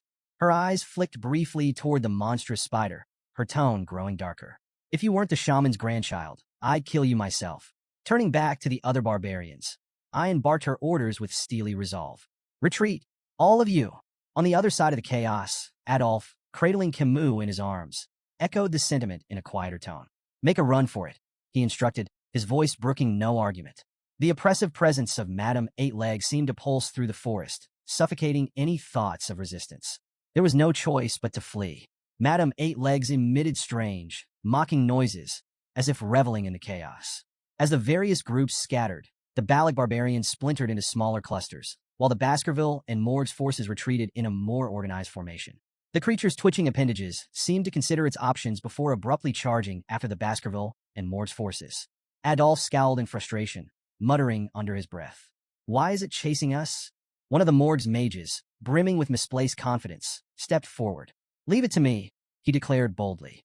Fire attacks are a bug's greatest weakness. The mage began chanting, summoning a massive fire spell. Flames erupted in a brilliant explosion, engulfing Madame Eight Legs in a sea of fire. For a fleeting moment, the mage turned to Adolf with a triumphant grin, ready to boast of his success. But his victory was short-lived. Without warning, one of Madame's massive legs shot through the air, impaling the mage beside him. Blood splattered across the confident mage's face as his expression froze in sheer terror. The fire spell hadn't even scratched the monstrous creature. Madame Eight Legs let out another deafening screech, her massive legs slicing through the terrain as she pressed forward. Adolf, Camus, and Vakir continued their retreat, the forest a nightmare of crashing trees and searing acid. Camus, her voice trembling, stammered, "How is something like that even real?" Meanwhile, Vakir's sharp mind raced. He stopped suddenly, his eyes narrowing as a realization struck him. Without warning, he turned to face Madame Eight Legs, his unexpected movement causing the group to halt in alarm. "Vakir, what are you doing?" Staffordshire shouted, his voice filled with panic. Vakir's tone was firm and unyielding. "If no one acts, we'll all be annihilated." His eyes locked on the monstrous spider. "Someone has to tie down her legs to buy time." Staffordshire immediately volunteered, but Vakir cut him off with a blunt question. "Do you really think you have what it takes to restrain those legs?" Turning to Adolf, Vakir's voice carried urgency. "We can't let Madame Eight Legs follow us back to the territory. If she does, everyone there is as good as dead. I'm the best person for this job." He tightened his grip on his sword, his crimson eyes burning with resolve. Facing Adolf, he added, "There's no time left. Make the call." Camus' voice cracked as she called out to Vakir. "You can't do this." Ignoring her plea, Vakir urged the group to flee. "Run," he said firmly. "Leave this to me." Adolf hesitated, clearly torn. Finally, his expression hardened. "We run," he ordered, signaling the retreat. Camus struggled against him, tears streaming down her face. "Vakir, you promised. You have to come back." Adolf held her back, his voice resolute. He made his choice. Don't waste his sacrifice. As the group retreated, Vakir remained rooted in place, the weight of his decision pressing heavily on his shoulders. His grip on his sword tightened, but he paused, letting out a slow, resigned sigh. He didn't have a personal stake in the survival of Baskerville territory, nor did he believe the Allied forces were capable of stopping Madame Eight Legs' growing power. Yet, amidst the chaos, he saw an opportunity. "If I can feign my death here," Vakir thought, "I'll finally slip out from under Hugo's watchful eye." This deception could buy him the time he needed, time to master the elusive 10th technique. The unrefined skill lingered in his mind like an itch he couldn't scratch, a secret weapon waiting to be perfected. With mastery of the 10th technique, Vakir could refine his control over his power, burying it so deeply that even Hugo would fail to sense it. Then, when the moment was right, he would return to the clan, not as a hound, but as something far more dangerous. A crimson aura radiated from Vakir's hand as Beelzebub emerged, the weapon's menacing energy reflecting his steely resolve. He knew this battle might truly be his last. If he failed to wield every ounce of strength, skill, and cunning at his disposal, Madame Eight Legs would crush him. His crimson eyes burned with intensity as he committed to unleashing everything. The vast mana reserves gifted by the River Styx, the ethereal energy reserved for the highest-ranking Baskerville techniques, and the raw, unrelenting power of Beelzebub. The demonic sword pulsed in his grip, its blade cloaked in a violent red aura. With calculated precision, Vakir dashed toward Madame Eight Legs, his movements swift and deliberate. The monstrous spider loomed above him, her massive form radiating malice. Vakir leaped high into the air, the red glow surrounding him intensifying with each passing second. For a brief moment, he hovered above the creature, locking eyes with Madame Eight Legs. She let out a piercing, otherworldly scream, her legs twitching in agitation. Channeling the Baskerville 5th technique, Vakir descended with blinding speed, his blade aimed at the creature's head. The air around him vibrated with the sheer force of his attack. Madame Eight Legs struggled violently, but her limbs seemed inexplicably rooted to the ground. Vakir's attack slammed into her head with devastating force, driving it deep into the earth. From afar, a radiant red light burst into the sky, illuminating the entire forest like a second dawn. Adolf, clutching Camus tightly, and the Baskerville triplets fled the scene with tears streaming down their faces. The deafening explosion of energy rattled the trees, and Camus, watching the clash unfold, felt a surge of raw emotion. A single tear slipped down her cheek as she screamed, "Vakir!" In the aftermath, silence blanketed the forest. Only the ominous red glow remained, marking the site of the monumental battle. Bakir's vision blurred and shifted. He was no longer in the forest. Instead, he found himself kneeling before a guillotine. The cold steel blade loomed above him as his eyes locked on Hugo La Baskerville. Hugo stood motionless under the moonlight, his face expressionless. Slowly, he raised his hand, signaling the blade to fall. Bakir's cold gaze didn't waver as the blade descended. He watched as his own head rolled to the ground, his final sight the cold, indifferent gazes of the onlookers. Hugo turned and walked away, his back framed by the pale glow of the moon. In the end, Hugo did it, Bakir thought bitterly. But before the thought could take root, his eyes snapped open. Bakir awoke to the sight of an unfamiliar ceiling, his mind clouded with confusion. He lay on a thin mattress, his body wrapped in heavy bandages, and one eye completely covered. Scars crisscrossed his flesh, and a rope was wound tightly around his neck, its rough fibers biting into his skin. Where am I? He wondered, his thoughts sluggish as he tried to make sense of his surroundings. Fragments of the battle against Madame Eight Legs surged to the forefront of his mind. The blinding explosion that had stunned the monstrous creature lingered vividly, possibly the sole reason he was still breathing. Attempting to sit up, a jolt of searing pain shot through his body, forcing him to stop. Every muscle screamed in protest, his veins felt stretched to their limits, and his bones throbbed with fractures. There wasn't a part of him untouched by the brutal encounter. The memory of Madame's final, devastating attack made the rope around his neck feel like a trivial annoyance in comparison. Yet, ironically, it was that very trap, set during the chaos of battle, that had saved his life, anchoring him just out of reach of certain death. Bakir closed his eyes briefly, evaluating his situation. Despite his injuries, everything seemed to be going according to his plan. Adolphe and Camus had witnessed his supposed final stand, providing ample proof to confirm his death.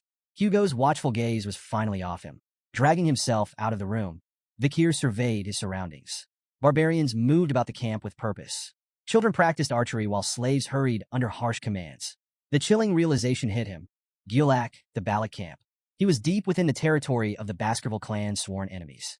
His eyes scanned the area, noticing something unsettling. Among the slaves were captured soldiers bearing the insignias of both the Baskerville and Mord's clans. Why am I still alive?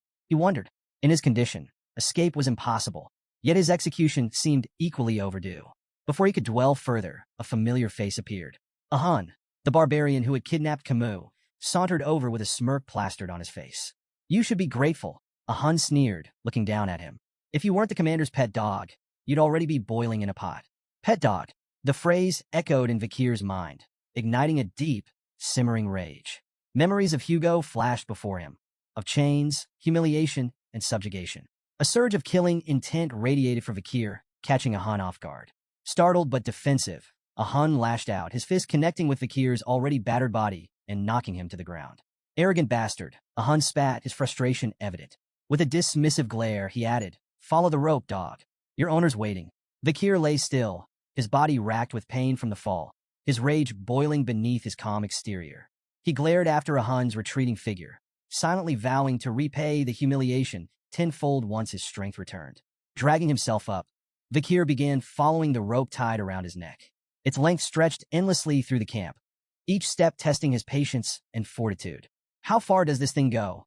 He muttered under his breath, his irritation growing with every tug. Finally, the rope grew taut, and Bakir found himself at its end. What lay before him stopped him in his tracks. Ayan, the barbarian girl from before, stood waist-deep in a small pond. She held the other end of the rope with casual ease, her expression relaxed. As she noticed him, a mischievous smile spread across her face. Lie down, she instructed, her voice carrying an air of playful authority. Bakir froze, his mind racing. He stared at her, bewildered and unsure how to respond to the bizarre command. Before Bakir could fully process her words, Ayan yanked the rope with surprising force, sending him stumbling forward. Whiz! An arrow streaked through the air, narrowly missing Bakir's head before embedding itself into a nearby tree trunk. Ayan's sharp glare turned toward a group of children holding bows in the distance. What did I tell you about practicing near the pond? Go somewhere else, she barked, her voice commanding enough to send the children scattering. As Bakir lay on the ground, recovering from the unexpected tumble, Ayan turned her attention back to him, a sly smirk playing on her lips. I never properly thanked you for the auction, she began, her tone light but calculated. Pointing at him, she continued, in Balak culture, kindness is repaid twofold and revenge tenfold. Since you saved me once, I've saved you twice. Bakir's brows furrowed in confusion. Twice. he asked, his tone skeptical. Ayan crossed her arms, clearly enjoying herself. After that explosion, who do you think dragged your sorry self out of the forest? If I hadn't gone back for you, you'd be spider food by now. So yes, twice. Her smug response only deepened Vikir's unease. He sat up slowly, the rope around his neck pulling uncomfortably. If you've repaid the debt, why keep me alive? He asked bluntly, gesturing toward the rope. Ayan's grin widened, her mischief on full display. Because you're valuable. I have no doubt your party will pay a hefty price for you. You're not some ordinary soldier, are you? Vikir froze at the implication, his mind racing. If the Baskerville clan got involved in hostage negotiations, his entire plan to feign his death and escape Hugo's control would unravel. He kept his expression neutral, suppressing the panic bubbling beneath the surface. Ayan leaned in slightly, her voice dropping to a playful whisper. Relax. I've got no intention of returning you to them just yet. She straightened, her tone turning mock serious. You're my slave now. Without warning, she drew a dagger and sliced through the rope binding his neck. For a moment, Vikir felt an internal surge of relief. Maybe my plan is still intact, he thought, but his optimism was short-lived. Ayan pointed the dagger at him, tilting her head mockingly. Let's settle this properly. You'll call me master, and I'll decide what to call you. Vikir remained silent, his face impassive. His lack of reaction only seemed to amuse Ayan further. I like those rebellious eyes, she remarked with a smirk. It'll make taming you all the more satisfying. Before Vikir could respond, Ayan sheathed her dagger and gestured for him to follow. We have a stop to make, she said casually. Where? Vikir asked, his voice low. She shot him a glance over her shoulder, her tone teasing. Don't tell me you don't know. In the Balak way, we always pay respects when stepping onto someone else's land. Her grin widened. We're going to meet the matriarch. The matriarch's tent loomed ahead, its entrance adorned with intricate carvings. Inside, a throne made from the skulls of predators dominated the room. Bears, jaguars, alligators, and other deadly creatures stared down at visitors, their heads mounted with precision. Each skull bore an arrow firmly lodged between its eyes, a testament to the matriarch's unparalleled skill. As they approached, Ayan glanced at Vikir and began explaining the Balak way of life. If you don't have a place to sleep, borrow a friend's hammock. If you're hungry, someone wealthier will share their food. That's how we survive. Her voice softened slightly, a touch of pride in her words. It's why we're strong. Everyone here is bound by the same rules, tight-knit, homely, and united. Vikir noted something intriguing about the Balak camp. Private assets seemed to hold little importance to them. Everything functioned on a communal system, a stark contrast to the rigid hierarchies he was used to. Ayan led the way to the grand tent without hesitation, her pace confident. Stopping outside, she gestured toward the imposing structure and declared, We've arrived. She entered first, her voice ringing out with authority. Mother, she called, addressing the figure seated on the throne inside. The single word sent a jolt through Vikir, startling him. His sharp mind immediately began piecing together the connection between Ayan and the matriarch. The implications were unsettling. The matriarch rose gracefully from her seat, her commanding aura filling the tent like a storm cloud. Her piercing gaze swept over Ayan before landing on Vikir. So this is the boy we've heard so much about, she said, her tone calm but laced with curiosity. Ayan blinked, taken aback. Mother, I haven't said anything about him, she retorted, her confusion plain. Vikir's eyes narrowed as he silently assessed the situation. The pieces began to fall into place. Ayan was the matriarch's daughter, which explained her high standing among the Balak. His gaze shifted to the matriarch, and recognition dawned. This wasn't just any Balak leader. This was the Night Fox, the infamous female Balak warrior who had left a scar on Hugo La Baskerville's nose. Memories of her prowess flooded back, particularly how her influence had made crossing Le Rogan life engulfing forest nearly impossible during his previous life. Vikir analyzed the hypothetical scenarios from his past. If his previous self had faced her head-on, the odds of survival were non-existent. Assassination attempts? A flat 0%. The only viable option would have been escape, and even that offered a slim 20% chance. The matriarch turned her sharp gaze toward Vikir, her lips curving slightly. You look familiar, she remarked, her tone probing. Vikir's thoughts raced. Does she recognize my connection to Hugo? Before the situation could escalate, Ayan interjected with an airy laugh. Most imperial men look alike, mother, she said dismissively. The matriarch tilted her head, unconvinced but unwilling to press the matter. Her attention lingered on Vikir, and she addressed her daughter with a question that carried an undercurrent of disdain. What are your plans for this stray dog? Ayan straightened, her voice firm. With proper care, he could prove useful, she said confidently. He played a key role in the attack on Madame Eight Legs. The matriarch's expression turned cold, her tone biting. You should understand your place before acting so impulsively, Ayan. There are consequences for overreaching. Her gaze shifted back to Vakir, appraising him once more. It doesn't matter what state his body is in, as long as his seed remains intact, she said coolly. The room fell silent, tension crackling like a live wire. Ayan, clearly flustered, interrupted quickly. No, that's not why I brought him, she blurted, her usual confidence faltering. The matriarch raised a brow, amused by her daughter's sudden change in tone. Ayan cleared her throat and hastily clarified. I need a slave to assist me during hunts, she said, her voice a touch too loud, as if trying to convince herself as much as her mother. The matriarch let out a soft chuckle, stepping closer to gently pat Ayan on the head. The owner decides how to use their slave, she remarked. Ayan's cheeks tinged faintly pink as she cast a shy glance toward Vakir. Standing at the center of the tent, Vakir maintained a calm exterior, though his mind remained razor-sharp. His eyes briefly wandered to the tent structure, studying the beams and supports. Escape options, he noted inwardly, his focus momentarily drifting from the tent's exchange. As they left the matriarch's tent, Vakir broke the silence. His tone calm and curious, he asked, "What's your name?" Ayan stopped abruptly, her eyes wide with disbelief. Whirling around, she glared at him. "How dare you ask such a question, slave?" she snapped, her voice brimming with indignation. Vakir, unfazed by her outburst, explained evenly, "I don't intend to call you master. I asked for your name, so I can address you properly." His straightforwardness caught Ayan off guard. A faint blush crept up her cheeks, and after a moment of flustered silence, she huffed. "It's Ayan," she muttered reluctantly. "Vakir," he replied with equal composure, introducing himself. "Now, what's your first order?" Ayan's face reddened further, and she stomped her foot. "You're not supposed to call me by my name," she shouted, though a smirk soon curved her lips. She took a step closer and declared her command with mock seriousness. "Build a house. That'll be your new home, slave." She couldn't hide the satisfaction in her voice. Let's see this imperial swordsman figure out something so far removed from his training, she thought smugly. To her surprise, Vakir smiled. "Sounds enjoyable," he said simply.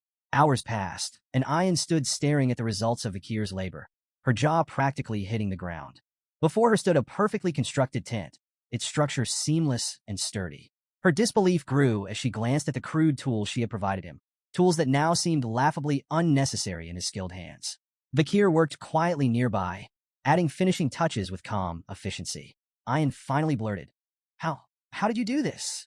Vakir didn't look up, his tone even as he replied. "During difficult times, relying solely on swordsmanship is a death sentence. To survive, you learn other skills." Ayan's gaze shifted to the expertly crafted drains surrounding the tent. They were flawless, designed to redirect water effectively. "Even the drains are perfect," she muttered, more to herself than to him. Vakir, however, shifted the conversation. "The matriarch's tent," he began, "has a structural issue." Ayan blinked, taken aback. "What are you talking about?"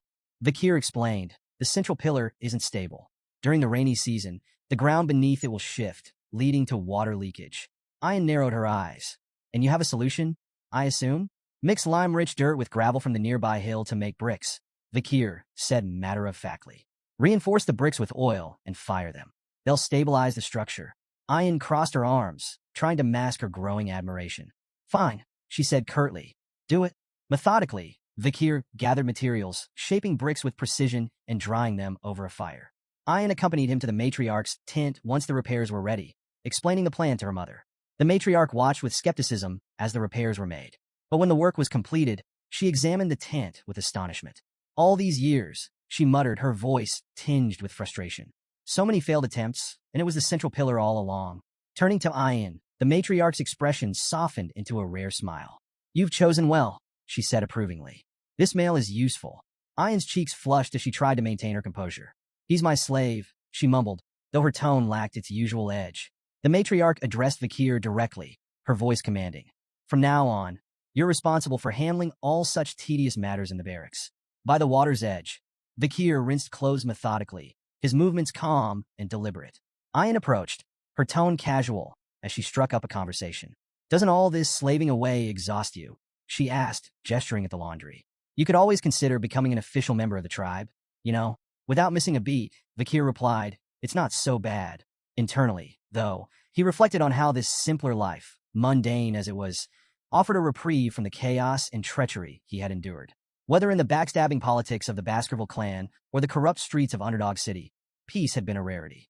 Ayan observed him for a moment, her gaze appraising. You're surprisingly disciplined, she remarked. Guess it's hard for someone like you to complain, huh? Vakir maintained his calm demeanor. It really isn't that bad. Ayan snorted in disbelief. No way. Tough, tedious work is never easy, no matter how you spin it. As they walked back toward the camp, Ayan nudged him lightly. You should stop with this complacent attitude, she said. Follow my lead. I'll help you figure out how to survive among the Balak people. Who knows? If you do well, maybe I'll even untie that rope around your neck. Vakir glanced at her curiously. What do you want me to do? Ayan smiled slyly, clearly pleased with his directness. Now we're getting somewhere. She paused for dramatic effect. I want you to go on a hunt and bring back some big prey. Intrigued, Vakir pressed her for details. Ayan explained. The warriors haven't brought in anything substantial recently. The kids are growing, and they need meat. If you manage to catch something impressive, it wouldn't be crazy for your title to change from slave to commoner. Playfully slapping him on the back, Ayan added with a grin. You should feel honored to serve as the slave of the Balak's esteemed hunting commander. Vakir winced slightly at the force of her slap, but remained composed. After a brief moment of consideration, he nodded. Fine, I'll do it. Ayan's face lit up with a smile, and for a fleeting moment, a faint blush colored her cheeks. What's with the look? Vakir asked, noticing her expression. Her demeanor shifted immediately. What look? She snapped, quickly turning away. You're imagining things. Unbeknownst to them, a pair of jealous eyes watched from the shadows. Ahan glared at Vakir, his teeth clenched and his fists trembling with rage. Seeing Ayan happily engaging with the outsider stoked a fire of envy and resentment within him. Disgusting bastard, Ahan muttered under his breath, his eyes fixed on Vakir. At the tribe's central gathering, the Balak shaman, a human, began a traditional hazing ceremony. Standing before a pot of glowing charcoal, he withdrew his hand slowly, his face solemn. Gesturing for the hunters to line up, a human's voice carried across the clearing. Step forward to receive the blessing, he intoned, his words heavy with authority. Without it, your hunt will fail. Refuse, and you invite misfortune upon yourself and your kin. One by one, the hunters approached, bowing their heads as the shaman smeared the charcoal across their faces in intricate patterns. Ayan, standing beside Vakir, leaned closer to explain. The markings conceal the hunters from the god of death, she whispered. It's a gesture of guilt, our way of asking forgiveness for taking the lives of our prey. Vakir observed the ritual in silence, noting the presence of a shaman even among the fiercely independent Balak warriors. Nearby, a barbarian girl whispered skeptically to her companion. The shaman's always nagging, she muttered. The boy shrugged, replying, let it go. A human has to make himself seem important somehow. The girl frowned. His blessings don't work anyway, she added. The only time the tribe even bothers with him is for rare hunts or big ceremonies. Vakir absorbed their words quietly. Even in this remote tribe, hierarchies, doubts, and cynicism were no strangers. Just another version of what he had seen across the empire. Later, Ayan approached Vakir, her face adorned with charcoal markings that were noticeably uneven. Vakir raised an eyebrow, fighting the urge to laugh. You look ridiculous, he said flatly, though a hint of amusement crept into his voice. Ayan flushed, furiously wiping her face. I don't get along with the shaman, okay? She snapped, flustered by his teasing. In her embarrassment, she shoved the collar into his hands. Vakir held it up with a deadpan expression. Is this a dog collar? Ignoring his tone, Ayan fastened a similar collar around her own neck. These protect our necks from being bitten during hunts, she explained matter-of-factly. Vakir eyed the collar, muttering, I've fought enough monsters to know they rarely aim for the neck. But as he watched her effortlessly adjust to the collar, he realized it was just another part of adapting to life among the Balak. Ayan and Vakir rode together on a wolf, the large beast moving swiftly through the forest. Ayan glanced back over her shoulder. Hold on to my waist if you don't want to fall off, she instructed. Vakir, stubborn as ever, refused to follow her advice. Moments later, a sharp bump sent him tumbling to the ground. Ayan pulled the wolf to a stop, watching him dust himself off with a smirk. See what happens when you don't listen, she teased. Vakir grimaced, wondering if he had the strength to climb back on the wolf. Before he could decide, an unwelcome voice cut through the air. So this is what you've been up to. They both turned to see Ahan approaching, his expression smug and brimming with disdain. Ayan, you seem awfully free these days, Ahan sneered, his tone dripping with sarcasm. Neglecting your duties to play around, are you? Ayan dismounted and folded her arms. What do you want, Ahan? He stepped closer with dramatic flair. I'm here to tell you that I'll be catching the biggest prey this time. The next hunt? I'll lead the group as captain. My success will bring honor to my family. Ayan raised an eyebrow, unimpressed. You're staking your grandfather's honor on your limited knowledge of shamanism? Bold move. Ignoring her jab, Ahan suddenly lashed out with a kick aimed at Vikir's face. The attack was abrupt, startling Ayan. Ahan, she shouted angrily. What are you doing? Ahan smirked as Vikir sidestepped the blow, his movements subtle yet precise. This guy. Ahan gestured toward Vikir dismissively. He's a burn, injured and slow. How can you rely on him? But before Ahan could continue his tirade, Ayan's expression shifted. A sly smile curled her lips as she pointed at him. You might want to check your waistband before bragging any further. Confused, Ahan glanced down. His expression twisted into shock as he realized his quiver and arrows were missing. Still seated on the ground, Vikir wiped the blood from his lip and held up Ahan's quiver, a smug smile tugging at the corners of his mouth. You should hold onto your weapons as you would your lover, he remarked dryly. Ahan's expression twisted in rage as he realized he'd been outmaneuvered. Before he could fully process the humiliation, Ayan doubled over in laughter, clearly enjoying the spectacle. Seething, Ahan lunged at Vikir.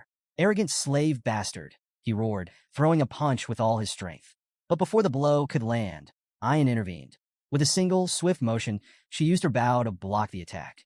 Her voice turned icy as she stared him down. Whose slave do you think you're punishing without permission? She demanded. Ahan, his face flushed with anger and embarrassment, shouted back. He insulted a Balak warrior. That demands punishment. Ayan's expression didn't waver. Pathetic, she muttered, her tone dripping with disdain. Desperate to salvage his pride, Ahan's voice took on a mocking edge. What's this, Ayan? Have you fallen for the slave? Ayan placed a hand on her head, sighing in exasperation. Her irritation was palpable. Vikir is my slave, she admitted coolly. If he's done something wrong, I'll punish him. But you? You have no right to lay a hand on him.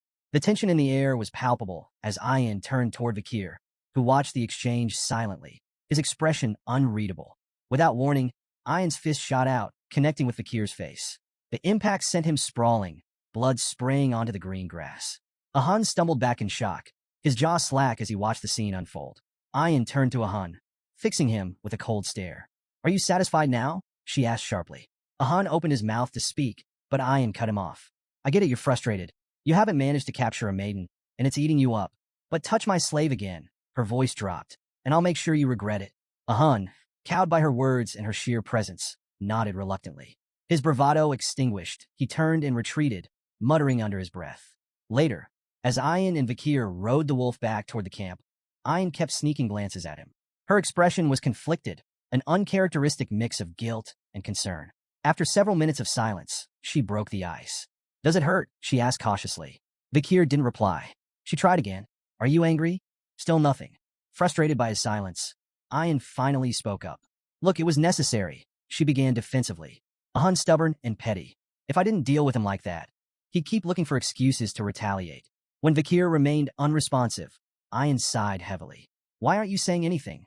Finally, Vikir spoke, his voice calm, but tinged with a hint of dry humor. It hurts?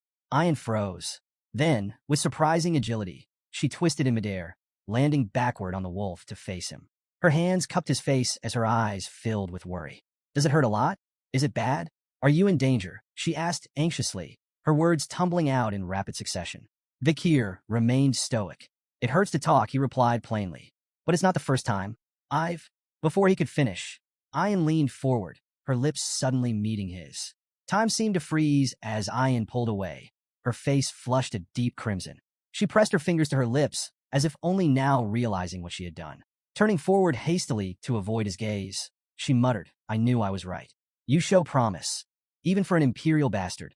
Vikir blinked, wiping his face as he tried to process the moment. His mind wandered briefly. Do barbarians usually lick each other's injuries? He wondered. The thought of spreading infection crossed his mind, though it seemed a trivial concern compared to his confusion. Ayan glanced back, her tone suddenly more composed. So, is there anything you want from me? If it's within my ability, I'll make it happen, she offered. Vikir raised an eyebrow, intrigued. Anything?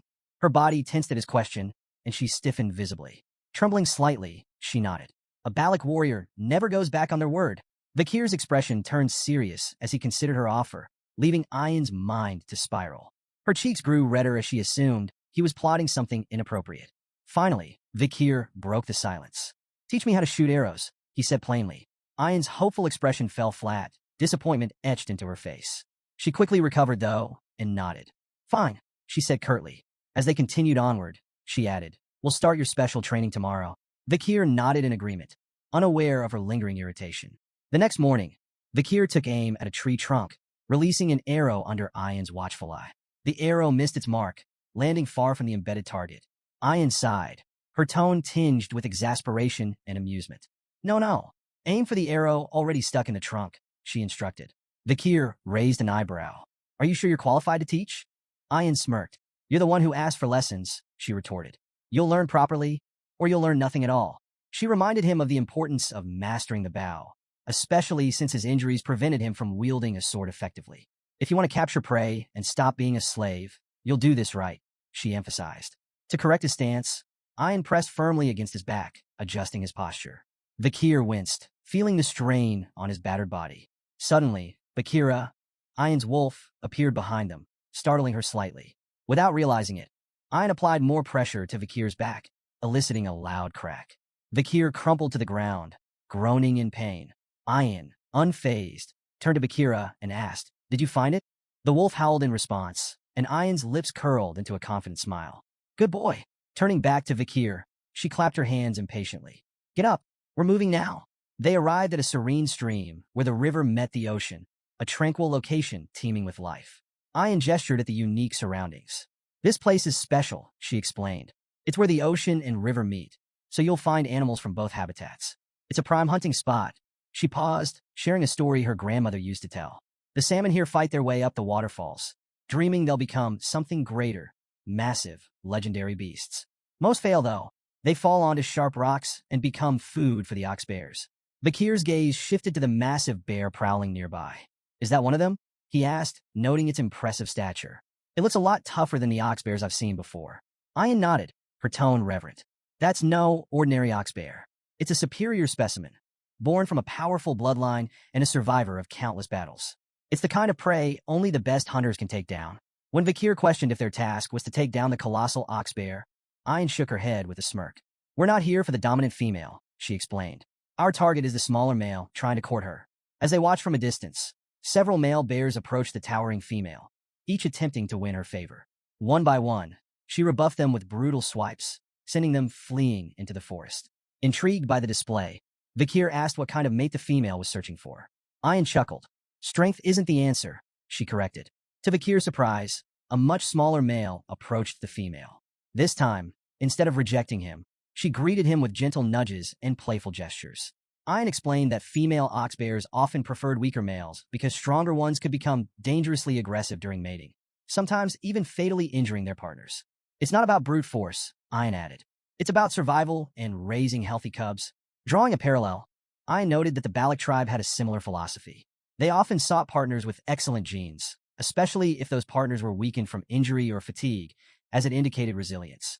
Vakir observed the pair of bears wandering off together. Ayan instructed him to wait. The female will completely drain his strength, she explained. Once he's exhausted, we'll strike. For days later, Vakir stood outside a cave, listening to the deep roars and moans of the ox bears echoing through the forest. He reflected on their strategy, leaving food for the bears to facilitate their courtship and encourage their mating ritual. Ayan approached, holding a small fruit in her hand. This fruit boosts strength temporarily, she explained, but it shortens lifespan. The clever female will avoid it. The male? He'll eat it without a second thought to keep up with her. The strategy clicked in Vakir's mind. The male's desperate attempt to impress his mate would leave him depleted, making him the perfect target. Ayan handed Vakir a bowl of soup, urging him to eat and regain his strength. As he sipped, he couldn't help but comment on the bear's remarkable stamina during their mating ritual. Ayan smirked, leaning closer.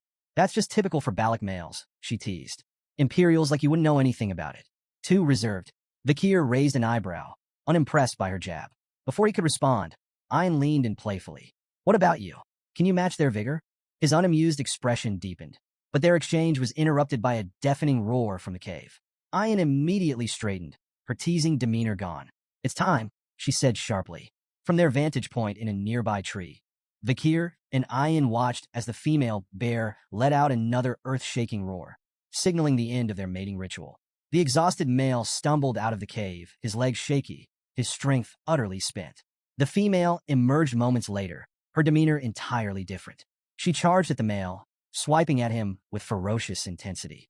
Vakir watched the aggressive display with fascination. Why does she chase him off after mating? He asked. Ayan explained, her tone matter-of-fact.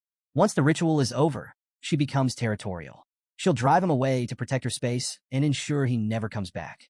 From now on, she's a predator, not a partner. Vakir couldn't help but smirk as he watched the exhausted male bear stumble forward, desperate for rest after 4 relentless days. He looks ready to collapse, Vakir observed, his tone laced with amusement. I nodded in agreement. He's completely drained. All he wants now is a safe, secluded spot to recover. That's where we'll strike. The two tracked the bear deeper into an unforgiving, icy terrain. The cold air stung Vakir's skin, the frost cutting deeper than he anticipated. He noted the bear's resilience and commented on its remarkable endurance. Ox bears aren't just brutes, Ian explained. They're smart. They know how to survive. This one came here deliberately to avoid blood-sucking insects. It's calculated, choosing its recovery spot wisely. As the chill seeped further into Vakir's body, his movements became stiffer. Though he tried to hide his discomfort, Ian noticed immediately. She paused and offered a solution. We need to share body warmth, she said, matter-of-factly. If your muscles stiffen, you'll slow us down. Vakir hesitated, reluctant to agree, but the biting cold left him little choice. With a resigned sigh, he relented and hugged Ian from behind. Caught off guard, Ian's face turned crimson. She stammered, quickly rationalizing the situation. This is just a practical decision. I have to keep you healthy. As your master, it's my responsibility. Vakir remained quiet, unsure whether to tease her or let it slide. Their awkward moment was interrupted when Bakira, Ian's wolf, stopped abruptly, his growl low and menacing. The pair froze, their focus sharpening. The tracks, Ian whispered, her tone tense. They've disappeared. Before she could finish her thought, a thunderous growl shattered the silence. The ox bear, having set a trap of its own, lunged from a hidden spot with terrifying speed. Meanwhile, back at the Balak camp, a group of barbarians gathered around a massive boar, its size so impressive it overshadowed anything else brought back that day. A female barbarian, holding 3 modestly sized rabbits, stared at the boar in awe. I thought these would be enough, she said, glancing down at her catch. But compared to that, a male barbarian stepped forward, addressing a Hun with visible admiration. This is incredible, he said, gesturing toward the boar. You've outdone yourself, a Hun. Another chimed in, suggesting that a Hun should be made the tribe's new hunting commander. Even Ian can't handle every Hun alone, he added. The group's attention shifted briefly as someone mentioned Ian's current hunt. She brought a slave with her, a female barbarian noted, her tone skeptical. I doubt they'll catch anything worthwhile. A Hun, basking in the praise, dismissed Ian's efforts entirely. That so-called slave is nothing but dead weight, he scoffed. Mark my words, they'll come back empty-handed. I bet they won't even catch a rabbit. On the other side of the forest, the ferocious male ox bear launched a sudden attack, its massive paw swinging toward Ian with devastating force. Before the blow could land, Vakir reacted swiftly, pulling her out of harm's way just in time. The bear's crushing strike missed her by mere inches, the sheer force blowing strands of her hair into the air. Both Vakir and Ian tumbled off their wolf, landing hard on the frosty ground. Vakira, the wolf, growled fiercely, leaping into action to shield its companions. Vakir quickly turned to Ian. Are you okay? He asked, his tone calm but urgent. Ian nodded, still catching her breath. Thanks to you, she admitted reluctantly. Vakir's sharp eyes assessed the situation. It's almost like it set this up, he speculated, his voice low. Did the ox bear lure us here deliberately? Ian frowned, her pride bruised but unable to deny the truth. It's too smart for a monster, she muttered. Her gaze flicked toward the bear, now snarling at them from a distance. No wonder the female picked it. Realizing there was no avoiding a direct confrontation, Ian felt a pang of inner conflict. Being rescued by her own slave, a status she had so thoroughly emphasized, pricked at her pride. But she quickly steeled herself, standing tall. Stay behind me, she commanded, her voice firm.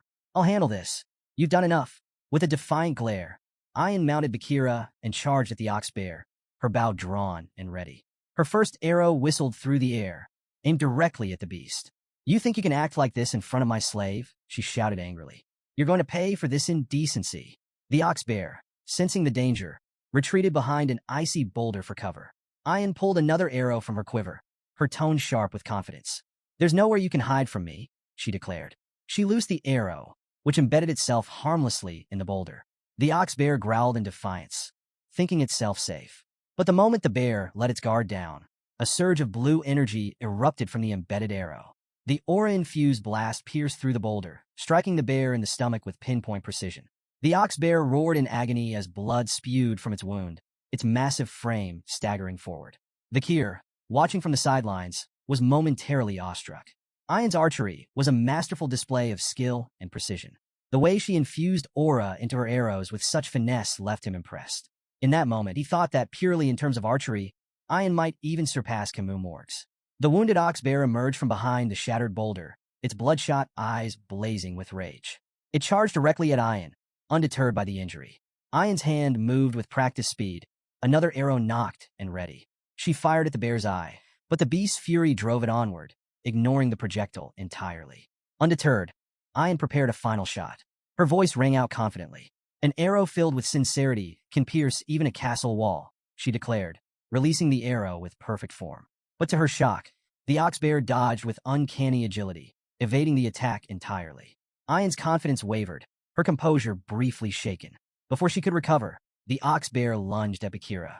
Its massive paw struck the wolf with brutal force, sending both Bakira and Ayan flying. Ayan tumbled across the ground, her body skidding to a stop as Bakir sprinted toward her, his expression grim. As Ayan lay dazed, fragments of her mother's teachings surfaced in her mind. Her mother had once told her that beasts on the brink of death could sense the killing intent of a predator, often becoming most dangerous in their final moments. Ayan now realized, too late, that she had gravely underestimated the ox bear. Confidence, bolstered by her righteous intentions, had blinded her to the peril. The ox bear, now a towering menace, advanced with drool dripping from its massive jaws. Its mouth open wide, ready to deliver a fatal bite. Paralyzed by fear, Ayan closed her eyes and braced for the inevitable. Instead of the crushing jaws of death, however, a familiar voice cut through the chaos. "Are you done demonstrating a master's dignity?" Her eyes flew open, and she saw Vikir standing before her, positioned squarely between her and the ox bear. His calm yet commanding presence sent a shiver down her spine. With a deliberate step forward, Vikir spoke with quiet confidence. "It's my turn now." Thrusting his glowing red hand toward the beast, Vikir summoned Beelzebub, the demonic blade igniting in a blaze of fiery energy. Flames infused with the power of Cerberus roared forth, engulfing the ox bear's head in a hellish inferno. The beast reared back, letting out an agonized roar as the searing heat overwhelmed it. Ayan, frozen in place, could only watch in awe. The sheer ferocity of Vikir's attack left her speechless, her heart racing at the raw display of power. The ox bear staggered, its charred form collapsing lifelessly to the ground. The battle was over. The flames subsided, revealing Vikir's frame. The intense heat had burned away the bandages covering his injuries, exposing his fully healed body, including his once bandaged eye. Ayan's cheeks flushed a deep crimson as she marveled at his strength, her gratitude and amazement impossible to hide. "You saved me again," she murmured softly, her voice barely audible over the crackling of the fire. But her joy quickly turned to concern as Vikir's expression twisted with pain. She rushed forward as he admitted, "I might have overdone it." His legs gave out, and he collapsed to the ground. "Vikir!" Ayan cried, her earlier awe replaced by panic. She knelt by his side, frantically calling his name and trying to rouse him. The memory of his unwavering determination lingered in her mind as she desperately sought a way to help him. Later that night, the Balak tribe gathered around a roaring bonfire, celebrating the success of the hunt. The tantalizing aroma of roasted meat filled the air, and a massive pot of stew bubbled cheerfully over the flames. The villagers danced and sang, their jubilant cries echoing into the night. Off to the side, Ayan and Vikir sat together, each wearing traditional Balak hats. Ayan's voice carried a mix of pride and excitement as she explained the significance of their victory. "The ox bear wasn't just any prey," she said, her chest puffed with pride. "It was both strong and intelligent, a worthy opponent. Catching it has made us the stars of this pillaging ceremony." Vikir, stoic as ever, didn't seem particularly moved by the festivities. His indifferent expression earned him a sharp glare from Ayan. "You could at least pretend to care," she huffed, crossing her arms. Her gaze shifted to the other side of the gathering, where a Hun sat glumly next to the small, sluggish boar he'd caught. The sight filled Ayan with satisfaction, and a faint smirk tugged at her lips. "That boar," she said, tilting her chin toward it. "Compared to our ox bear, it's nothing. You'd think he would have caught something more impressive, given how much he brags." Despite her playful scolding, Vikir caught the unmistakable glimmer of pride in her eyes. For the first time that evening, a faint smile flickered across his lips. Ayan turned to a Hun, her eyes practically begging for backup. "Say something, a Hun?" A Hun, clearly irritated, shoved a bowl toward Vikir, sneering. "Here, slave. Eat." Vikir glanced at the bowl's measly portion of meat and raised an eyebrow. "This is it? Why so little?" A Hun rolled his eyes, Tradition. The more honor you earn, the less you eat. You should be grateful for your honor. Ian stepped in with a smirk. In our tribe, the greatest contributor to the hunt gets the smallest share. It's a symbol of respect and selflessness. Vakir's expression remained blank. Selflessness? Sounds like a bad trait. Meat's a lot tastier than some imaginary points on the honor board. Ian laughed, clearly entertained by a Hun's growing frustration. Vakir, however, stared at his hands, deep in thought. The 600-kilogram hammer from Beelzebub lingered in his mind. Could he actually increase his weight by 600 kilograms while holding his breath? It seemed absurd. Then again, so did most of his life lately. Taking a casual sip of his soup, Vakir reflected on his recovery. Beelzebub's absorption of the ox bear hadn't just granted him new powers. It had patched him up like magic glue. Noticing Vakir's nearly empty bowl, Ian grabbed another, heaping with meat, and thrust it toward him. Here, eat. Vakir shook his head. I already had my share. A bit of meat, some blood, intestines, standard barbarian meal. I'm good. Ian pushed the bowl closer. You should eat more. Every part of the animal has a purpose. Weak eyes? Eat the eyes. Bad heart? Eat the heart. Weak limbs? The legs. That's how we grow stronger. Vakir squinted at the bowl, particularly at the coiled piece of meat bobbing in the broth. So, you're saying my insides need work? His tone dripped with sarcasm. Before Ian could answer, 3 barbarian girls approached, their presence as subtle as a thunderstorm. Commander, the first one huffed, glaring at Ian. Why are you bothering with him? The second chimed in. It's so obvious what you're doing. And the third? Why waste food on a slave? Vakir ignored the peanut gallery and took a bite. The meat was tougher than he expected, but he chewed through it. Ian's eyes lit up with excitement. Good. Now you'll be ready to fulfill your duty. Vakir stopped mid-bite. Duty? What now? I already played my part in the hunt. At dawn, Vakir found himself near a massive tree trunk, its top sliced clean off. He noticed faint scorch marks at the edges and recalled something Ian had mentioned last night. While standing at this very spot, he'd seen slabs of prime meat laid on the trunk. He questioned Ian about wasting such quality food, especially during a shortage. It's an offering, she had explained, her tone reverent. To Madam Eight Legs. It's how we asked for permission to live here. Ah yes, the village's 8-legged landlord. Vakir had taken a moment to digest this, realizing how deeply the Balak people respected and feared the creature. Now, staring at the offering site in the cool morning light, Vakir muttered, what an annoying monster. As Vakir approached his hut, a peculiar scene stopped him in his tracks. A line of barbarian girls, chattering like eager festival-goers. He blinked, trying to piece together the reason for the commotion. Was there a special event he hadn't been told about? One girl proudly announced she'd been in line since dawn. Another gloated about snagging a spot near the front. A third bragged about staying up all night to ensure a place. Amid the chatter, a few speculated about the previous day's hunt. Maybe a village woman will be chosen as Vakir's wife, one suggested starry-eyed. After all, he did take down an ox bear. Before Vakir could back away unnoticed, Ian appeared, a freshly hunted deer slung over her shoulder. Spotting the crowd, her expression soured. What's this nonsense? She barked. Go home. He's already spoken for. The girls gasped and immediately began protesting. You can't claim him just because you fed him stew, one argued. Yeah, that's unfair, another chimed in. You should have shared with us. Ian narrowed her eyes. If you're so hungry, why don't you catch something yourself? Set some traps. Prove you're worthy. The girls groaned in defeat, explaining they had tried and failed. We even went as far as the Empire's border, one muttered wistfully. But there's no one like him out there. Then keep going.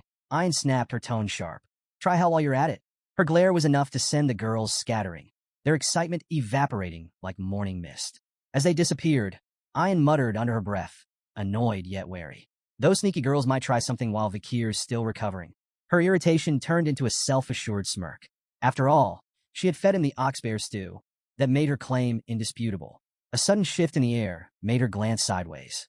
There, not 10 feet away, stood Vakir, arms crossed, watching the entire scene unfold. Ian froze. Oh, I didn't realize you were standing there, she stammered, visibly flustered. Vakir's face twisted slightly as realization dawned. So that's what I ate yesterday. Sensing his discomfort, Ian scrambled to change the subject. Anyway, my mother held a meeting with the elders last night. You'll be called before her soon as the honorable hunter. When the time comes, make sure to ask for what I'll suggest. It's important. Later, in the matriarch's tent, the atmosphere was charged with quiet reverence. On one side, the elders sat stoically. Opposite them, the younger prodigies gathered in silent awe. Vakir knelt, bowing his head respectfully. The matriarch, the famed night fox of Aquila, greeted him with a warm yet commanding nod. "You've brought great honor to our village by hunting the ox bear," she said. "Because of you, we feasted well." Vakir replied humbly, "I only did my duty." The matriarch smiled, her gaze sharp yet kind. "You've healed quickly. Proof of both your resilience and the tribe's care," she noted. As Vakir observed her, he felt a flicker of respect. Despite her reputation as a fearsome archer who had once terrorized even the Empire, she carried herself with an almost maternal warmth. He couldn't help but compare her to Hugo, both commanding figures, but her demeanor was far more approachable. The matriarch rose gracefully, her voice commanding as she addressed the gathering. "Vakir's deeds have proven his worth. From this day forward, he is no longer a slave, but a member of the Balak family." The room buzzed with a mix of murmurs and hushed whispers. While many nodded in agreement, a few elders, notably a human, the tribe's shaman and Ian's grandfather, exchanged skeptical glances. A human cleared his throat loudly, his disapproval evident. The matriarch ignored the undercurrent of dissent, her tone steady. "As a member of our family, you have earned a reward. Speak your desire." She paused, her lips curling into a teasing smile. "Perhaps a maiden to share your life? I would gladly bless such a union. Or, if that's not your interest, perhaps a loyal servant instead." Ian, standing nearby, subtly gestured to Vakir with discreet hand signs. Her message was clear. Stick to the plan. Vakir locked eyes with her briefly, before closing his own in thought. When he reopened them, his voice was calm, yet firm as he spoke. "I request to bathe in a hero's spring." A heavy silence blanketed the room. The weight of his words hung in the air like a thundercloud. The matriarch's playful demeanor vanished, replaced by a sharp, calculating expression. Her gaze bore into Vakir. "Do you understand what you're asking?" she asked, her voice cold. Before Vakir could reply, a human stood abruptly, his voice booming with anger. "Such arrogance! Do you truly believe yourself worthy of the hero's spring?" He turned to the matriarch, his tone seething. "This place is sacred, reserved for the strongest warriors of the Balak. His request is nothing but an insult." The room erupted in murmurs as other elders chimed in. One elder slammed his fist on the ground. "The hero's spring is not for outsiders. This is a privilege for our finest warriors, not some commoner." But Ian stepped forward, her voice cutting through the commotion. "Enough," she declared. "Vakir has proven himself more than worthy. None of you can deny his strength. He captured the ox bear during the pillaging ceremony, a feat even our most seasoned warriors have failed to achieve." The room quieted as her words resonated. The matriarch's piercing gaze shifted to Vakir. "Do you truly understand the significance of the hero's spring?" Without hesitation, Vakir nodded.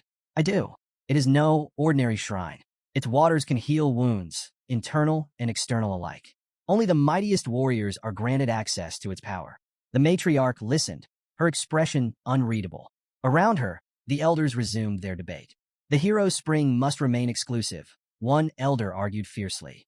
"To allow an outsider to touch its waters is to insult generations of our warriors." Another elder, however, countered, stroking his beard thoughtfully. "This could be a chance to inspire him further. If he holds such potential, granting him this honor might benefit the tribe." The arguments volleyed back and forth. Some elders feared tarnishing the spring's legacy, while others acknowledged Vakir's feats and the value of rewarding his contributions. The matriarch's expression tightened, her frustration flickering. She wanted to honor Vakir's bold request, but could feel the weight of tradition and a human's staunch opposition pressing down on her. Just then, a sudden bell rang out, cutting through the tense atmosphere like a blade. Vakir's eyes narrowed as his gaze darted toward the sound. "What's the meaning of that bell? An attack?" Ian shook her head. "No, that signals a guest's arrival, not a threat."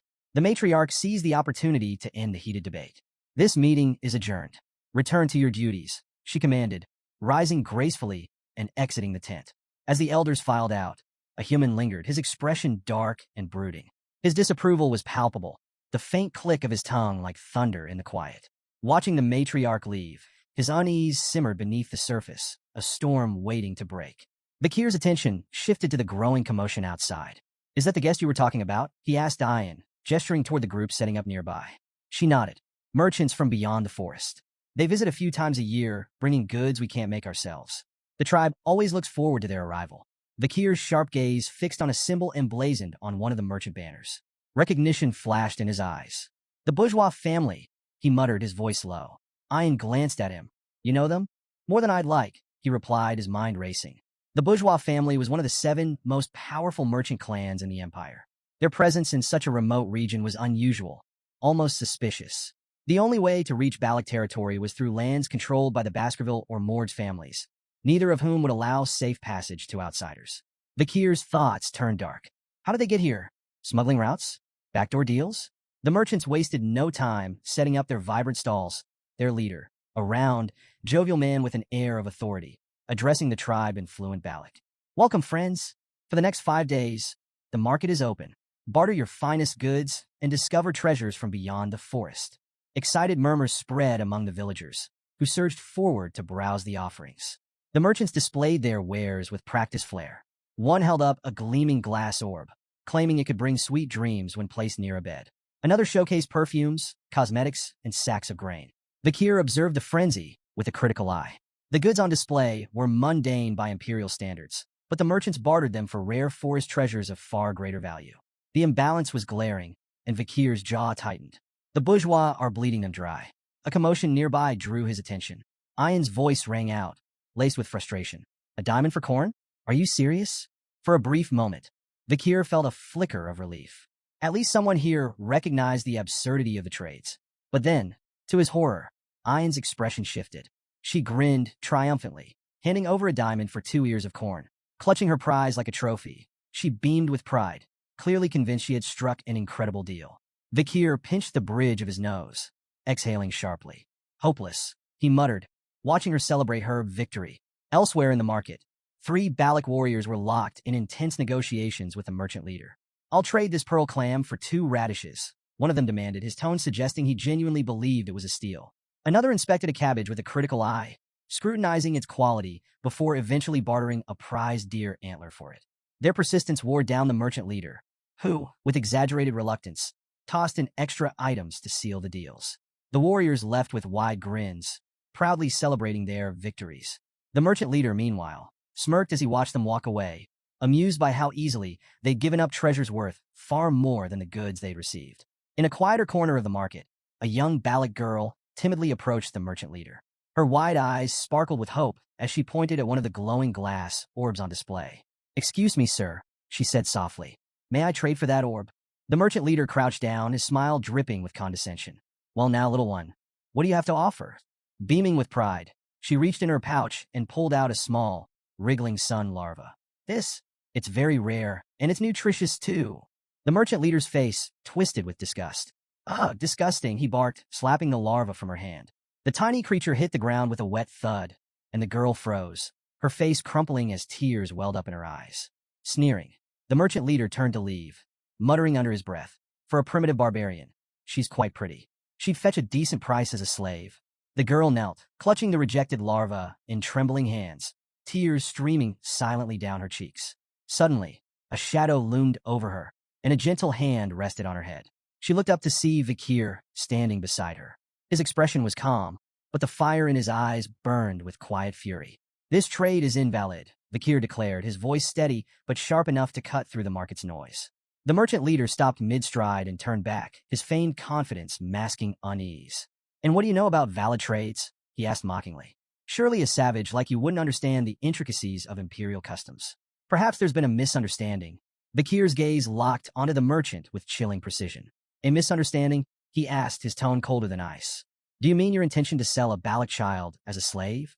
The merchant leader flinched but quickly recovered, waving his hand dismissively. Now, no need to be dramatic. These trades are sanctioned by the Balak shaman, a servant of the forest god, no less. It's not your place, boy, to question their sacred authority." Vakir ignored the merchant's bluster, taking a deliberate step forward. His voice, though calm, carried an undeniable weight. "I demand the cancellation of every trade conducted today. They are blatantly unfair." The merchant leader furrowed his brow in feigned confusion, his voice dripping with mockery. "Unfair, you say? And who made you the arbiter of fairness?" Vakir's expression remained cold, his tone sharper than steel. "Fairness is determined by market value, something your trades blatantly disregard." He stepped forward, his presence commanding, as he began dismantling the merchant's schemes piece by piece. "Take that corn you bartered. Each ear is worth 100 gold at most. Yet a diamond, worth 2 million gold, was given in exchange. And the ox-bear horn? Properly crafted into billiard balls, it would fetch no less than 1 million gold.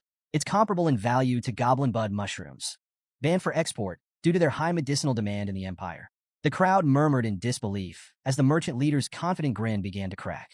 Vakir's precise breakdown of values left the merchants visibly shaken, their earlier smugness now replaced with unease.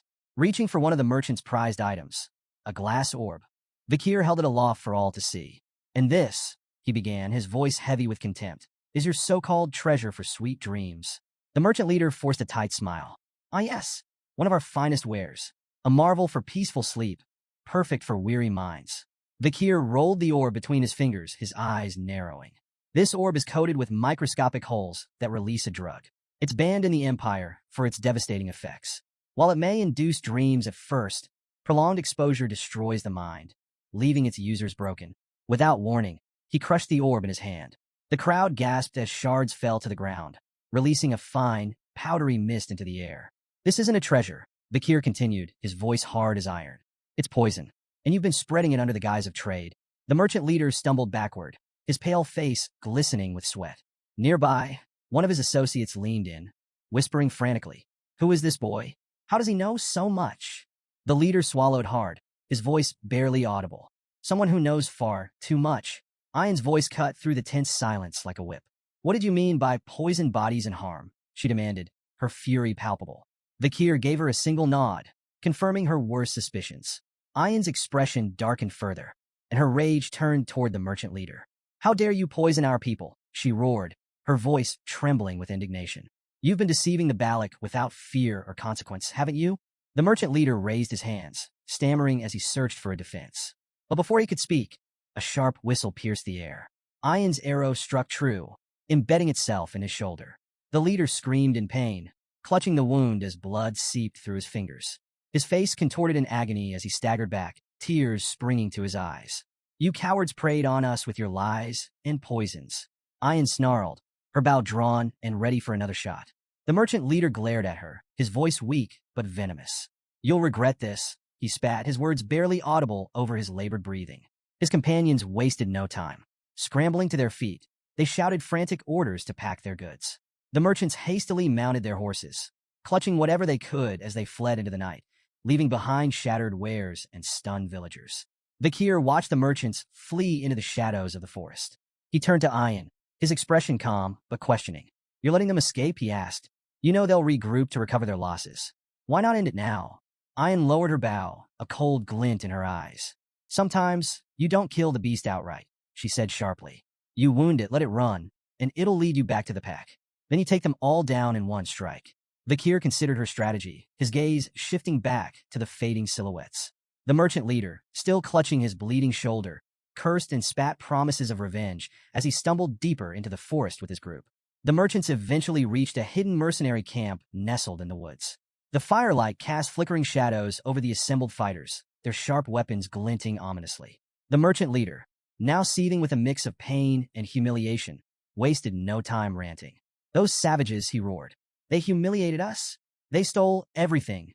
The mercenary leader leaned lazily against a tree, his piercing eyes shining in the light of the campfire. Lighting a cigarette, he smirked.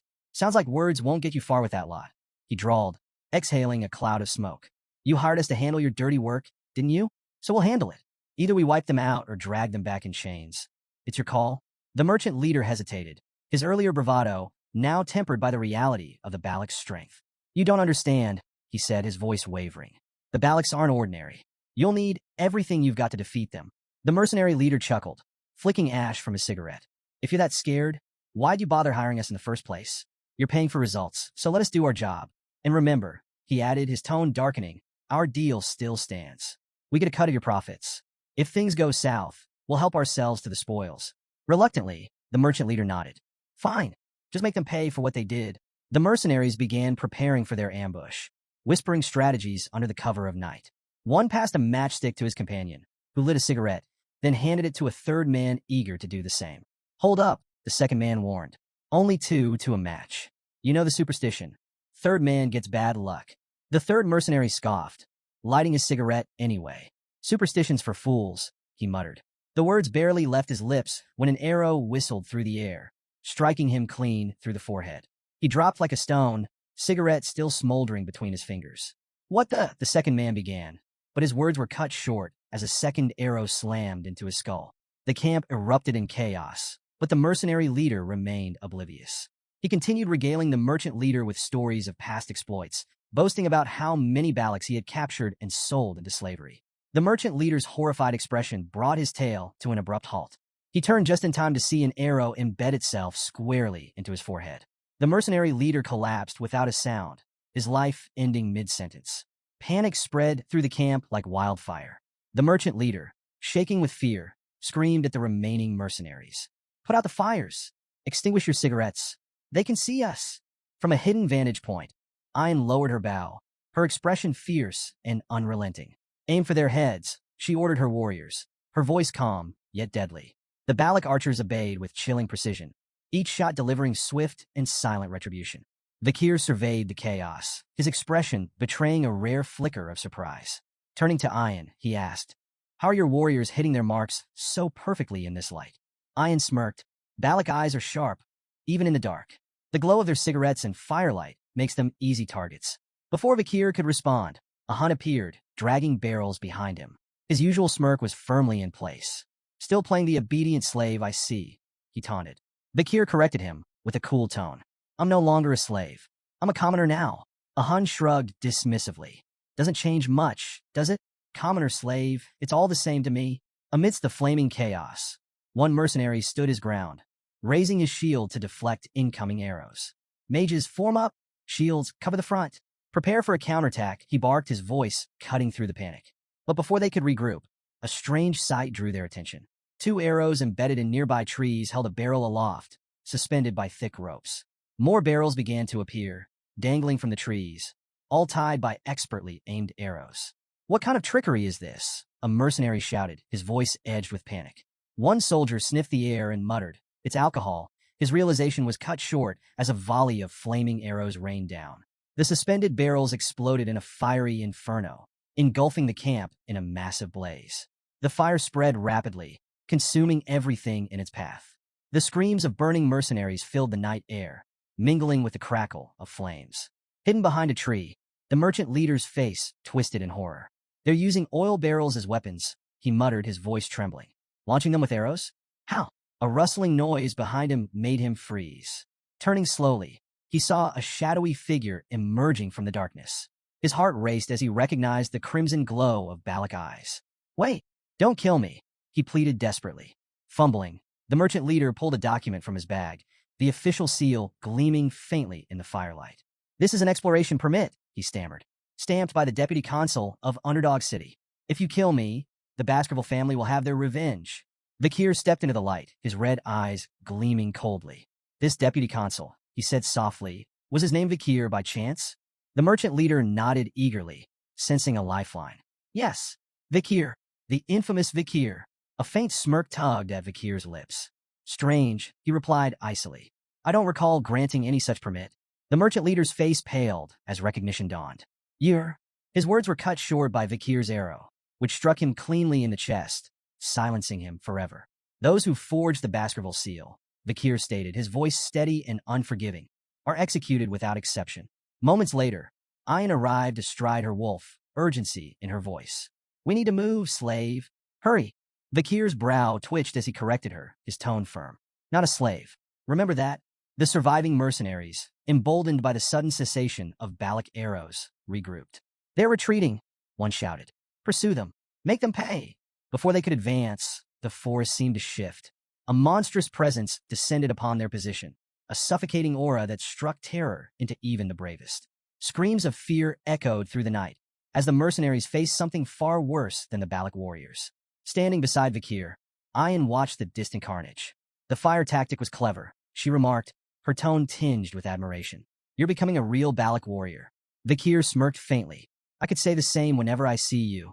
Their attention shifted to the looming shadow of Madame Eight Legs, her monstrous aura palpable even from afar. Vakir's expression hardened, his voice carrying a note of resignation. "This night just keeps getting better." Back in the village, the matriarch addressed the gathered Balak warriors with a warm smile. Placing a hand on Vakir's shoulder, she declared, "For your many achievements, resolving our food shortage, minimizing casualties with clever tactics, uncovering the truth behind the warriors' ailments, and exposing the merchant's deceit, I grant you permission to enter the hero's spring." The crowd murmured in approval as she added, Tonight's full moon marks a sacred time. Ayan, guide Vakir to the spring. Ayan stood with a cheerful, yes, mother, and led Vakir toward the sacred site. As they walked, she looped her arm around his casually, her tone light, but pointed. Did you notice a human stayed quiet back there? He was quick to blame curses for the warrior's sickness, but your discoveries? Let's just say they didn't help his reputation. Vakir's gaze drifted toward the shaman, recalling the merchant leader's words about a human being a supposed proxy of the forest god. He couldn't help but wonder how much truth there was in those claims, or how much the shaman might be hiding. That night, Vakir submerged himself in the hero's spring, letting its warmth seep into his battered body. He closed his eyes as relief washed over him. The spring's magical properties soothed his muscles, mended his bones, and purified his mana. It was leagues beyond the river Styx back in Baskerville, free of its limiting conditions. He was so absorbed in the spring's restorative effects that he almost missed Ayan slipping into the water beside him. Opening one eye, he raised a brow. The matriarch said I should bathe alone. If you're here, the spring's effect might diminish. Ayan waved off his concerns with a grin. Details. True Balacs don't bother with minor rules. Rolling his eyes, Vakir let it slide. His interest peaked when Ayan mentioned Sir Adonai, the legendary figure credited with discovering the spring. Adonai? What's his story? Ayan's tone shifted to reverence as she explained. He's the only warrior in Balac history who dared to face Madam Eightlegs head-on. The most powerful man in our legends. You should show him respect. Vakir nodded, acknowledging her words. If he stood up to that monster, he deserves honor. Ayan frowned, catching the faint trace of skepticism in his tone. I'm being serious. You're impossible to talk to sometimes. She huffed and turned away, muttering about how frustrating outsiders could be. Her irritation softened as she thought back to her mother's earlier words. The matriarch had spoken of Vakir's transformation, from a slave to a respected commoner with a growing reputation. With the hero's spring aiding his recovery, her mother had said, he might become the man he's destined to be. He wouldn't make a bad husband. Ayan's face flushed as she stole a glance at Vakir, her resolve strengthening. Today, I'm going to make him mine, she thought with determination. Breaking the silence, Ayan shifted the conversation, trying to mask her embarrassment. You know, I was aware of those merchants' shady profits, she said confidently. If you hadn't stepped in, I would have handled it myself. Vakir smirked knowingly, which only flustered her further. Her cheeks burned as she blurted, I really do know the price difference between diamonds and corn in the Empire. Curious to test her claim, Vakir asked Ayan to explain the actual exchange rate of diamonds to corn in the Empire. 20 corns per diamond, she declared confidently, only to falter at Vakir's silent stare. Quickly revising, she added, fine, 30 corns. Final answer. Vakir raised a brow before calmly revealing the truth. The staggering amount of corn one diamond could fetch. Ayan's jaw dropped. That's insane, she exclaimed, quickly clapping a hand over her mouth. Trying to save face, she mumbled, while the Empire's logic is just weird. What could they possibly need all those shiny rocks for anyway?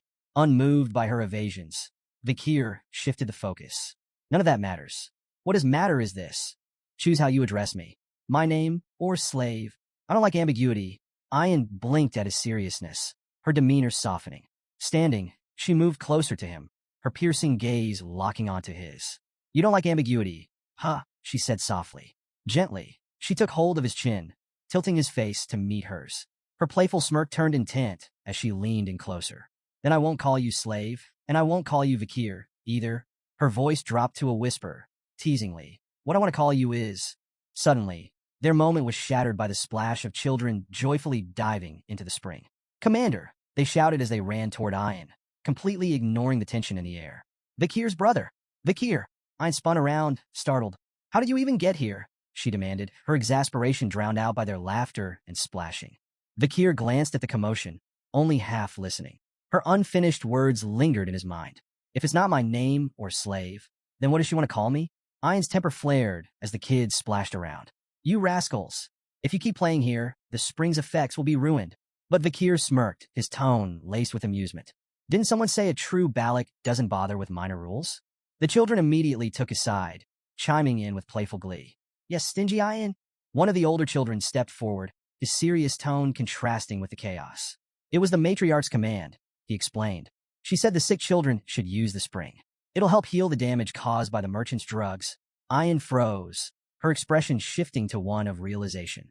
Mother planned this, she muttered, her tone exasperated. Of course she did. Nearby, a small girl shyly approached Vakir, her brother by her side. Thank you for helping my sister, the boy said, his voice filled with gratitude. The girl nodded, adding a soft, Thank you. Ahan, who had been observing the scene in silence, stepped forward hesitantly.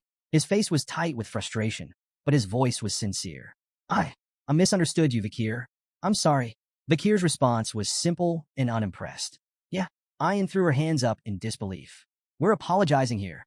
Is all you have to say? Unfazed, Vikir shrugged. Ahan's got too much anger in him. Better he learns to manage that first.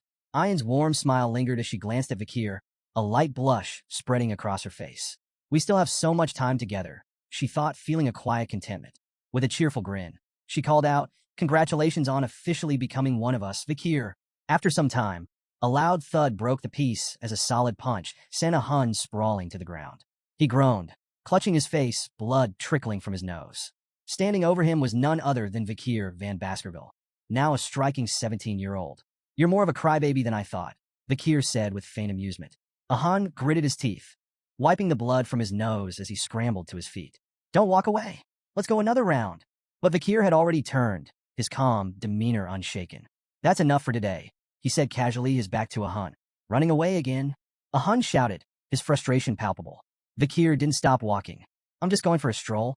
The moment Vikir left, Ahun's friends rushed to help him up. Man, he's a beast, one muttered, shaking his head. He's gotten stronger since he recovered. Another chimed in, stronger? I heard his marksmanship's on par with Commander Ayan now. The third scoffed. On par? Don't make me laugh. I could probably give him a bloody nose with one punch. Ahun surprised them by revealing the truth. You don't get it. His punch didn't even hit me. His friends blinked in confusion. What are you talking about? Ahun clenched his fists, still feeling the phantom impact. It stopped right in front of my face. The wind pressure from his punch made my nose bleed. Elsewhere, Vikir stood in front of a wall riddled with massive holes. Sweat dripped from his brow as he exhaled, his chest heaving from exertion. Finally, he muttered, the sixth technique perfected. His gaze sharpened as he assessed the destruction before him. At just 17, Vikir had mastered the six-fong technique, a feat even seasoned Baskerville swordsmen rarely achieved. Pride flickered in his eyes, but he remained grounded. The path to the pinnacle, the 10th technique, still stretched far ahead. Beyond his swordsmanship, Vikir had cultivated 6 mana circles, raising himself to the rank of a high-tier graduate. He reflected briefly on the tools and techniques that had brought him here. The river Styx's power coursing through him, the demonic sword Beelzebub in his arsenal, and the lethal skills he'd honed during his time with the Balax. With these combined strengths, Vikir knew he could now stand toe-to-toe with even the most elite graduates of the Baskerville lineage. 2 years had passed since he entered the deep forest. As he stared into the horizon, a question lingered in his mind. When my preparations are complete, will it finally be time to leave the Balax? Later, Vikir and Ayan moved through the dense forest together. Vikir crouched down, examining faint impressions in the dirt with a sharp eye. These tracks, he said, his voice steady, are from a deep forest snake Masasu. An old, massive one. Ayan nodded, her expression momentarily serious. If we catch it, Vikir continued, it'll feed the village for 4 days. As he stood and turned to her, he noticed something was off. Ayan's gaze was distant, her face clouded with thought. You seem distracted, Vikir remarked, narrowing his eyes. Something on your mind other than the hunt? Caught off guard by Vikir's question, Ayan's face flushed crimson, and she stumbled over her words. Of course not, she blurted, though her tone was anything but convincing. Desperate to change the subject, she quickly pulled a knife from her belt. Anyway, she said hastily, another hunting group wanted me to ask you about something. Vikir's brow arched, suspicion flickering in his eyes. It was clear she was dodging the conversation. Ayan held up the blade for him to inspect. They found this on an imperialist who trespassed into the forest, she explained. Do you recognize the emblem? Vikir leaned closer, his sharp gaze scanning the intricate design on the blade's hilt. His expression darkened as he nodded. I do. That emblem belongs to the Leviathan clan, one of the 7 imperial clans, alongside Baskerville. Ayan's face fell as she processed the information. We thought it might have belonged to someone from the mercenary group we took down 2 years ago, she admitted. But it looks like this is something bigger. Her tone grew heavier as she continued. There's something off about all of this. We've been finding traces of a red liquid at random locations around the headquarters. Glass bottles, shattered and discarded, always left behind by intruders who disappear before we can catch them. Vikir's eyes narrowed. What kind of red liquid? Ayan sighed. We're not sure, but it's deliberate. The hunting group did manage to capture someone once, but she hesitated, her frustration evident. They swallowed poison before we could question them. This dagger is all they left behind. She paused, studying Vikir intently. Her demeanor shifted, her voice lowering. Vikir, she asked softly, do you want to go back to your hometown? The question stopped him cold. He turned to meet her gaze, his brows furrowed. "Why are you asking me this now?" he asked, his tone steady but edged with caution. Ayan's frustration broke through as she stepped closer, her voice rising slightly. "I don't like secrets or lies, Vikir. Just tell me the truth." Before he could respond, her next words struck like a bolt of lightning. "Another imperialist entered the deep forest recently," she said, her tone grave. "I believe they're here for you." Vikir froze, his sharp composure faltering for a fraction of a second. Ayan didn't miss the flicker of shock in his expression.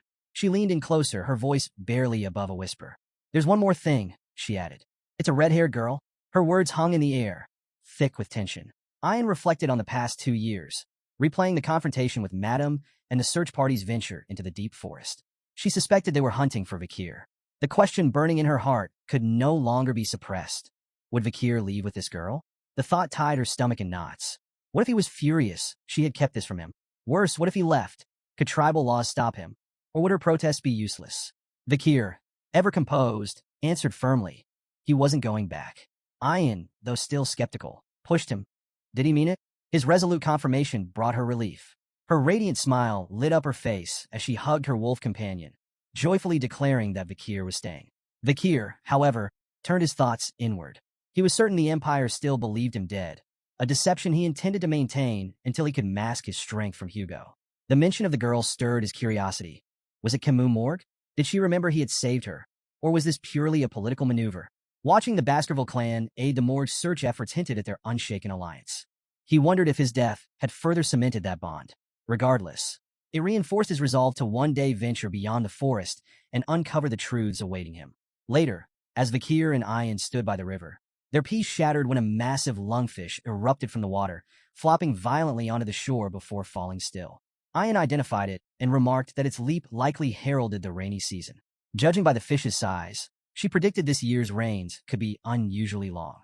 Vikir's sharp eyes caught an anomaly, an arrow embedded in the fish. Cutting it open, they were shocked to find a human skeleton clutching the arrow inside. Ayan, after a closer look, deduced it might belong to someone from the Loco tribe. Signs of resistance hinted at a struggle, even in the fish's belly. This confused her. Lungfish typically scavenged only the dead. Vikir speculated the person was so weakened the fish mistook them for a corpse. Ayan questioned what could drive someone so frail to risk such dangers, and Vikir suggested desperation. Perhaps the Loco tribe faced grave circumstances. This, he said, demanded deeper investigation. Their trek into the forest uncovered a chilling sight, a clearing strewn with corpses. Ayan gasped, horrified. "Are all the Loco warriors dead?" she whispered, her voice trembling. Struggling to process the carnage, she watched as Vikir crouched to inspect the remains. His keen observation revealed grim signs: vomiting, diarrhea, and red spots on the bodies. The horrifying possibility struck him. This could be a deadly disease. The implications were staggering, and both Vikir and Ayan felt the oppressive weight of a tragedy unfolding within the forest depths. As Ayan and Vikir neared the Loco village, an unsettling silence loomed over them. It was well past mealtime, yet no smoke curled from cooking fires. The eerie stillness gnawed at their nerves as they pushed deeper in. Overgrown weeds choked the paths, and there wasn't a single sign of life. Ayan hesitated. Maybe they relocated, she suggested, though her voice lacked conviction. But before Vikir could respond, she yanked back the curtain of a tent and immediately recoiled. A swarm of flies buzzed out, revealing a lifeless, rotting corpse inside. "Vikir!" she shouted, alarmed. Vikir, already searching, had found another body nearby. His mind churned with grim recognition. Before his regression, a deadly plague, the Red Death, had ravaged these lands. Victims suffered red blotches, violent vomiting, and agonizing pain before succumbing to a slow, excruciating demise. The disease had spread so viciously it even reached the Empire, leaving devastation in its wake. Ayan's face paled. "We need to leave. This village is cursed." Vikir, unfazed, corrected her. "It's not a curse. It's an infectious disease." "That's even worse," she snapped. He reassured her that it wasn't highly contagious, though she didn't look convinced. Hesitantly, she asked, "Are you sure it's not a curse?" "If you're scared, leave," he replied, his tone indifferent. Ayan's expression darkened. "What if you die?" Vikir shrugged. "Then I die." She gaped at him. "How can you say that so casually?" Vikir ignored her outrage, analyzing the scene instead. Not all the Loco people were dead. The village looked abandoned rather than exterminated. It seemed the survivors had fled, leaving behind the sick and dying. He decided to check the barracks for supplies. Find a safer spot and wait, he advised. Fuming at his cold attitude, Ayan turned to leave, only to freeze mid-step. Her eyes widened in horror, her face drained of color. Then she screamed. Vikir spun around, alarmed, and saw her on the ground, shaking violently. Ayan, she pointed ahead, her voice breaking. TT the curse. Run, Vikir. Now. A small figure stood in the distance. Ayan, paralyzed with fear, begged him to flee. If you run, I'll follow. I swear. Just don't go near it. But as she tried to stand, she cried out again, clutching her leg in pain. A cramp. Vikir ignored her panic and approached the figure. It was a little girl, no older than 5. She wasn't loco, that much was clear. She stood near a small pile of stones, a wilted flower resting atop them, a grave. She had been mourning someone. Kneeling, Vikir met her eyes. Who are you? The child hesitated before responding with 3 chilling words. Loco slave. Kitchen maid? Ayan gasped audibly, but Vikir remained calm, studying her. She had been a servant, enslaved by the Loco tribe. What's your name, he asked. The girl hesitated again before softly replying. Pomerian. Vikir's eyes narrowed. The name sounded imperial. Was she a kidnapped noble? Then she completed her introduction, words that sent a shock through his entire body. Pomerian Le Baskerville. Vikir froze. Within the Baskerville clan, middle names carried immense weight. The extended family bore Van, but Lum was exclusive to those of direct lineage, reserved for male heirs. In the rare case of female descendants, they too carried the name Le. That meant Pomerian was a direct descendant of Hugo Baskerville. Ayan's voice cut through his spiraling thoughts. She pointed at the pendant hanging from Pomerian's neck, its etching unmistakable, the Baskerville crest. Vikir seized the pendant, startling the girl, who clutched it protectively. Ignoring her reaction, he flipped it open. His blood boiled. Inside was a portrait of Hugo. A storm of emotions surged through him. Rage, confusion, disbelief. His grip on the pendant tightened as he turned to the trembling child. Where did you get this? His voice was sharp, demanding. Pomerian flinched, holding the pendant closer to her chest. Ayan quickly intervened. You're scaring her, she said, stepping between them. Try smiling. Vikir exhaled sharply. He was losing control. After a deep breath, he forced a smile. The result was so unnatural that Ayan actually looked impressed. Kneeling, he spoke again, this time softer. Who are they? He asked, pointing to the images inside the pendant. Pomerian hesitated before responding. My mother, grandmother, and grandfather. Vikir's mind raced. He recalled something Butler Barrymore, the longtime Baskerville butler, had once said about Hugo's past. Before becoming the cold, ruthless tyrant of the Baskerville clan, Hugo had been a devoted husband to his first wife, Roxana, and a loving father to their only daughter, Penelope. But tragedy struck when barbarians kidnapped Penelope. Desperate, Hugo moved the entire Baskerville clan to the remote Lenore Mountains, near barbarian lands, and sent out countless hounds in search of her. Yet no trace of Penelope was ever found. Her loss shattered him. The once devoted father became the infamous executioner of the empire, a man who hated barbarians with an unquenchable fury. At the time, Vikir had dismissed the story as a tragic legend. But now, the truth stood before him. Pomerian was Penelope's daughter, which meant she was Hugo Baskerville's granddaughter. The irony was almost poetic. Hugo, the man who despised barbarians more than anything, had a half-barbarian granddaughter. Vikir smirked. He could only imagine Hugo's face when he learned the truth. But that was a problem for later. For now, he ruffled Pomerian's hair. You've been through a lot, haven't you? He said gently. The girl studied him, uncertain. Then, with quiet fascination, she whispered, Your hair and eyes, they look like my mother's. Vikir chuckled. All Baskerville hounds tend to look alike. He smirked and added, Guess that makes me your uncle. Pomerian's eyes widened. Uncle, a memory flickered in her mind. Mother told me, if I ever saw someone with red eyes, I should follow them. Vikir arched a brow. Oh, and what do you think? Pomerian hesitated. Then, with sudden determination, she clung to him. I'll go with you. And just like that, 2 stragglers of the iron-blooded sword clan crossed paths, bound by fate. The next morning, Pomerian peeked out from the tent, rubbing her sleepy eyes. Spotting Vikir preparing to leave, she immediately trotted over. Where are you going? Vikir slung his weapon over his back. A meeting. The clan's matriarch called for it. Without hesitation, Pomerian ran up to him, arms outstretched. I'm coming too. Before he could refuse, she climbed into his arms, clinging to him like a stubborn little monkey.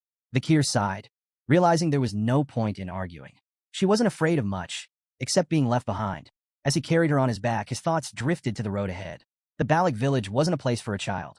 She needed safety, civilization, A home far from Hugo's grasp. This wasn't just his fight anymore. He had someone to protect. His resolve hardened. He needed help. First, he'd see the matriarch. Then, he'd find Chihuahua and make arrangements to leave the forest for good. Inside the matriarch's tent, the atmosphere was tense. The matriarch's weary eyes scanned the gathered elders and shamans as she addressed the growing crisis. The disease is spreading, she said gravely. If the rainy season begins while it persists, the consequences will be catastrophic. The shaman scoffed. This is no disease. It's a curse.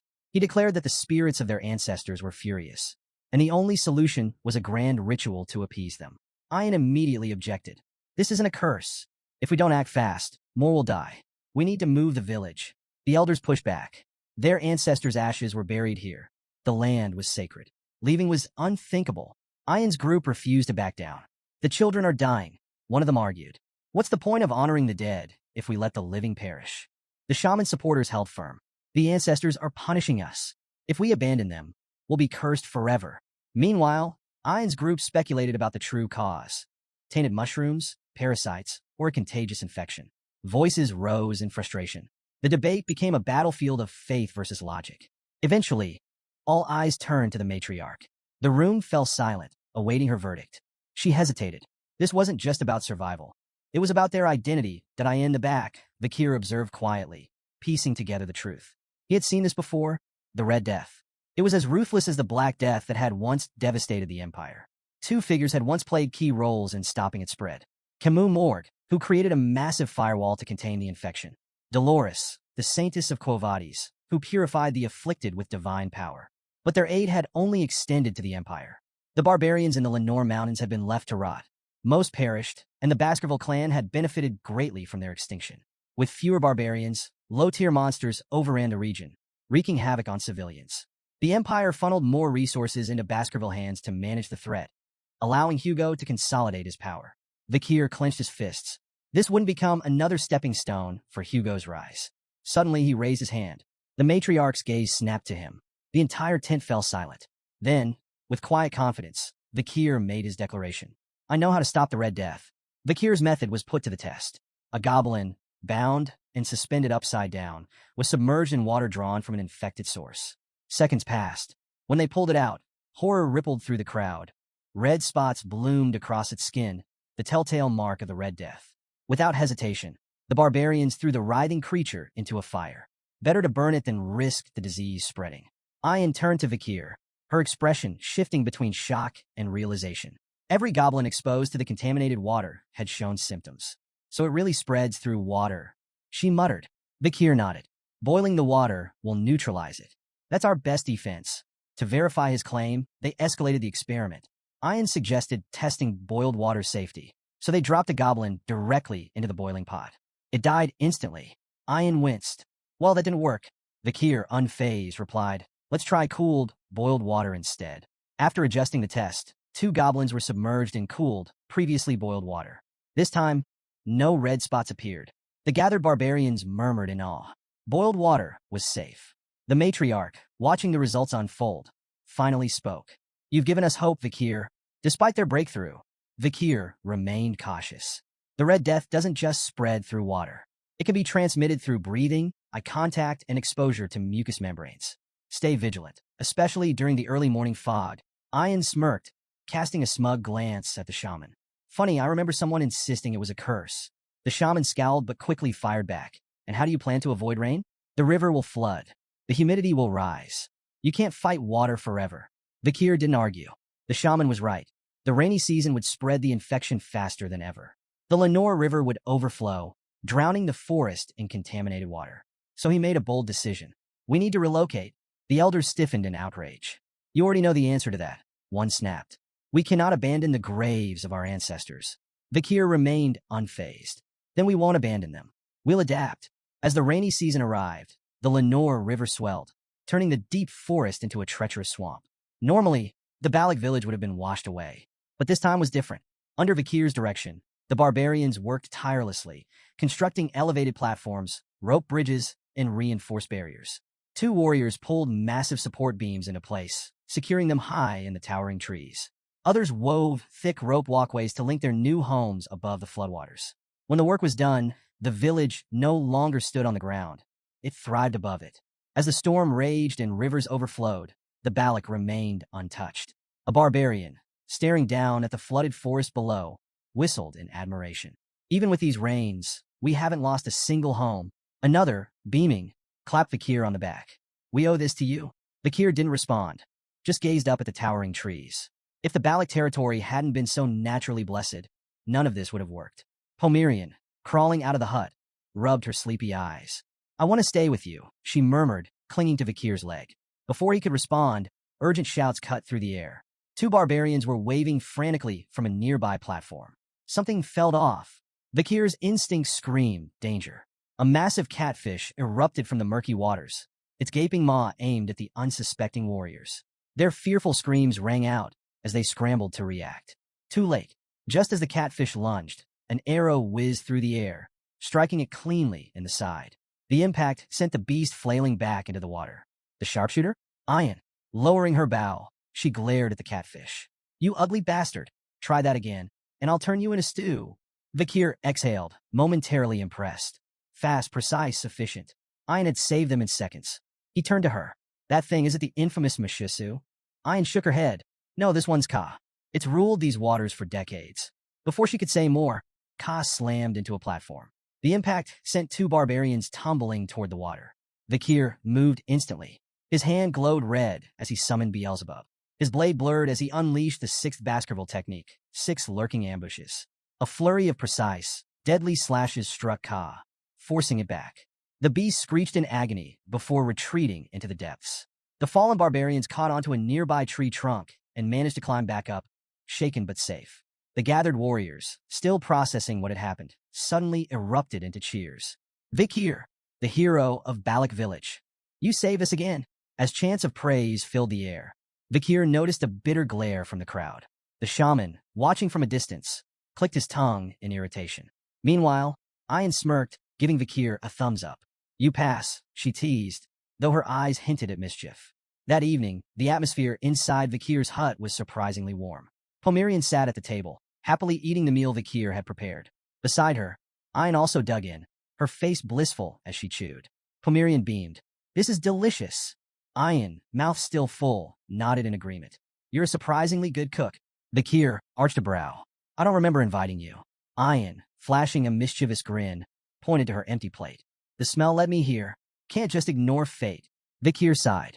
I didn't make enough for you. Ian shrugged. What belongs to the slave belongs to the master. Vakir scowled. I'm not a slave. She waved him off, clearly enjoying herself. Pomerian, watching their playful exchange, suddenly tilted her head.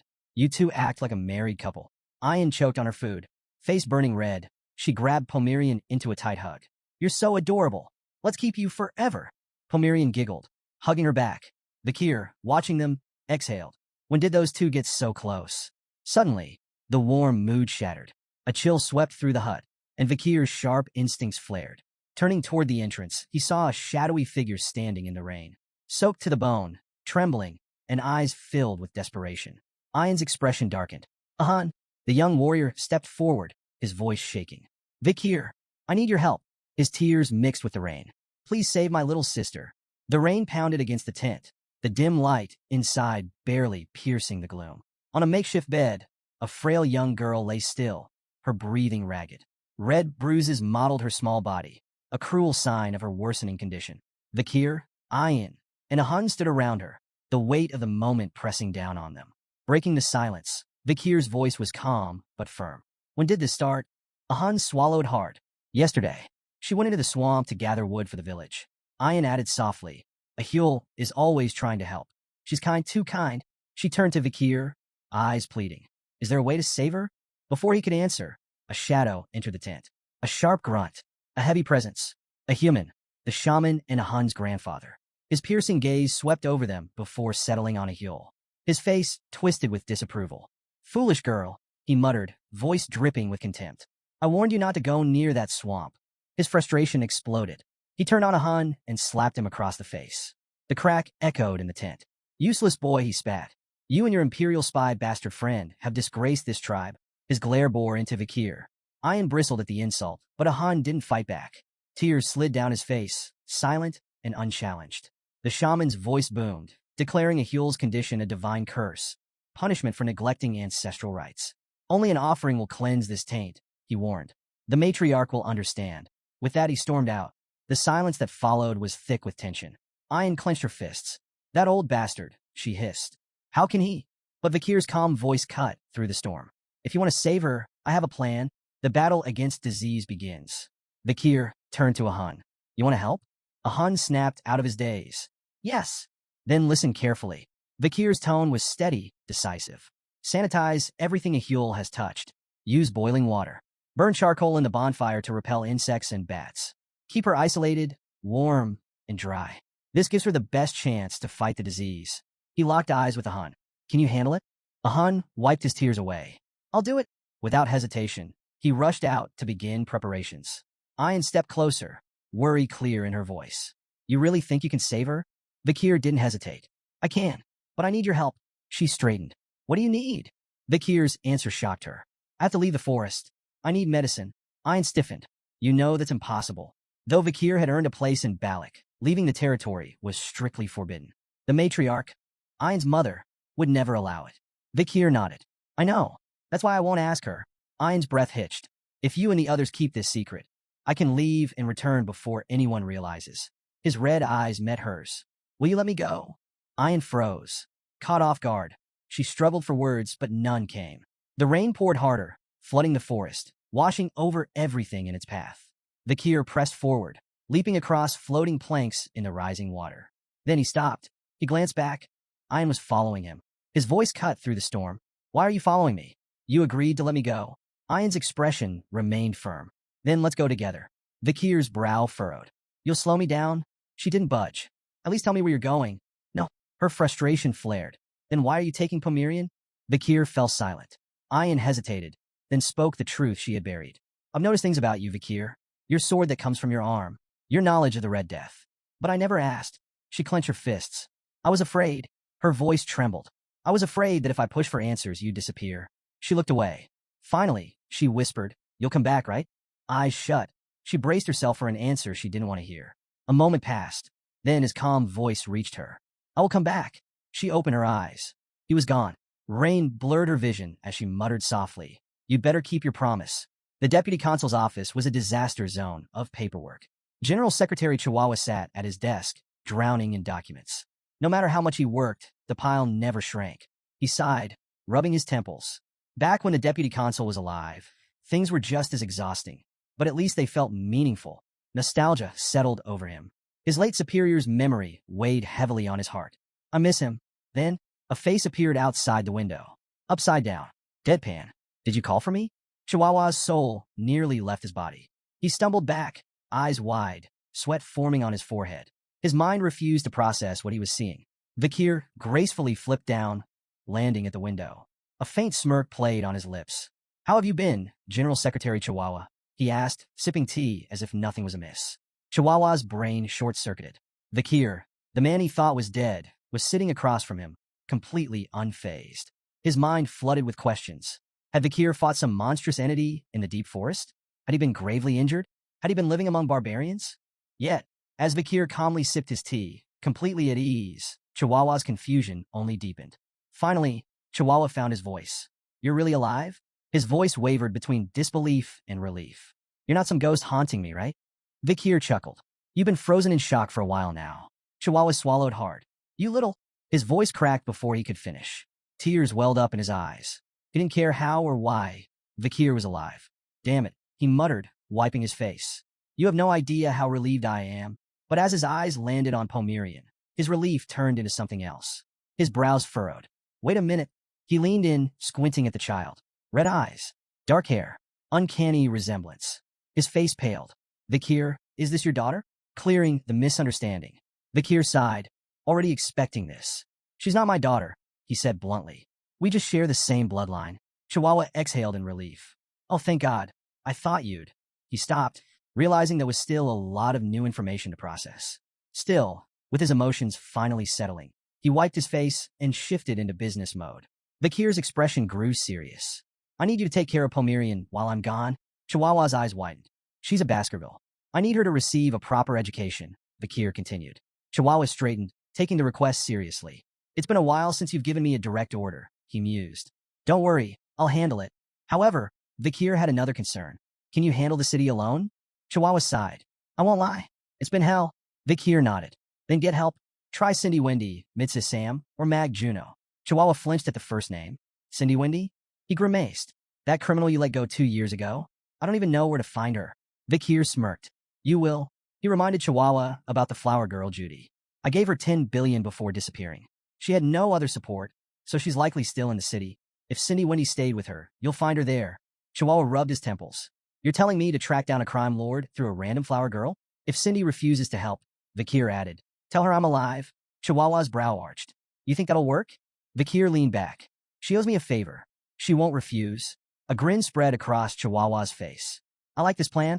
A promise left unfulfilled. As the conversation wrapped up, Chihuahua hesitated. When will you be back? Vikir gave a faint smile. When my mission is done. He turned to the rainy city skyline, deep in thought. There was still a promise he needed to keep. And if his hunch was correct, the cure for the Red Death could be found with just a single drop of holy water from a certain clan. Pomerian stirred awake, blinking groggily. Then, spotting Chihuahua's beard, she reached out and tugged. Ow! Ow! Hey! Chihuahua yelped, flailing in surprise. Pomerian giggled, unfazed. Vikir, standing near the window, barely glanced back. His mind was already elsewhere. His next destination was set, the holy city of Quo Vadis. At the gates of St. Mecca, 2 guards stood watch, their spears crossed in vigilance. From the distance, a carriage rumbled forward. The driver, Sir Joseph, was a familiar face, the manager of the first-floor oil shop. State your cargo, one guard ordered. Joseph sighed dramatically, waving a document. Oil, as usual. The guards weren't convinced. One stepped forward. We need to inspect the barrels. Joseph's jaw clenched. You see me every week. Do we really need to? Orders from higher up. A bead of sweat slid down Joseph's temple. As the guards moved to open a barrel, he silently prayed. Please, not that one. Fate was cruel. The guard picked the worst possible barrel. Joseph held his breath as the lid creaked open. Oil. Nothing but thick black oil. The guard, satisfied, closed the barrel. You're clear. Joseph exhaled, barely suppressing his relief. Welcome to St. Mecca. Move along. As the carriage rolled into the city, Joseph made his way to a secluded alley. Glancing over his shoulder, he checked the barrels once more. Then, in a low whisper, he murmured, It's safe. A shadow emerges. A metallic clink rang through the silence. Joseph's heart nearly stopped. The same barrel the guards had inspected suddenly lurched. The dented lid clattered to the ground. And from inside, a figure slowly emerged. Drenched in oil, face hidden beneath a crow mask. Completely silent. Joseph swallowed hard. His voice shook. See, can I leave now? He stammered. I did what you asked. The crow-masked figure tilted its head. Then, in a voice that sent chills down Joseph's spine, Wait. Joseph froze. The figure handed him a bag. Inside were 3 tokens, ox, bear, and canine. Joseph's relief was immediate. Thank you, he stuttered. But the mysterious figure was already gone, disappearing into the alley shadows. Joseph stood there, still gripping the bag. Then, a thought crept into his mind.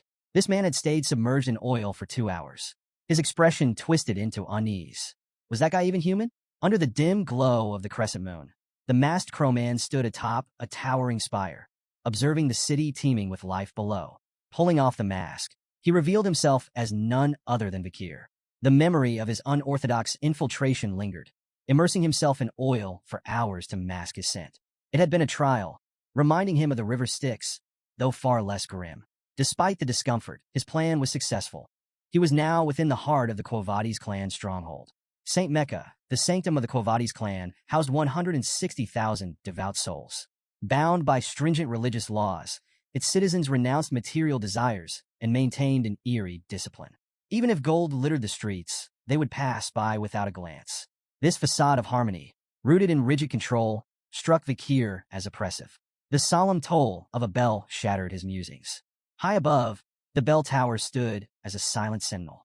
At its signal, the bustling city froze. Citizens halted mid-stride, bowed their heads, and shut their eyes in unison, uttering prayers as the air grew heavy with reverence. Their white garments seemed to glow in the evening light, a sea of purity that hid any individual expression. Weaving through the immobile crowd, Vikir felt like a shadow slipping between statues, his mind preoccupied with the suffocating devotion that gripped this city. As darkness fell, he approached a secluded well. From his jacket, he produced a small glass vial, its contents ominously swirling under the moonlight. Tipping it into the well, he released the bacteria responsible for the Red Death. It was a calculated gamble. In a city as devout and disciplined as St. Mecca, the outbreak would force authorities into swift containment, avoiding a catastrophic death toll. The Red Death's chaos, however, would sow the seeds of distrust and division. The sound of soft footsteps jolted him from his task. 3 children stood a short distance away, their wide eyes fixed on him. Whispering among themselves, they debated whether to approach or run. Vikir's sharp gaze pinned them in place, and a cold fear crept over them. "Stay away from the well," he commanded, his voice low and foreboding. "It's cursed. Anyone who drinks from it will be claimed by death." The children's faces turned pale, and with a shared scream, they bolted into the night, convinced they'd encountered a ghostly specter. Satisfied they wouldn't return, Vikir added a theatrical touch. He hurled a dagger near the well, murmuring that it bore the marks of the Leviathan clan, known for their mastery of poisons and treachery. As the blade lodged into the ground, Vikir's mind raced. The Leviathan clan's presence in the spread of the Red Death was plausible. Their enmity with the Quo Vadis clan made them prime suspects, and the resulting blame could ignite tensions into a full-blown war. A slow grin crept across his face. The board was set, and the first pieces were moving. With his groundwork laid, Vikir turned his attention to his next objective. The hour was near for the city's sacred ritual involving holy water. His destination? A meeting with Saintess Dolores herself. Under the pale moonlight, a grand mansion shimmered like a beacon, drawing hopeful souls to its gates. A restless crowd gathered, their voices a chorus of desperation and reverence. Rumors swirled. Within these walls resided the Saintess, a healer of miracles. The sick, the wounded, and the desperate all yearned for her divine touch. Suddenly, a calm yet commanding voice echoed from within. "Why have you come at this hour?" The crowd hushed instantly, recognizing the voice of the Saintess. A ripple of excitement spread as nobles and merchants pushed forward, each eager to flaunt their wealth and influence, hoping to secure an audience. A young noble from the Dortsmile region, heir to the Jonathan clan, boasted of his family's military prowess and ties to the Alphonse clan. Another man, an overseer of the Ibsen Guild, flaunted his control over lucrative trade routes, proudly name-dropping Count Boston Le Baskerville. But the grandest offer came from an aging noble who, in desperation, promised a granary, a beachfront villa, and even an exclusive fleet of carriages, all in exchange for her blessings. But the Saintess remained unmoved. Her voice, unwavering, dismissed them. "Wealth and status do not grant you the right to disturb me." Disheartened but obedient, the crowd gradually dispersed into the night. Yet one figure remained. Vikir. The glow of his crow mask shimmered under the moonlight as he stood in quiet contemplation. Memories resurfaced, visions of the Saintess in his past life. On a battlefield soaked in blood, she had walked among the wounded, her pristine white robes stained crimson, yet her divine light never wavered. Unlike the nobles who sought her favor now, she had always despised wealth and power, standing apart from the corruption that plagued the elite. Then, her voice broke through his thoughts once more. "You, who are you?" Vikir knelt, his voice steady yet reverent. "I am but a lost lamb seeking guidance." A pause. Then, with a slow creak, the door opened, and golden light poured out, illuminating the darkness. "Enter," she commanded. Stepping inside, Vikir was met with a breathtaking sight. The grand hall glowed with a warm, celestial radiance. At its center, an ornate fountain stood, adorned with an angelic statue, its water shimmering like liquid gold. The Saintess's voice resonated from the fountain itself. "Tell me, lost one, how did you lose your way?" For a brief moment, Vikir considered the possibility that the Saintess would refuse to meet him in person. Given his masked appearance, it wasn't an unreasonable assumption. Still, he remained composed and carefully placed a leather pouch on the fountain's edge. "The slums are plagued by an epidemic," he stated plainly. "This water, it's tainted with a dark energy." He stepped back, waiting. If the Saintess truly possessed divine power, she would sense the malevolence within. But the chamber remained eerily silent. Then her voice cut through the air like a blade. "You lie." The accusation barely settled before the chamber filled with the sound of approaching footsteps. Knights emerged from the upper level, positioning themselves like sentinels above him. The atmosphere turned heavy, their leader stepping forward with an air of cold authority. "Your words are far too bold for someone claiming to be a lost lamb," he remarked, his gaze sharp. "Who are you really?" Vikir remained silent, but recognition flickered in his eyes. Pietro Quo Vadis, an old comrade from his past life, known for his unshakable sense of justice and ruthlessness in pursuit of it. Pietro had mastered interrogation techniques so brutal that demons might have taken notes. Vakir himself had learned a thing or two from him, enough to break the infamous 7 young masters of Underdog City. Finally, Vakir spoke. I didn't expect to see you here. Pietro's eyes narrowed, but he showed no sign of familiarity. Instead, he acknowledged the epidemic report with skepticism. And yet, here you stand, masked like a thief in the night, he countered. Remove it. Show your face. That is the proper way to meet the Saintess. Vakir ignored the demand and turned toward the exit. My task is done, he said, moving to leave. A blur. Something sliced past him, grazing his mask before embedding into the ground. Vakir halted, his eyes flicking to Pietro, who now held an open book in his hand. His voice was calm, but firm. I can't let someone so suspicious walk away. Vakir's mind raced. The attack, it wasn't just paper. Pietro had infused the scripture itself with divine energy, turning sacred verses into weapons. The ingenuity of it intrigued him. Holy pages as projectiles? Now that's creative. Before he could dwell on it further, Pietro moved. In one fluid motion, he leapt from the upper floor, landing directly in Vakir's path. These pouches of tainted water, Pietro said, eyes locked onto him. You could be the one spreading the disease. Vakir let out a low chuckle. If that were true, why would I report it? Pietro remained unfazed. A smokescreen, a way to lure the Saintess out. Vakir kept his face unreadable, but inwardly, he had to admit, Pietro wasn't wrong. Without warning, another flurry of scripture-infused pages shot toward him. Vakir moved instantly, twisting through the assault with precise, calculated steps. Pages cut through the air, glowing with divine radiance, yet not a single one touched him. He landed lightly on the opposite side of the chamber, his eyes assessing Pietro. Fast, tactical, as sharp as ever. He considered activating his aura to shift the battle in his favor. But the moment he did, the truth would be undeniable. He was a Baskerville. And that wasn't a secret he was willing to reveal. Not yet. Vakir saw an opening and took it. Launching off the wall, he propelled himself forward, his foot swinging in a powerful kick aimed straight at Pietro. The knight barely had time to raise his arm guard, reinforced with his holy book as a shield. The impact sent a shockwave through the floor, cracking the stone beneath him. Pietro staggered, his eyes widening in disbelief. That strength! How does he have such monstrous power in such a small frame? But Vakir wasn't done. Using the rebound, he pushed off Pietro's guard and flipped backward, landing gracefully. He smirked. 600 kilogram stability. A technique he had developed 2 years ago after taking down the legendary oxbear. This was its first real test in battle, and judging by the cracked floor and Pietro's shaken stance, it worked beautifully. Not giving Pietro a chance to recover, Vakir shot forward, unleashing a relentless barrage of punches. Pietro blocked with his book, deflecting the blows, but the sheer speed and force behind them made it impossible to counter. Pietro clenched his jaw. This lost lamb isn't weak at all.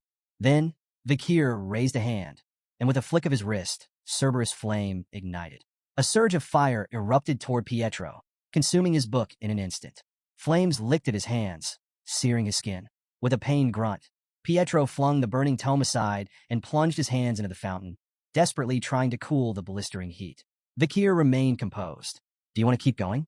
Pietro, despite his obvious pain, wasn't ready to back down. Gritting his teeth, he lunged forward. You use sorcery. You stand against the divine. Vakir sighed. Then, without hesitation, he kicked the burning book straight at Pietro's face. The knight recoiled, momentarily blinded. That was the opening. Vakir moved like a shadow, closing the distance instantly. His fist slammed into Pietro's chest with devastating force. A sickening crack echoed through the room as Pietro's armor shattered. The sheer impact sent him hurtling backward, crashing into the grand fountain.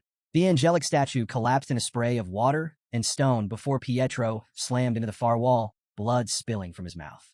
Silence. The knights above stared in frozen disbelief. One whispered, "Is this a dream?" Another stammered, "Pietro lost?" The fallen knight lay crumpled amidst the rubble, his breath ragged.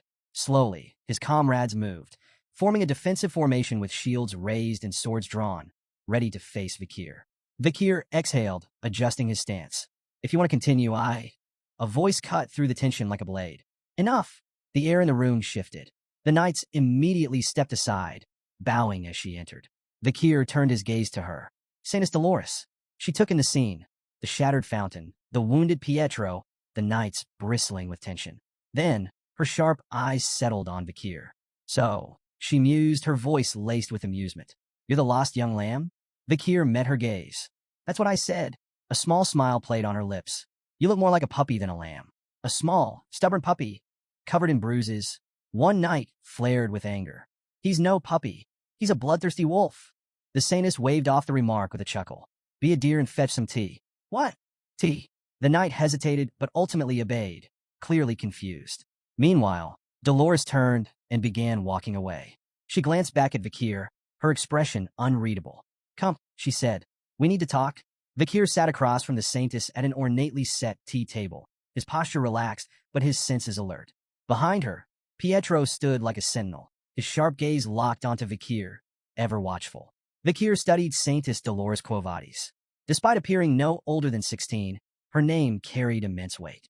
During the war against demons, she had worked tirelessly on the front lines, healing the wounded when all seemed lost. To soldiers and marshals alike, she was a beacon of hope, a symbol of compassion in an age of despair. Even Vikir, hardened by battle, had once regarded her with a degree of reverence. Then, unexpectedly, she sighed. I've been really stressed lately. Vikir blinked. That was not what he expected. The saintess continued, seemingly unfazed by his silence. I just got back from the Imperial Academy of Colosso.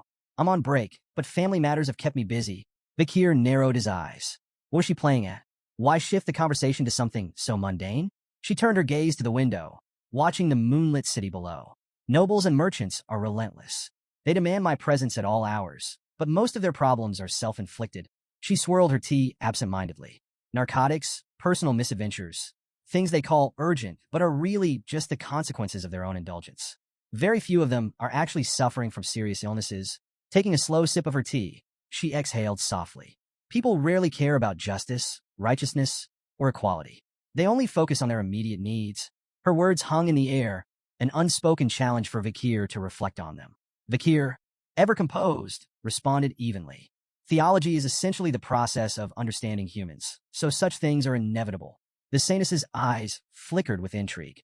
Asmo's Old Testament, chapter 6, verse 9. For the first time, genuine surprise flashed across her face. I never thought I'd meet someone who still remembers that passage. Vikir said nothing, merely taking a sip of his own tea. This woman was sharper than most gave her credit for. Still, there were more pressing matters. He placed a pouch of contaminated water on the table. There's an epidemic in the slums of St. Mecca, he stated. It's spreading fast. The saintess's demeanor shifted instantly, her light-hearted tone vanishing. Are you certain? Vikir nodded. See for yourself. She studied the pouch carefully, but did not immediately take it. Her gaze flickered back to him. Did you have anything to do with this? Vikir met her eyes, unshaken. If I did, why would I be telling you? Pietro, ever the skeptic, tensed. Silence settled over the room as the saintess continued scrutinizing him. Vikir could almost hear her calculating the risks, the possibilities. Then, slowly he raised his hand. Pietro moved instantly. In a blur, he stepped between them, reaching for his weapon. Saintess stepped back, but there was no attack. Instead, a radiant golden glow enveloped Vikir's hand. I dislike harming innocent people, he said simply. Especially in my hometown. Pietro froze. The saintess stared, her previous composure breaking in a genuine astonishment. The power radiating from Vikir, it was unmistakable. Are you? She hesitated, her voice tinged with disbelief. A believer of Luin? Vikir remained unfazed. He met the saintess's gaze and spoke with calm precision. Now, will you hear me out? With no objections, he began recounting his findings. He detailed how he had witnessed suspicious individuals pouring liquid from glass bottles into the slum's water supply. These figures, he asserted, were the real culprits behind the epidemic. The saintess's eyes darkened. And their motive? Wordlessly, Vikir unfolded a map, laying it on the table. He pointed to two key locations, his tone measured as he explained his deductions. The Leviathan clan, the bourgeois family, two factions with everything to gain from a crisis. The Leviathan clan thrives on poison, Vikir began. They would see this epidemic as an experiment, an opportunity to collect samples and refine their methods. If the Quo Vadis clan collapses, their influence will spread unchecked. The saintess's lips pressed into a thin line. She knew of the Leviathan clan's long-standing enmity with her own. But Vikir wasn't finished. He tapped another point on the map. The bourgeois family. They don't need poison. They profit from disaster. His voice was sharp, cutting through the tension. When an epidemic sweeps through, the poor die first. Landowners go bankrupt. Factories shut down. Stores close. That's when the bourgeois family steps in, buying up land, seizing assets, expanding their empire. The saintess and Pietro exchanged stunned glances. It all made too much sense. Bakir leaned back. The Leviathan clan sets the fire.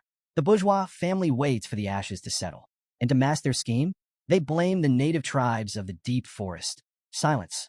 Pietro looked like he'd just swallowed glass. The saintess, normally composed, found herself genuinely shaken. Bakir had pieced together an insidious conspiracy with alarming clarity. Finally, she exhaled. Just who on earth are you? Bakir smirked. Call me Night Bloodhound. Pietro scoffed. Blasphemous. His gaze flicked to Bakir's dark attire, his torn cloak, the faint traces of blood still staining his boots. That name suits you far too well. The saintess, however, remained thoughtful. Even if your name is ominous, your words hold weight. She stood. Pietro, we're going to the slums? Pietro straightened. Understood. They would investigate the epidemic firsthand and report their findings to the Quo Vadis leadership. Bakir observed the saintess in silence. She acted swiftly and decisively, a rare trait among nobles. Meeting her had been fortunate. With her involved, the truth wouldn't stay buried for long. As she prepared to leave, the saintess glanced back at him. There was something about him that unsettled her. His small frame, battered from battle, seemed at odds with the sheer power he had displayed. His presence carried a storm of emotions: blood, oil, steel, violence, and fury. Yet beneath it all, there was sadness. A sadness so deep, so ancient, that she found herself wondering, who was this man before he became the Night Bloodhound? When they arrived at a small church deep in the slums, the air was thick with desperation. The moment the saintess stepped inside, the sisters rushed to her, their faces streaked with tears. Saintess, please, save them. The sight that met her eyes was devastating. Rows of infected lay writhing in agony, their bodies marked by the telltale signs of the disease. Their groans of suffering filled the sacred space, mixing with the scent of damp straw and fevered sweat. The saintess's hands trembled. Night Bloodhound was right. The epidemic was real, and it was spreading. Bakir stood beside her, his expression unreadable. Guilt gnawed at him. He had set this chain of events in motion, knowing innocent people would suffer. It was a calculated risk, but it didn't make it any easier to watch. Still, one thing brought him relief. There were no children among the afflicted. His earlier deception, the cursed well, had worked. The children had stayed away. At least some lives had been spared. But this was no longer his battle. Now, it was her turn.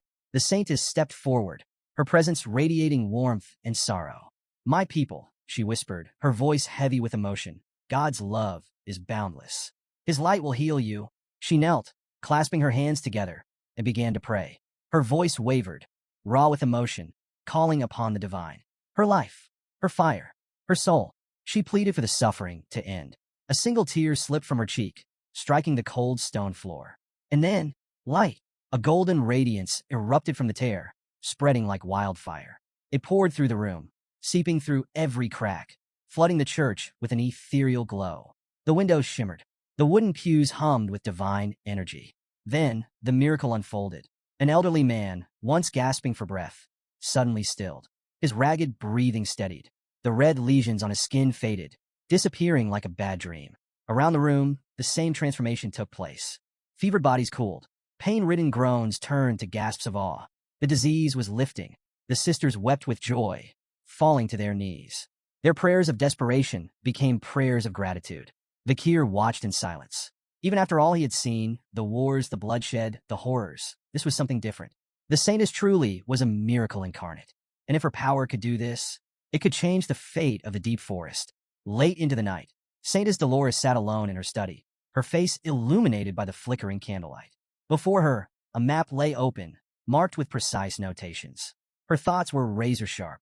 Her divine power had stabilized the afflicted, but it wasn't a cure.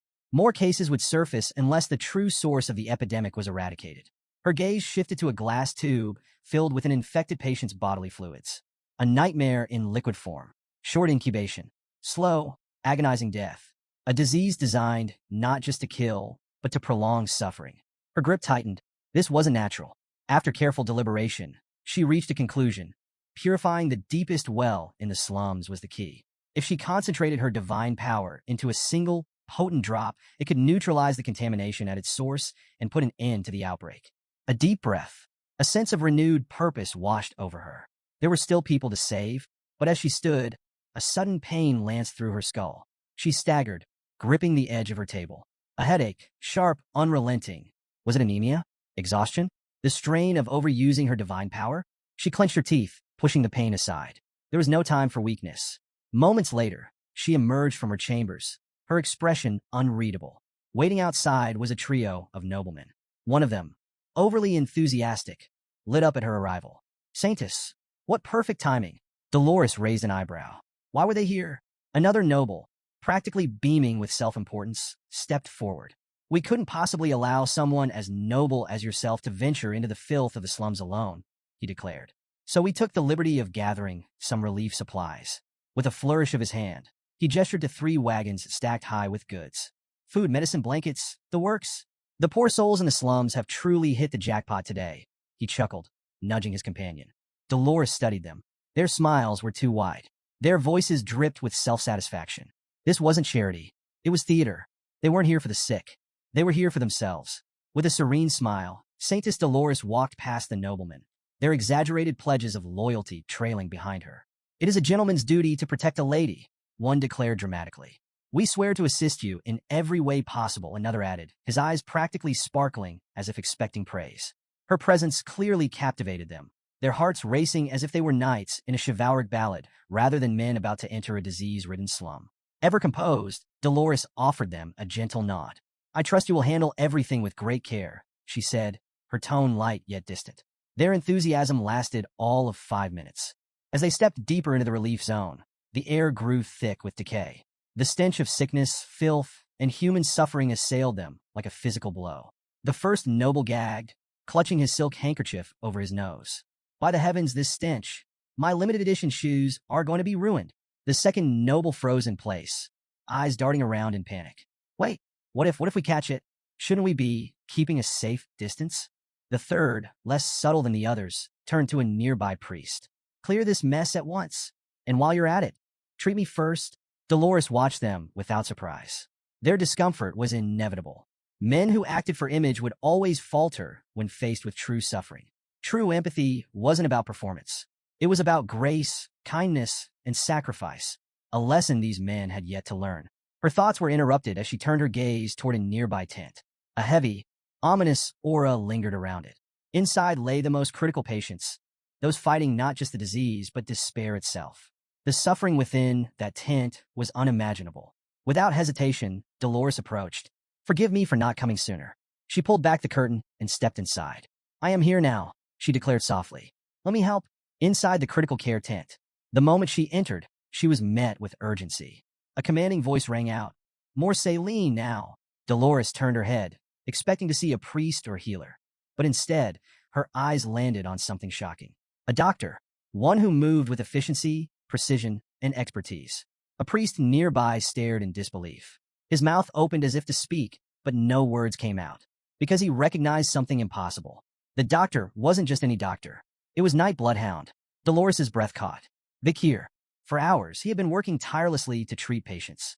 But what truly stunned everyone was his method. Using a small clinical knife, he made a careful incision at the infection site. Then, with just 2 fingers, he pressed against the wound, channeling divine power directly into it. The infection vanished on the spot. The priest, watching this unfold, felt his worldview shatter. Unlike the usual surface-level blessings used by the clergy, Vikir's technique forced divine power directly into the source of the illness. A technique no priest had ever considered. Dolores stood frozen, watching in silent awe. Vikir, this man with the aura of steel, blood, and fire, was healing people. After curing the infection, he administered medicine, ensuring the patient's recovery. His movements were efficient, measured, and above all, purposeful. This wasn't just skill. This was a man determined to save lives. Vikir placed both hands on the patient's chest, channeling divine power into their body. He understood the mechanics behind divine power well. It was typically granted through prayers to a god. The stronger the faith, the greater the return. 1 unit of devotion equaled 1 miracle. 10 units equaled 10. But Vikir knew better. There existed a loophole, a method that allowed 10 miracles with just 1 unit, and 100 miracles with 10. His mind drifted back to the Great Fall, a time of war and chaos, when hordes of monsters flooded the battlefield, and the wounded piled higher than prayers could reach.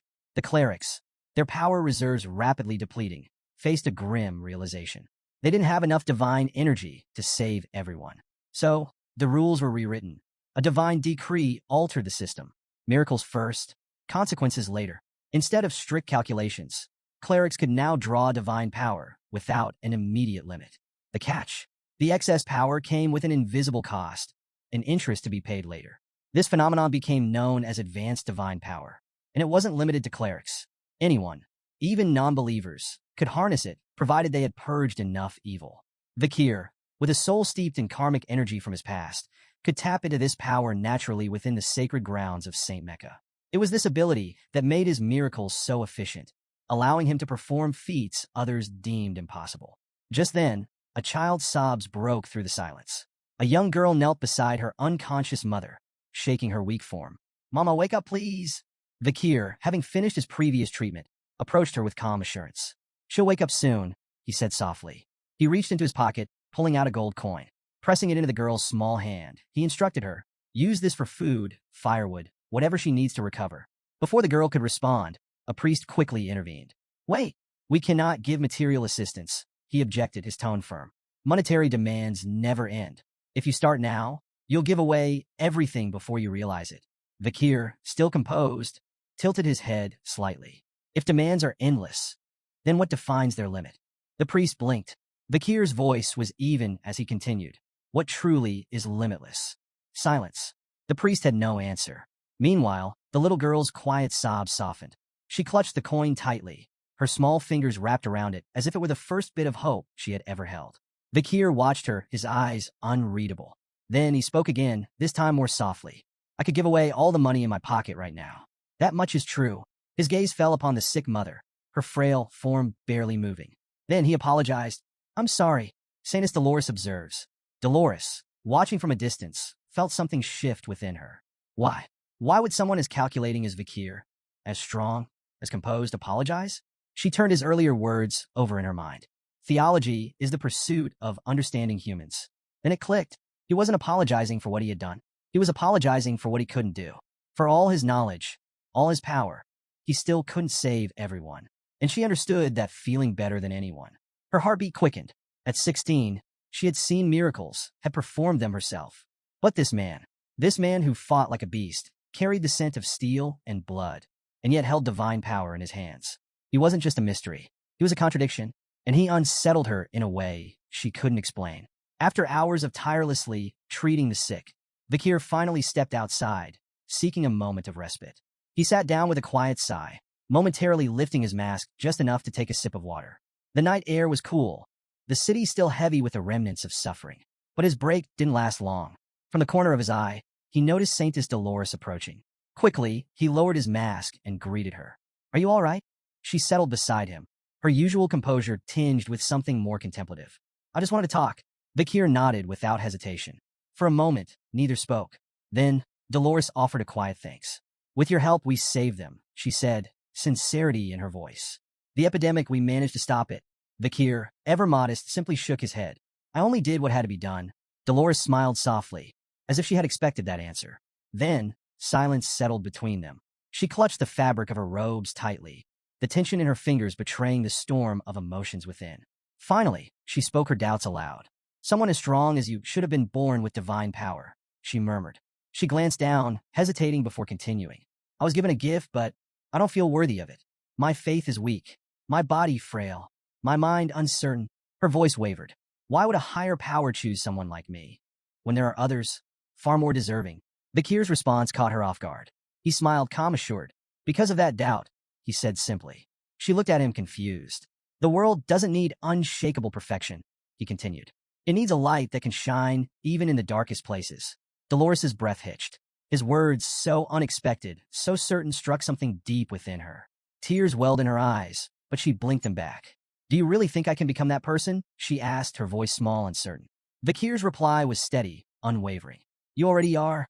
Later, the clergy of the Kovades family gathered in solemn prayer, their efforts culminating in a sacred miracle. Before them, 3 drops of divine essence crystallized into liquid purity. Each drop held the power to cleanse the entire slums of the epidemic. Sealed in small glass bottles, they were given a name, Pliny de la Verge, or, as they were commonly known, the Saintess's Tear. In the grand hall of the temple, Saintess Dolores knelt before a podium. Before her, the sacred box containing the 3 bottles sat in quiet reverence. As she began her prayer, a radiant divine light filled the space. Her voice, clear, strong, yet laced with emotion, carried through the chamber. She spoke not of power, nor of miracles. She spoke of a woman, a mother, chosen to nurture the only son of a higher power.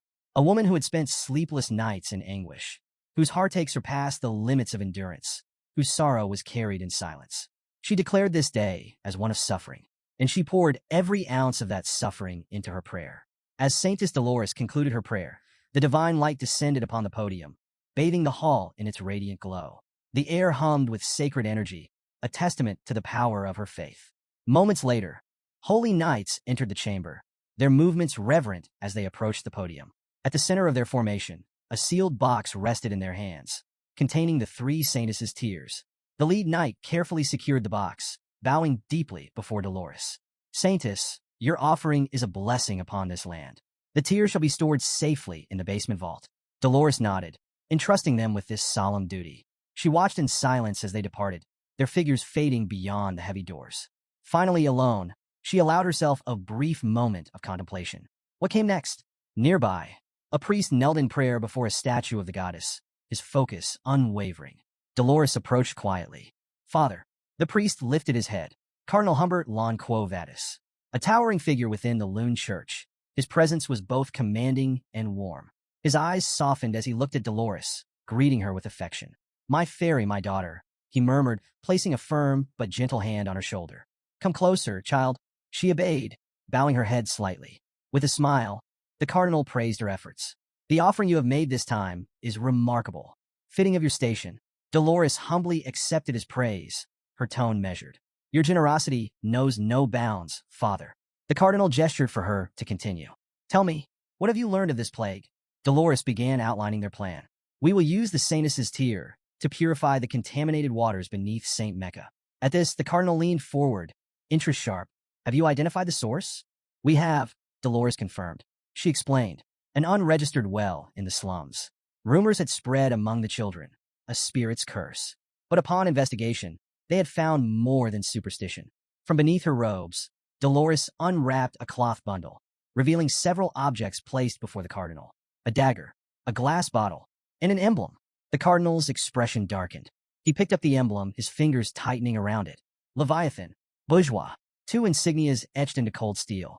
The atmosphere shifted instantly. A surge of holy aura erupted from the cardinal, crackling with righteous fury.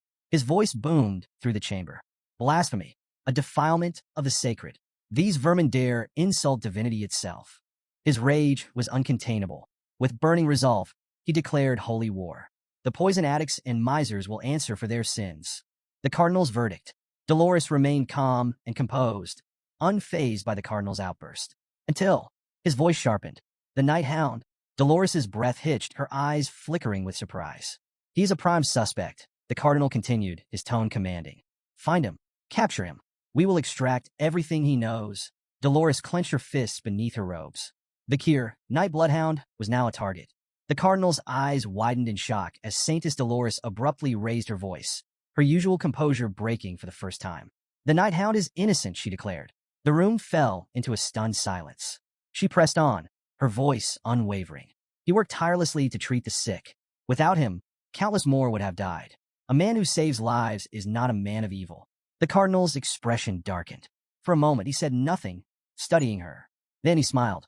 Not warmly, not kindly. It was the smile of a man who believed he understood something no one else did.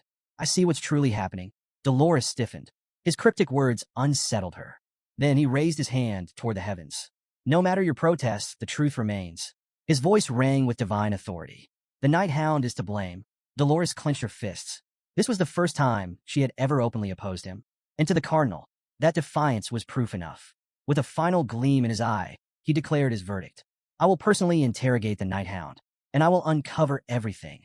Then, a wave of overwhelming pressure burst forth from Cardinal Humbert, rippling through the cathedral. A radiant beam of divine light shot skyward, piercing the night like a holy decree. The entire city of St. Mecca was bathed in its glow. Dolores gasped, staggering back. The intensity of his power was suffocating. The cardinal turned to her, his tone final. Your opposition is meaningless. Then came the words that made her blood run cold. The paladins have already been dispatched. At a modest inn where Vakir had been staying, a group of holy knights surrounded his room. Their movements were precise, calculated. Using a series of silent hand signals, they coordinated their approach. One knight exhaled sharply, then raised his foot. Bang! The door splintered open. Knight Hound, you are accused of orchestrating the Red Death. Their declaration rang through the room, but there was no response. No shadow moved. No figure stirred. The knights exchanged looks. The room was empty. The Bakir was gone. The stolen Sainus's tear. Back at the cathedral, a priest rushed in, breathless. The cardinal turned, unshaken. Speak. The priest hesitated, then delivered the news. One of the Sainus's tears is missing. Dolores felt a bead of sweat trickle down her temple. Had this been the real reason for the Night Hound's presence in St. Mecca? Had he been after the tear all along? Far above the city, atop a watchtower overlooking St. Mecca, a lone figure stood beneath the moonlight. Vikir, in his gloved hand, the missing Saintus's tears shimmered under the pale glow. A faint smirk crossed his lips. Tucking the bottle securely into his pouch, he murmured a quiet, amused thanks. A generous gift. Then he vanished into the shadows. Ayan stood perched on the edge of a jagged cliff, her bow drawn tight as she faced off against a monstrous Cerberus. The beast, its hide already bristling with embedded arrows, snarled menacingly. Each of its 3 heads locked onto her with unnerving precision. Nearby, a barbarian attempted to draw its attention with a thunderous shout, but the Cerberus remained fixated on Ayan, forcing her into a desperate retreat. Step by step, she edged backward, the rocky ground beneath her feet crumbling precariously. Then, in an instant, the cliff betrayed her footing. She plunged downward, smashing through tree branches during her chaotic descent. The brittle limbs offered no salvation, snapping one by one as she hurtled toward the forest floor. With a bone-jarring crash, she landed, her body racked with pain. Moments later, she stirred, her consciousness returning in a haze. Faint voices reached her ears, muffled and unintelligible, as her vision slowly adjusted. 2 figures stood nearby, men who appeared to be traveling merchants. One of them regarded her injured form with indifference, while the other bore a predatory smile, his eyes betraying a dangerous curiosity. Time passed, and Ayan awoke to find herself in a far grimmer scenario. Her trembling hands clutched a sword, the rough wood of a barricade pressing against her back. There was no way out. Encircling her was an unruly crowd of masked spectators, their jeering voices merging into a thunderous chorus. Their energy fed the suffocating tension in the air as her opponent stepped into the fray, a towering figure, his body marked by scars that told of countless battles. His sinister grin promised a fight that would end badly for her. With a chilling crack of his knuckles, he signaled the beginning of their brutal confrontation. The man charged at Ayan with a roar, his movements fueled by overconfidence. Though fear gripped her, Ayan's instincts kicked in. She dodged his initial assault with a nimble leap and struck back, the edge of her blade slicing into his shoulder. Her brief success, however, was met with indifference. Barely registering the wound, her opponent retaliated with raw, overwhelming strength. He seized her by the leg midair and hurled her like a rag doll against the unforgiving wooden wall. The impact left her gasping as a spray of blood escaped her lips, pain radiating through her battered frame. The crowd roared with delight, their masked faces lit with cruel amusement. To them, this wasn't a fight. It was a show, and Ayan's suffering was the highlight of their entertainment. Her body crumpled to the cold, unforgiving ground, her tears mixing with the dirt as humiliation and despair consumed her. Her opponent's triumphant shout echoed through the arena, stoking the crowd's frenzy. But as darkness threatened to claim her spirit, a spark of resolve ignited deep within. Faint images of her family, her mother's gentle smile, the warmth of home, flickered in her mind. With sheer determination, Ayan forced herself to rise. Every muscle in her body screamed in protest, but she ignored the searing pain, clawing her way back to her feet. The once indifferent crowd hushed for a moment, their murmurs swelling as they took notice of her defiance. Their masked faces turned toward her with renewed interest, curiosity flickering in their cruel eyes. What had seemed like a one-sided spectacle now carried an unexpected twist.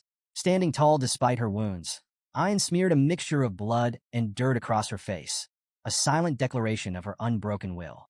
Her gaze locked onto her opponent, unwavering and resolute. The energy in the arena shifted, the spectators leaning forward, hungry for more. If they had thought she would crumble, they had been mistaken. She wasn't done yet. No matter the odds, she was ready to fight. Years later, the fire that had once burned so fiercely within Ayan had dimmed to mere embers. Behind the cold steel bars of a prison cell, she sat motionless, her spirit shackled as much as her body. The defiance that had once gleamed in her eyes was now dulled by hopelessness. Even the cherished memories of her family, which had once given her strength, had faded into distant, unreachable echoes. The weight of despair pressed down on her, suffocating and unrelenting. The heavy silence of the cell was suddenly broken by an unexpected sound. Ayan's eyes snapped open, her gaze landing on a small glass tube lying before her, its remnants of elixir glistening faintly. Instinctively, she recoiled, unease creeping into her bones. Then, she noticed a shadowed figure standing just beyond the bars. As he stepped closer, recognition struck her like a thunderbolt. It was Vikir. Without hesitation, he unlocked her cell door. His voice, rough and commanding in the barbarian tongue, carried a simple order: leave. Ayan awoke with a gasp, her chest heaving as she was pulled from the depths of the nightmare. Tears streamed down her face, the lingering weight of her torment pressing heavily upon her. But as she blinked away the remnants of the dream, she realized she wasn't in a prison. Instead, she lay cradled in her mother's lap, the warmth of the matriarch's presence anchoring her to reality. With gentle concern, her mother asked if she had been dreaming. She mentioned that even in her sleep, Ayan had called out for Vikir. But the nightmare was not the only thing haunting her. Trembling, Ayan confided in her mother, her voice breaking under the weight of her suffering. A deep, unrelenting pain burned within her chest, her body racked with an agonizing dryness that felt as though it was suffocating her from the inside. Fear crept into her words as she admitted the terrible thought that had taken root in her mind. Was she afflicted with the Red Death? Through choked sobs, she confessed the unbearable truth. The pain was so overwhelming that it made her regret ever being born into this world. The matriarch's expression softened with sorrow, yet her touch remained steady and reassuring. Placing a comforting hand on her daughter's trembling form, she began to speak, her voice gentle and soothing, weaving a tale meant to mend the cracks in Ayan's wounded spirit. The matriarch's voice softened as she delved into a story from long ago, a memory woven with both joy and sorrow. She spoke of a time when she and Ayan's father had planted a tiny seed together. He had buried it in the soil, while she had diligently watered it each day. Before long, the seed sprouted, growing into a vibrant, beautiful flower. When the time came, they harvested the blossoms, extracting their sap and smoking it. What followed was a blissful euphoria, a fleeting moment of pure happiness. And it was during this time of joy that Ayan had come into their lives. But as the matriarch continued, the warmth in her tone faded. The story took a darker turn. Because of a grave misdeed, Ayan's father had faced a terrible fate, executed at the hands of her own grandfather. The matriarch paused, watching as pain flickered across her daughter's face. Struggling with both her illness and the weight of her emotions, Ayan could no longer hold back her despair. The suffocating agony inside her made her question everything. Sensing this, the matriarch smiled gently, reminding her that life was unpredictable, a journey filled with both hardships and triumphs.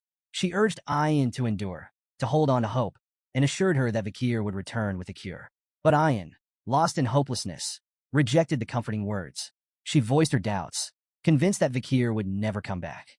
Just as the words left her lips, a sudden shout echoed from outside, piercing through the heavy atmosphere. The message was clear. Vikir had returned, and he had brought the much-needed medicine. The matriarch's expression brightened instantly, a knowing smile playing on her lips. She turned to Ayan, ready to tell her that her faith in Vikir had been justified. But before she could speak, Ayan was already gone, having bolted out the door. Slightly exasperated, the matriarch muttered to herself, wondering if her daughter truly had the Red Death after all. Ayan sprinted through the settlement, her heart pounding with a mix of hope and urgency. Her thoughts raced back to the past, to the moment Vikir had rescued her from a life of slavery. She remembered the fearless way he had stood against Madame Eight Legs, the unshakable strength he had displayed. Through his actions, he had taught her a valuable lesson, the power of facing one's fears head-on. That lesson had given her the strength to rise above her own suffering. And now, as she pushed forward, her mind held on to one single thought. Vikir was back. Finally, she arrived at the gathering of barbarians, her breath coming in ragged gasps. And there he was, standing tall, calm, and resolute. Their eyes met, and for the first time in what felt like forever, a wave of relief washed over her. Vikir, noting her presence, raised an eyebrow in mild surprise. He had heard she was suffering from the Red Death, and yet here she was very much on her feet. Before he could say anything more, Ayan acted on instinct. Without hesitation, she ran straight at him and leaped into a forceful hug, sending them both crashing to the ground. Vikir groaned dramatically beneath her weight, pretending to struggle.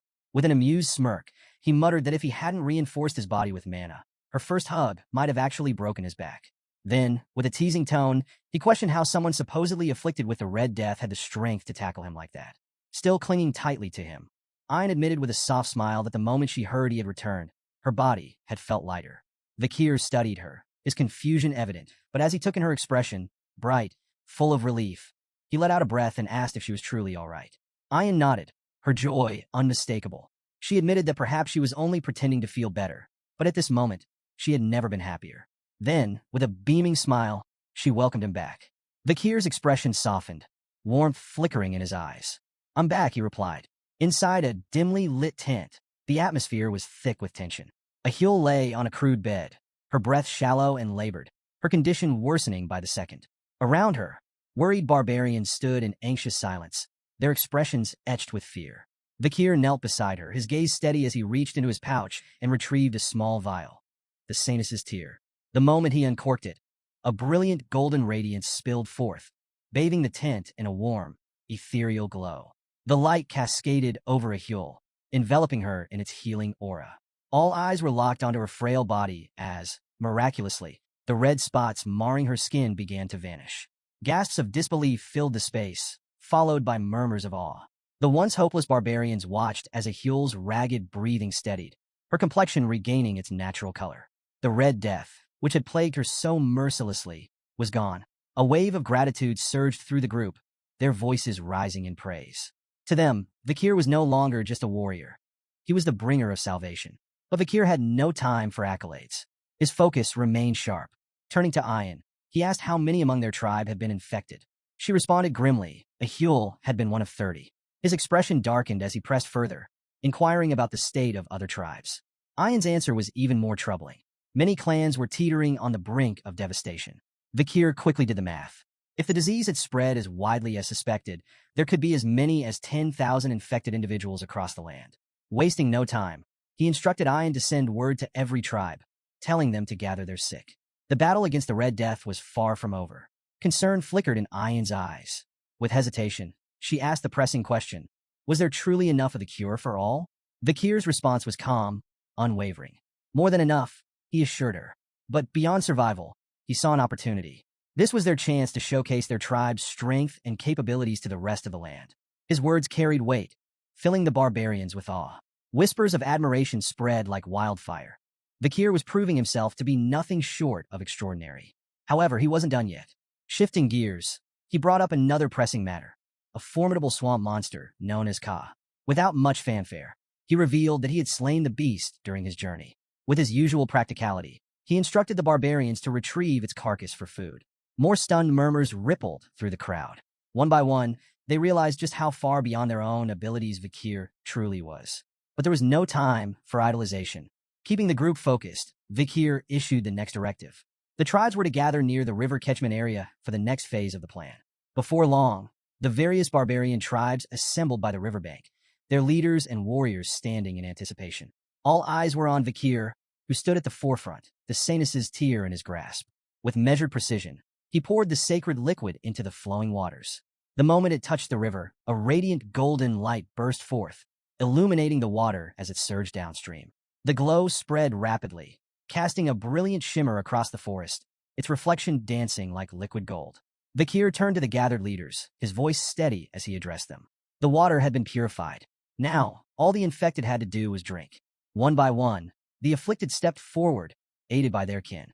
As they took hesitant sips of the gleaming water, a hush fell over the crowd. Then suddenly laughter, cries of disbelief. "The sickness is gone," someone exclaimed. More voices followed, each filled with astonishment. One after another, the sick found themselves free of the Red Death, their bodies cleansed, their suffering lifted. The weight of despair that had loomed over the tribes evaporated, replaced by a wave of joyous celebration. Cheers erupted across the riverbank, the sound of victory echoing through the forest. Vakir turned to the matriarch, his voice calm and assured as he explained the extent of the purification process. The river's catchment area was now carrying the cure far and wide, ensuring that the bacteria responsible for the Red Death would soon be eradicated entirely. The matriarch listened intently, her expression shifting from admiration to deep respect. Then, with a thoughtful nod, she spoke, suggesting that Vakir be named the tribe's shaman. Before he could decline, the ground suddenly trembled beneath them. A thunderous thud shook the earth as one of the tribal leaders stomped his foot with overwhelming force, causing a visible crack to form in the dirt. Silence fell. All eyes turned to the source of the commotion. With a booming voice, the leader addressed the gathered tribes, his words carrying the weight of history itself. People of the deep forest, what is the name of the hero who purified our land? A beat of silence. Then, as one, the barbarians pounded their feet in rhythm and roared. Vikir! Another warrior stepped forward, raising his fist. Who saved our families from the Red Death? Again, the answer came like a rolling thunderclap. Vikir! A third leader spoke, voice rich with emotion. Who has brought hope and a bright tomorrow to the deep forest? The response was deafening. Vikir! The name echoed through the trees, vibrating through the very heart of the land.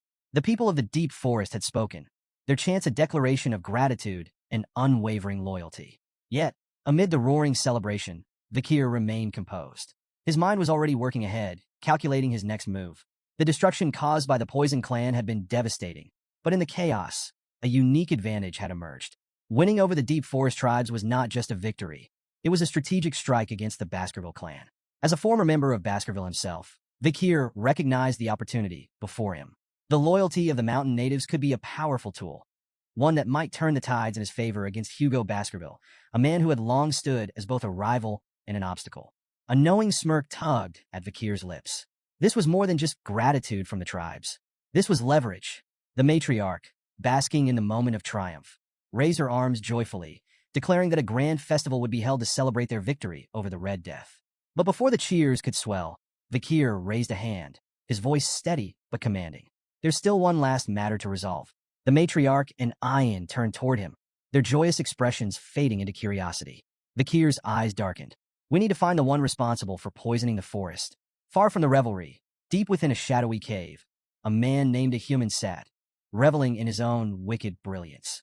A slow, satisfied chuckle rumbled from his throat as he imagined his scheme playing out exactly as planned. By now, he believed, the people of the deep forest should have been on the verge of collapse, their bodies succumbing to the poison he had so carefully spread. His lips curled into a sneer, all because of that imperial brat.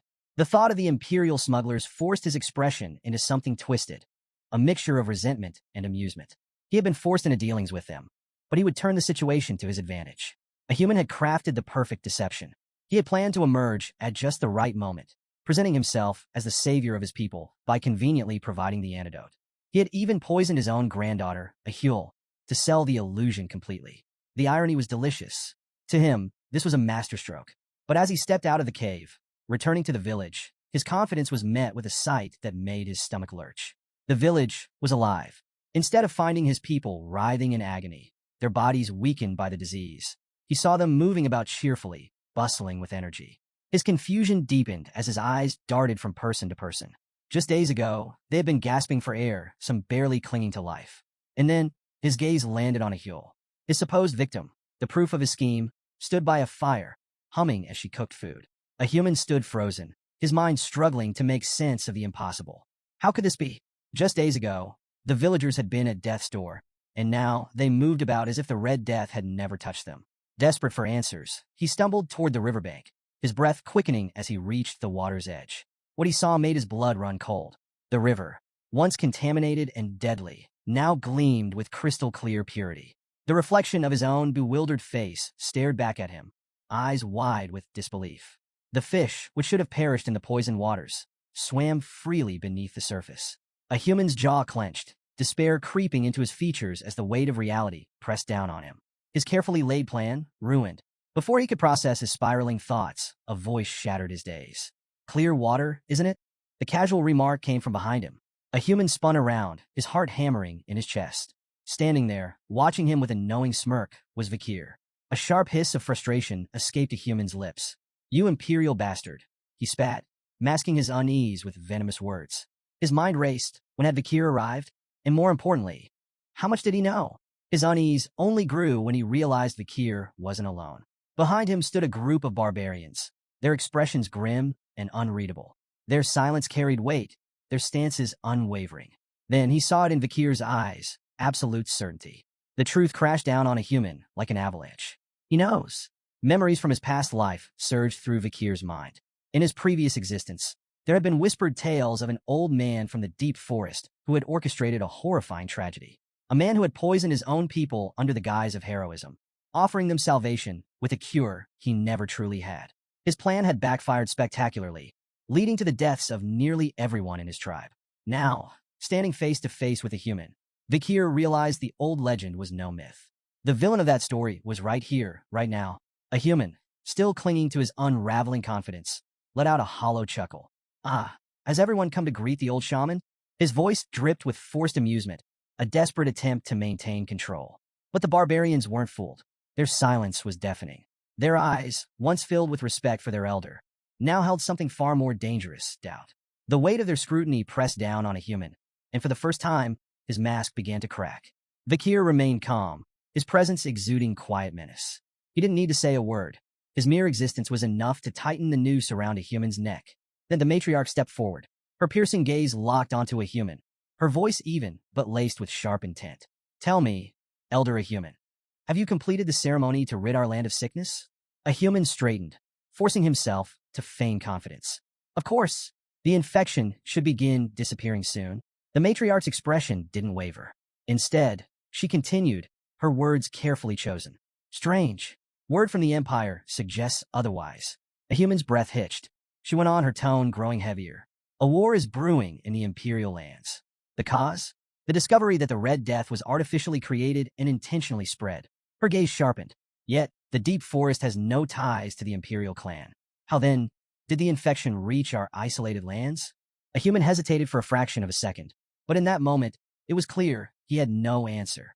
Still, he grasped at straws, his voice teetering between uncertainty and indignation. I do not know. I only came to perform the rites for our tribe's recovery. The matriarch's eyes flickered with something dangerous. Is that so? She glanced briefly at Vikir, an unspoken confirmation passing between them.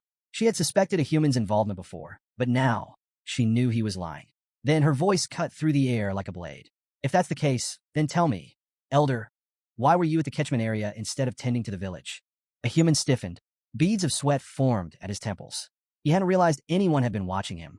The matriarch took another step closer, her presence suffocating. Vikir mentioned something interesting before. He believed you planned to exploit the Red Death to present yourself as the tribe's savior. Her voice lowered, laced with ice. After all, if you were the only one with the cure, your influence would be absolute, wouldn't it? A human's breath hitched. Then suddenly the air shifted. A chilling aura radiated from the matriarch, her authority pressing down like an unshakable force.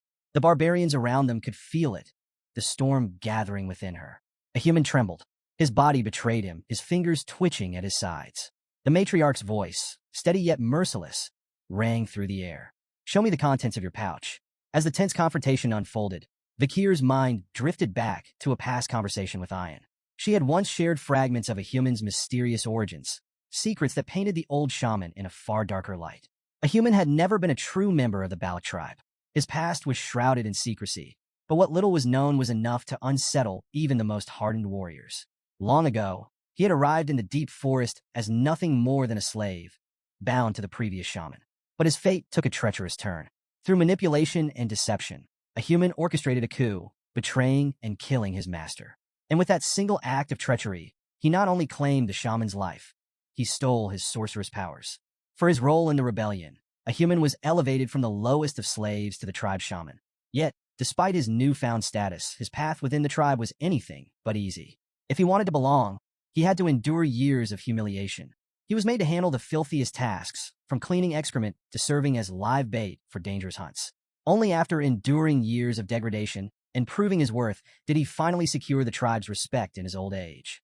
Now, standing before the trembling shaman, Vikir wondered, had those years of suffering twisted a human into what he was today? Had his desperation for power driven him to defy even the matriarch, scheming to claim control over the entire forest? Vikir's thoughts were interrupted as the matriarch's voice rang out, sharp and commanding. A human. The pouch. Now. The old man hesitated, his hands shaking as he fumbled for an excuse. It's nothing but flour. Something I saved for after the ceremony, he stammered. With great effort, he reached for the pouch, intending to prove his innocence. But his trembling hands betrayed him. The pouch slipped. Time seemed to slow as it tumbled through the air, then splashed into the river. A stunned silence followed. The barbarians watched, wide-eyed, as the pouch dissolved into the water, its contents washing away before anyone could examine them. A human's eyes widened in horror. Panic flashed across his face before he forced himself into a nervous laugh, attempting to wave off the incident. On my old man's tremors. A foolish mistake, he muttered, though the unease in his voice was unmistakable. But it was too late. No one believed it was an accident. The matriarch's gaze hardened as she turned to him. Strange, she mused, her voice cool and deliberate. Why would you throw it into the river? A human's breath hitched. Vakir remained unfazed. Unfortunate, he remarked casually. Without the pouch, we can't verify its contents using conventional means. A human's face twisted with anger. His calm facade crumbled, and in a desperate attempt to shift the blame, he pointed an accusing finger at Vakir. This is a setup, he snarled. You've been scheming against me from the start. Matriarch, I demand you punish this imperial wretch for disrespecting an honorable shaman. The matriarch regarded him with an unreadable expression. Then, after a pause, she spoke, her tone eerily calm. You are right, a human. Accusations without proof cannot be acted upon. A human's lips curled into a smug grin. She continued, since you are so certain of your innocence, then I will ensure your honor and pride remain intact. A human straightened, believing he had successfully turned the situation in his favor. But his confidence shattered when the matriarch uttered two simple words. Call the Iliad. A ripple of murmur spread through the gathered barbarians. A human's stomach dropped. The Iliad, a sacred ballad tradition, a trial by combat, invoked when words alone could not settle a dispute. In an Iliad might determine truth. The victor was deemed competent and righteous, while the loser was proven unworthy, either exiled in disgrace or in some cases executed for their failure. Ayan, standing to the side, smirked. You always stress the importance of tradition, don't you, a human? She remarked, her voice laced with quiet mockery. Now's the perfect time to uphold it. A human clenched his fists, cursing his misfortune. He had no choice but to accept. But then an idea struck him. Time. He needed time to prepare. He cleared his throat and forced a nod. Very well, he conceded, masking his panic. Let us hold the Iliad in 4 days, on the night of the full moon. Vakir's voice cut through the air like a knife. No. A human stiffened. Vakir's lips curled into a knowing smile.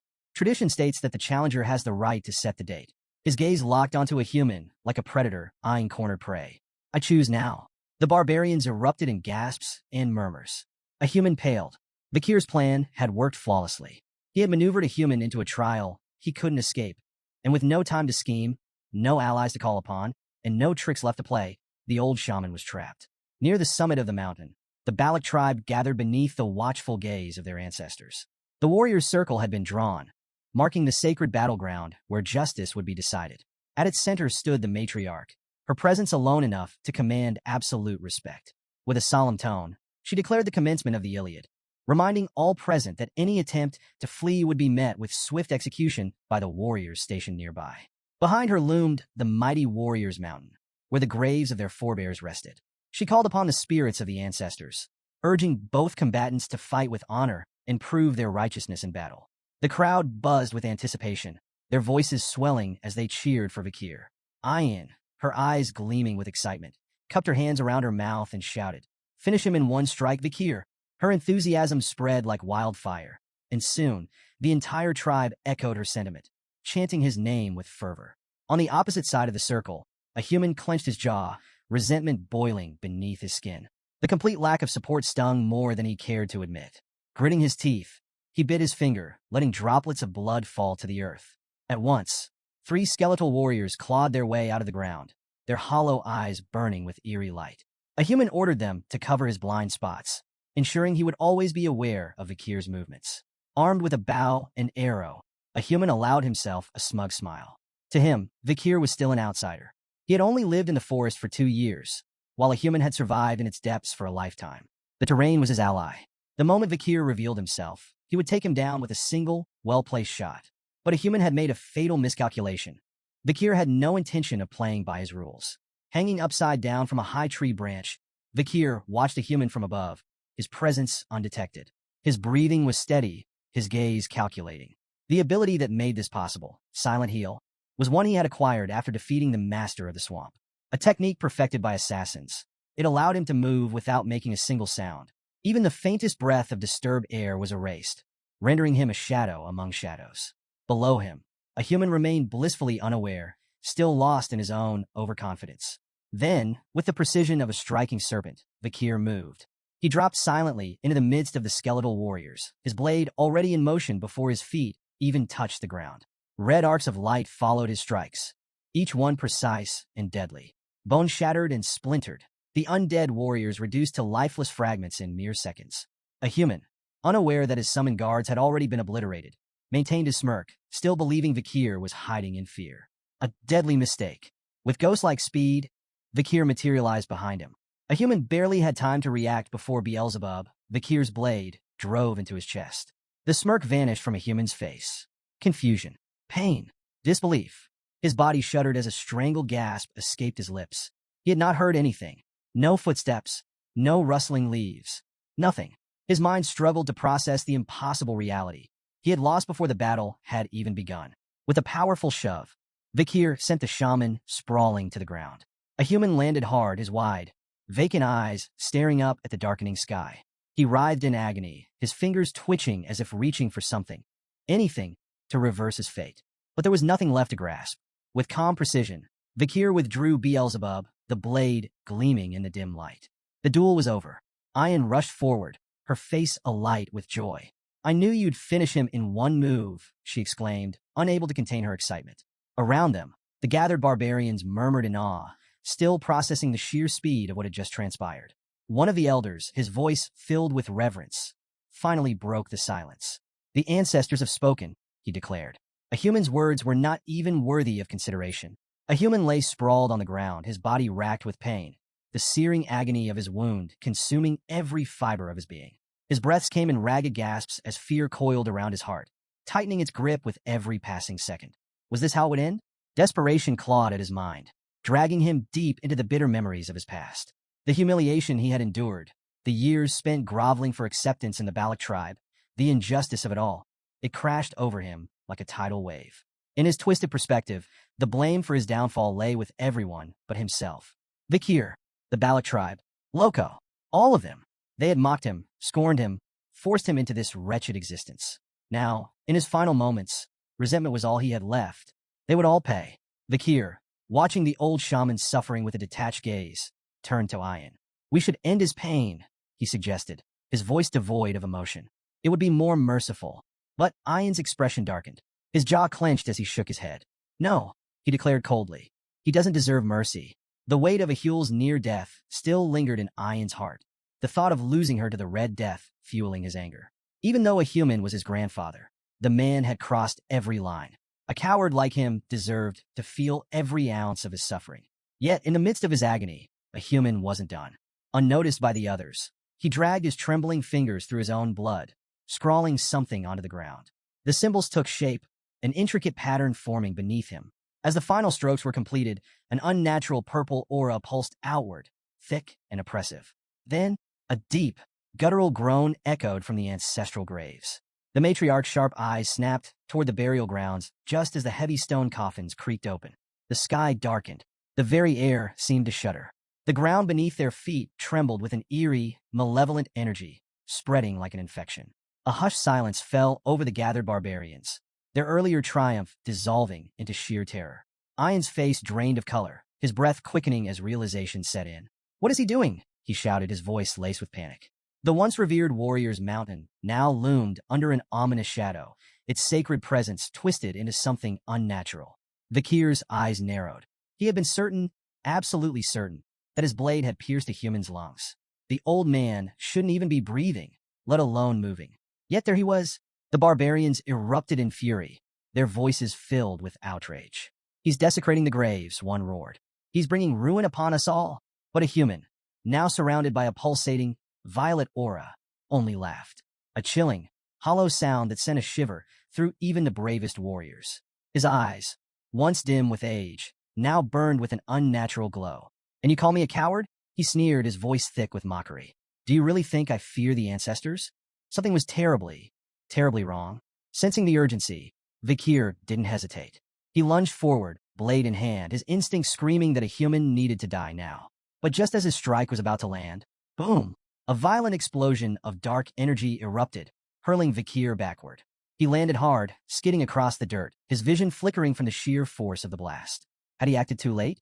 Ayan rushed to his side, wide-eyed, his gaze locked onto the source of the destruction. Embedded in the ground near a human was an arrow, one cloaked in pulsating, black energy. Bakir's mind reeled. That attack, it hadn't come from a human. The old shaman, still writhing on the ground, let out a triumphant, rasping chuckle. His gaze drifted toward the mountain summit, his voice laced with malicious glee.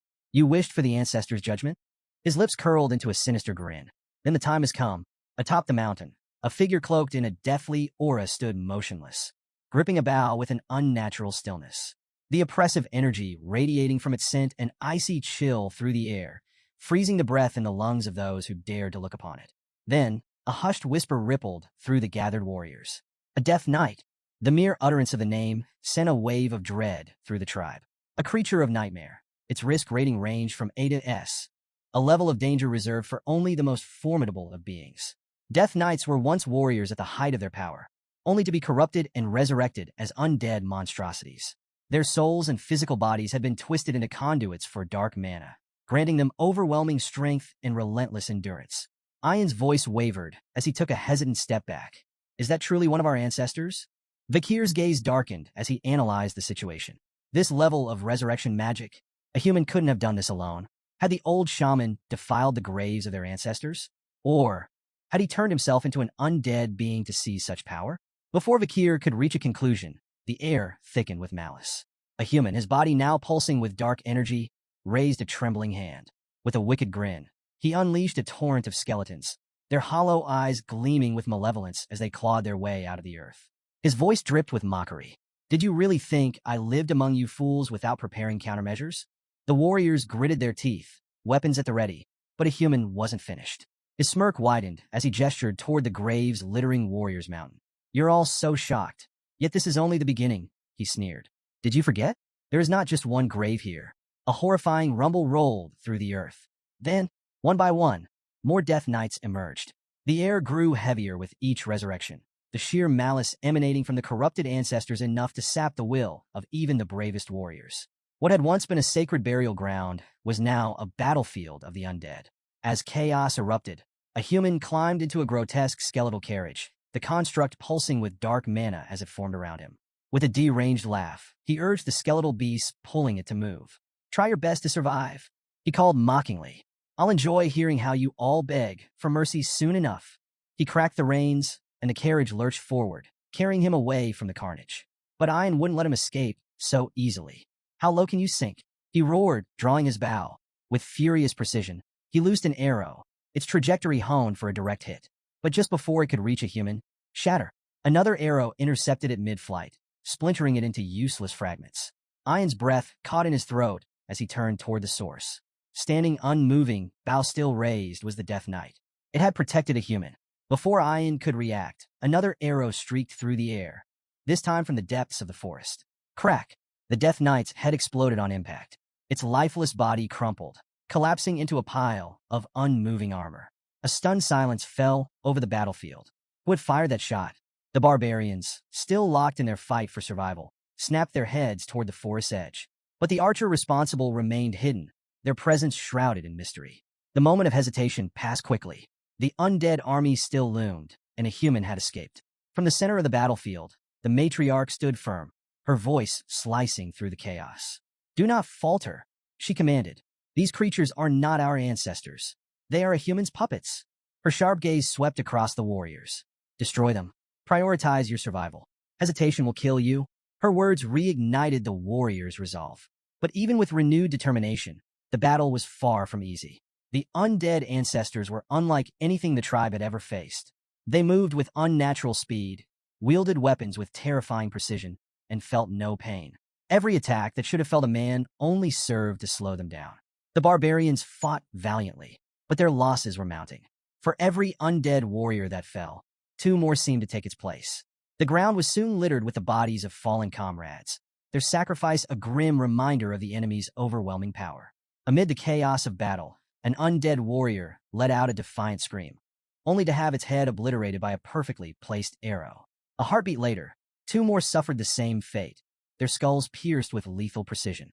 Vakir's sharp gaze followed the trajectory of the shots, his mind piecing together the source of such flawless marksmanship. Then, his eyes landed on the matriarch. It's her, the night fox Aquila. Even among the relentless swarm of undead, her movements were effortless. Each arrow she loose struck with pinpoint accuracy, instant kills against enemies powerful enough to rival elite warriors.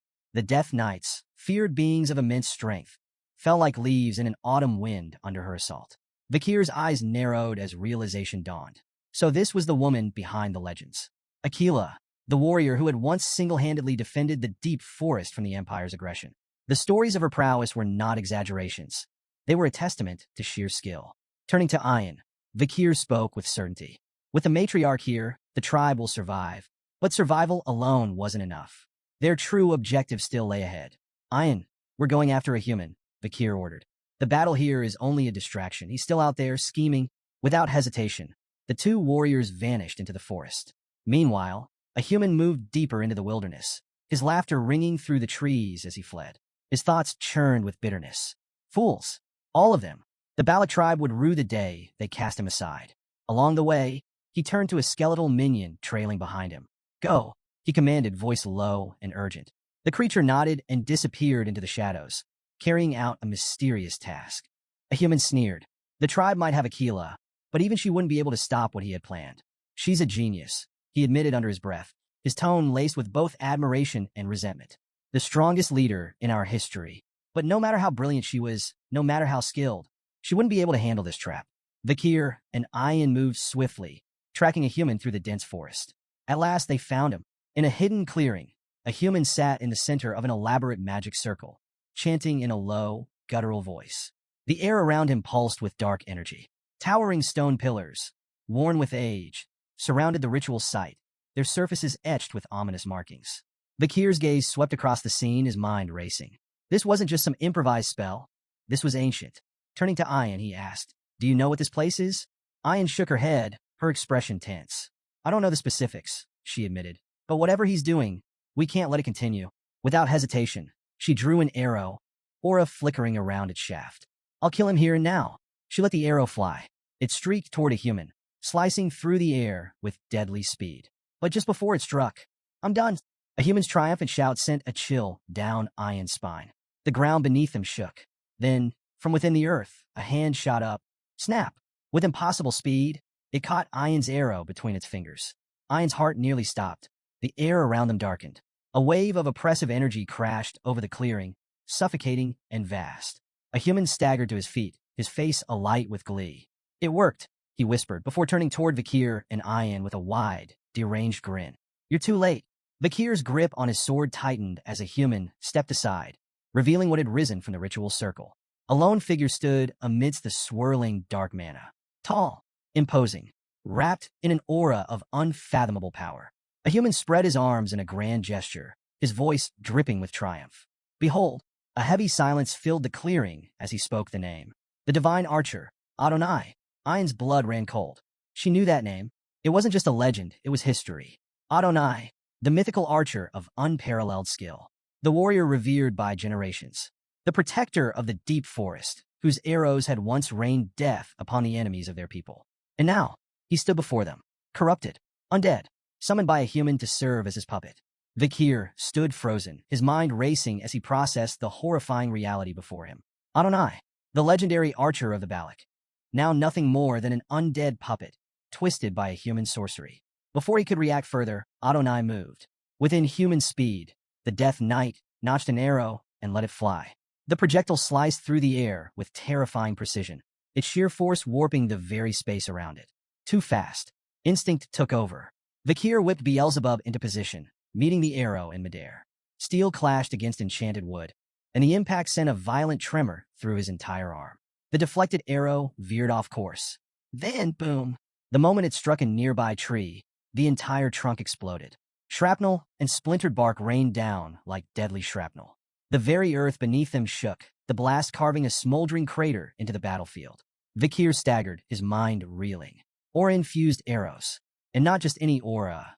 This is something else entirely. Then, a sharp cry of pain. Vikir's head snapped toward the sound. Ayan clutched her thigh, her fingers slick with blood. Her face contorted in agony as she gritted her teeth. "It burns," she gasped, her voice laced with panic. Vikir's eyes narrowed as he inspected the wound. The bleeding wasn't normal. The flesh around it was corroding. Poison. Then it clicked.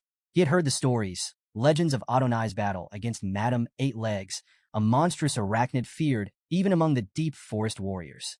The bow Adonai wielded, it had been crafted from that very creature's remains. And now, its venomous essence still lingered within its arrows. Before Vakir could fully process the revelation, Adonai attacked again. Another barrage rained down. Vakir moved, deflecting each shot with Beelzebub.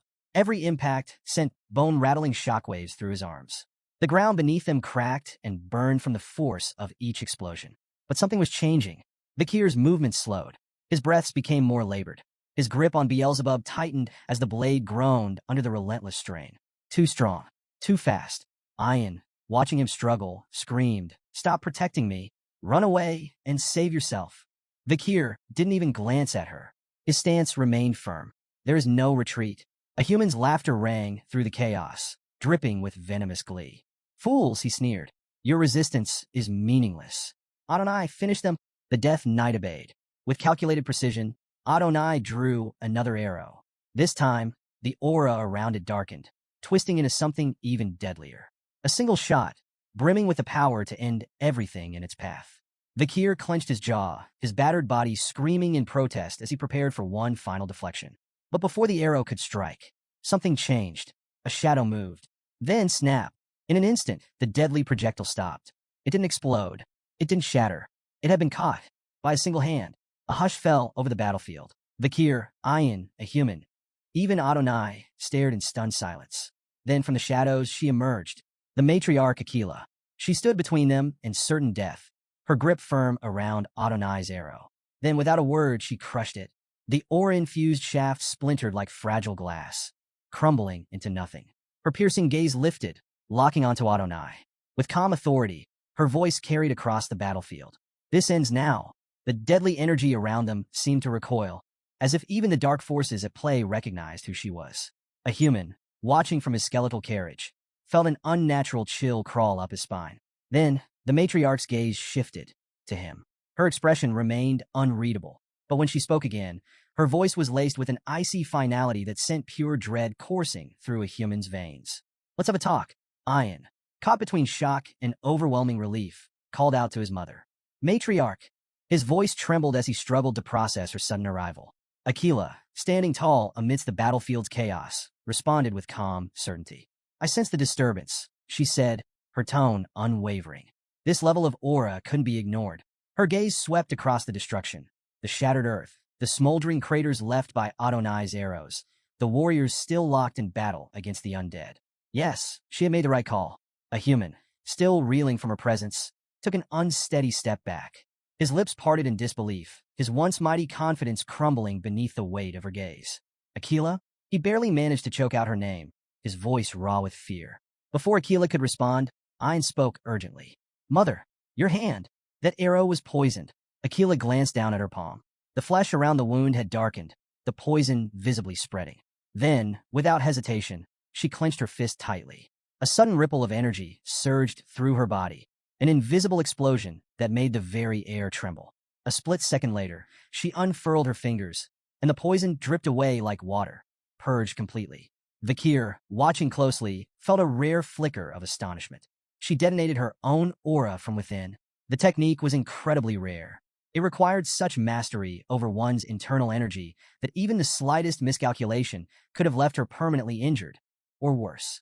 Yet, she had done it effortlessly. Vakir remained silent, committing the feat to memory. Aquila turned back to a human, her voice now devoid of warmth. "Answer me." A human, still trembling, desperately clung to his arrogance. You forced me into this," he spat. "You left me no choice." She ignored his pathetic justifications. Instead, her gaze shifted toward the undead figure standing silently behind him. "Is this truly the divine archer, Sir Adonai?" Her voice was steady, unreadable. A human hesitated.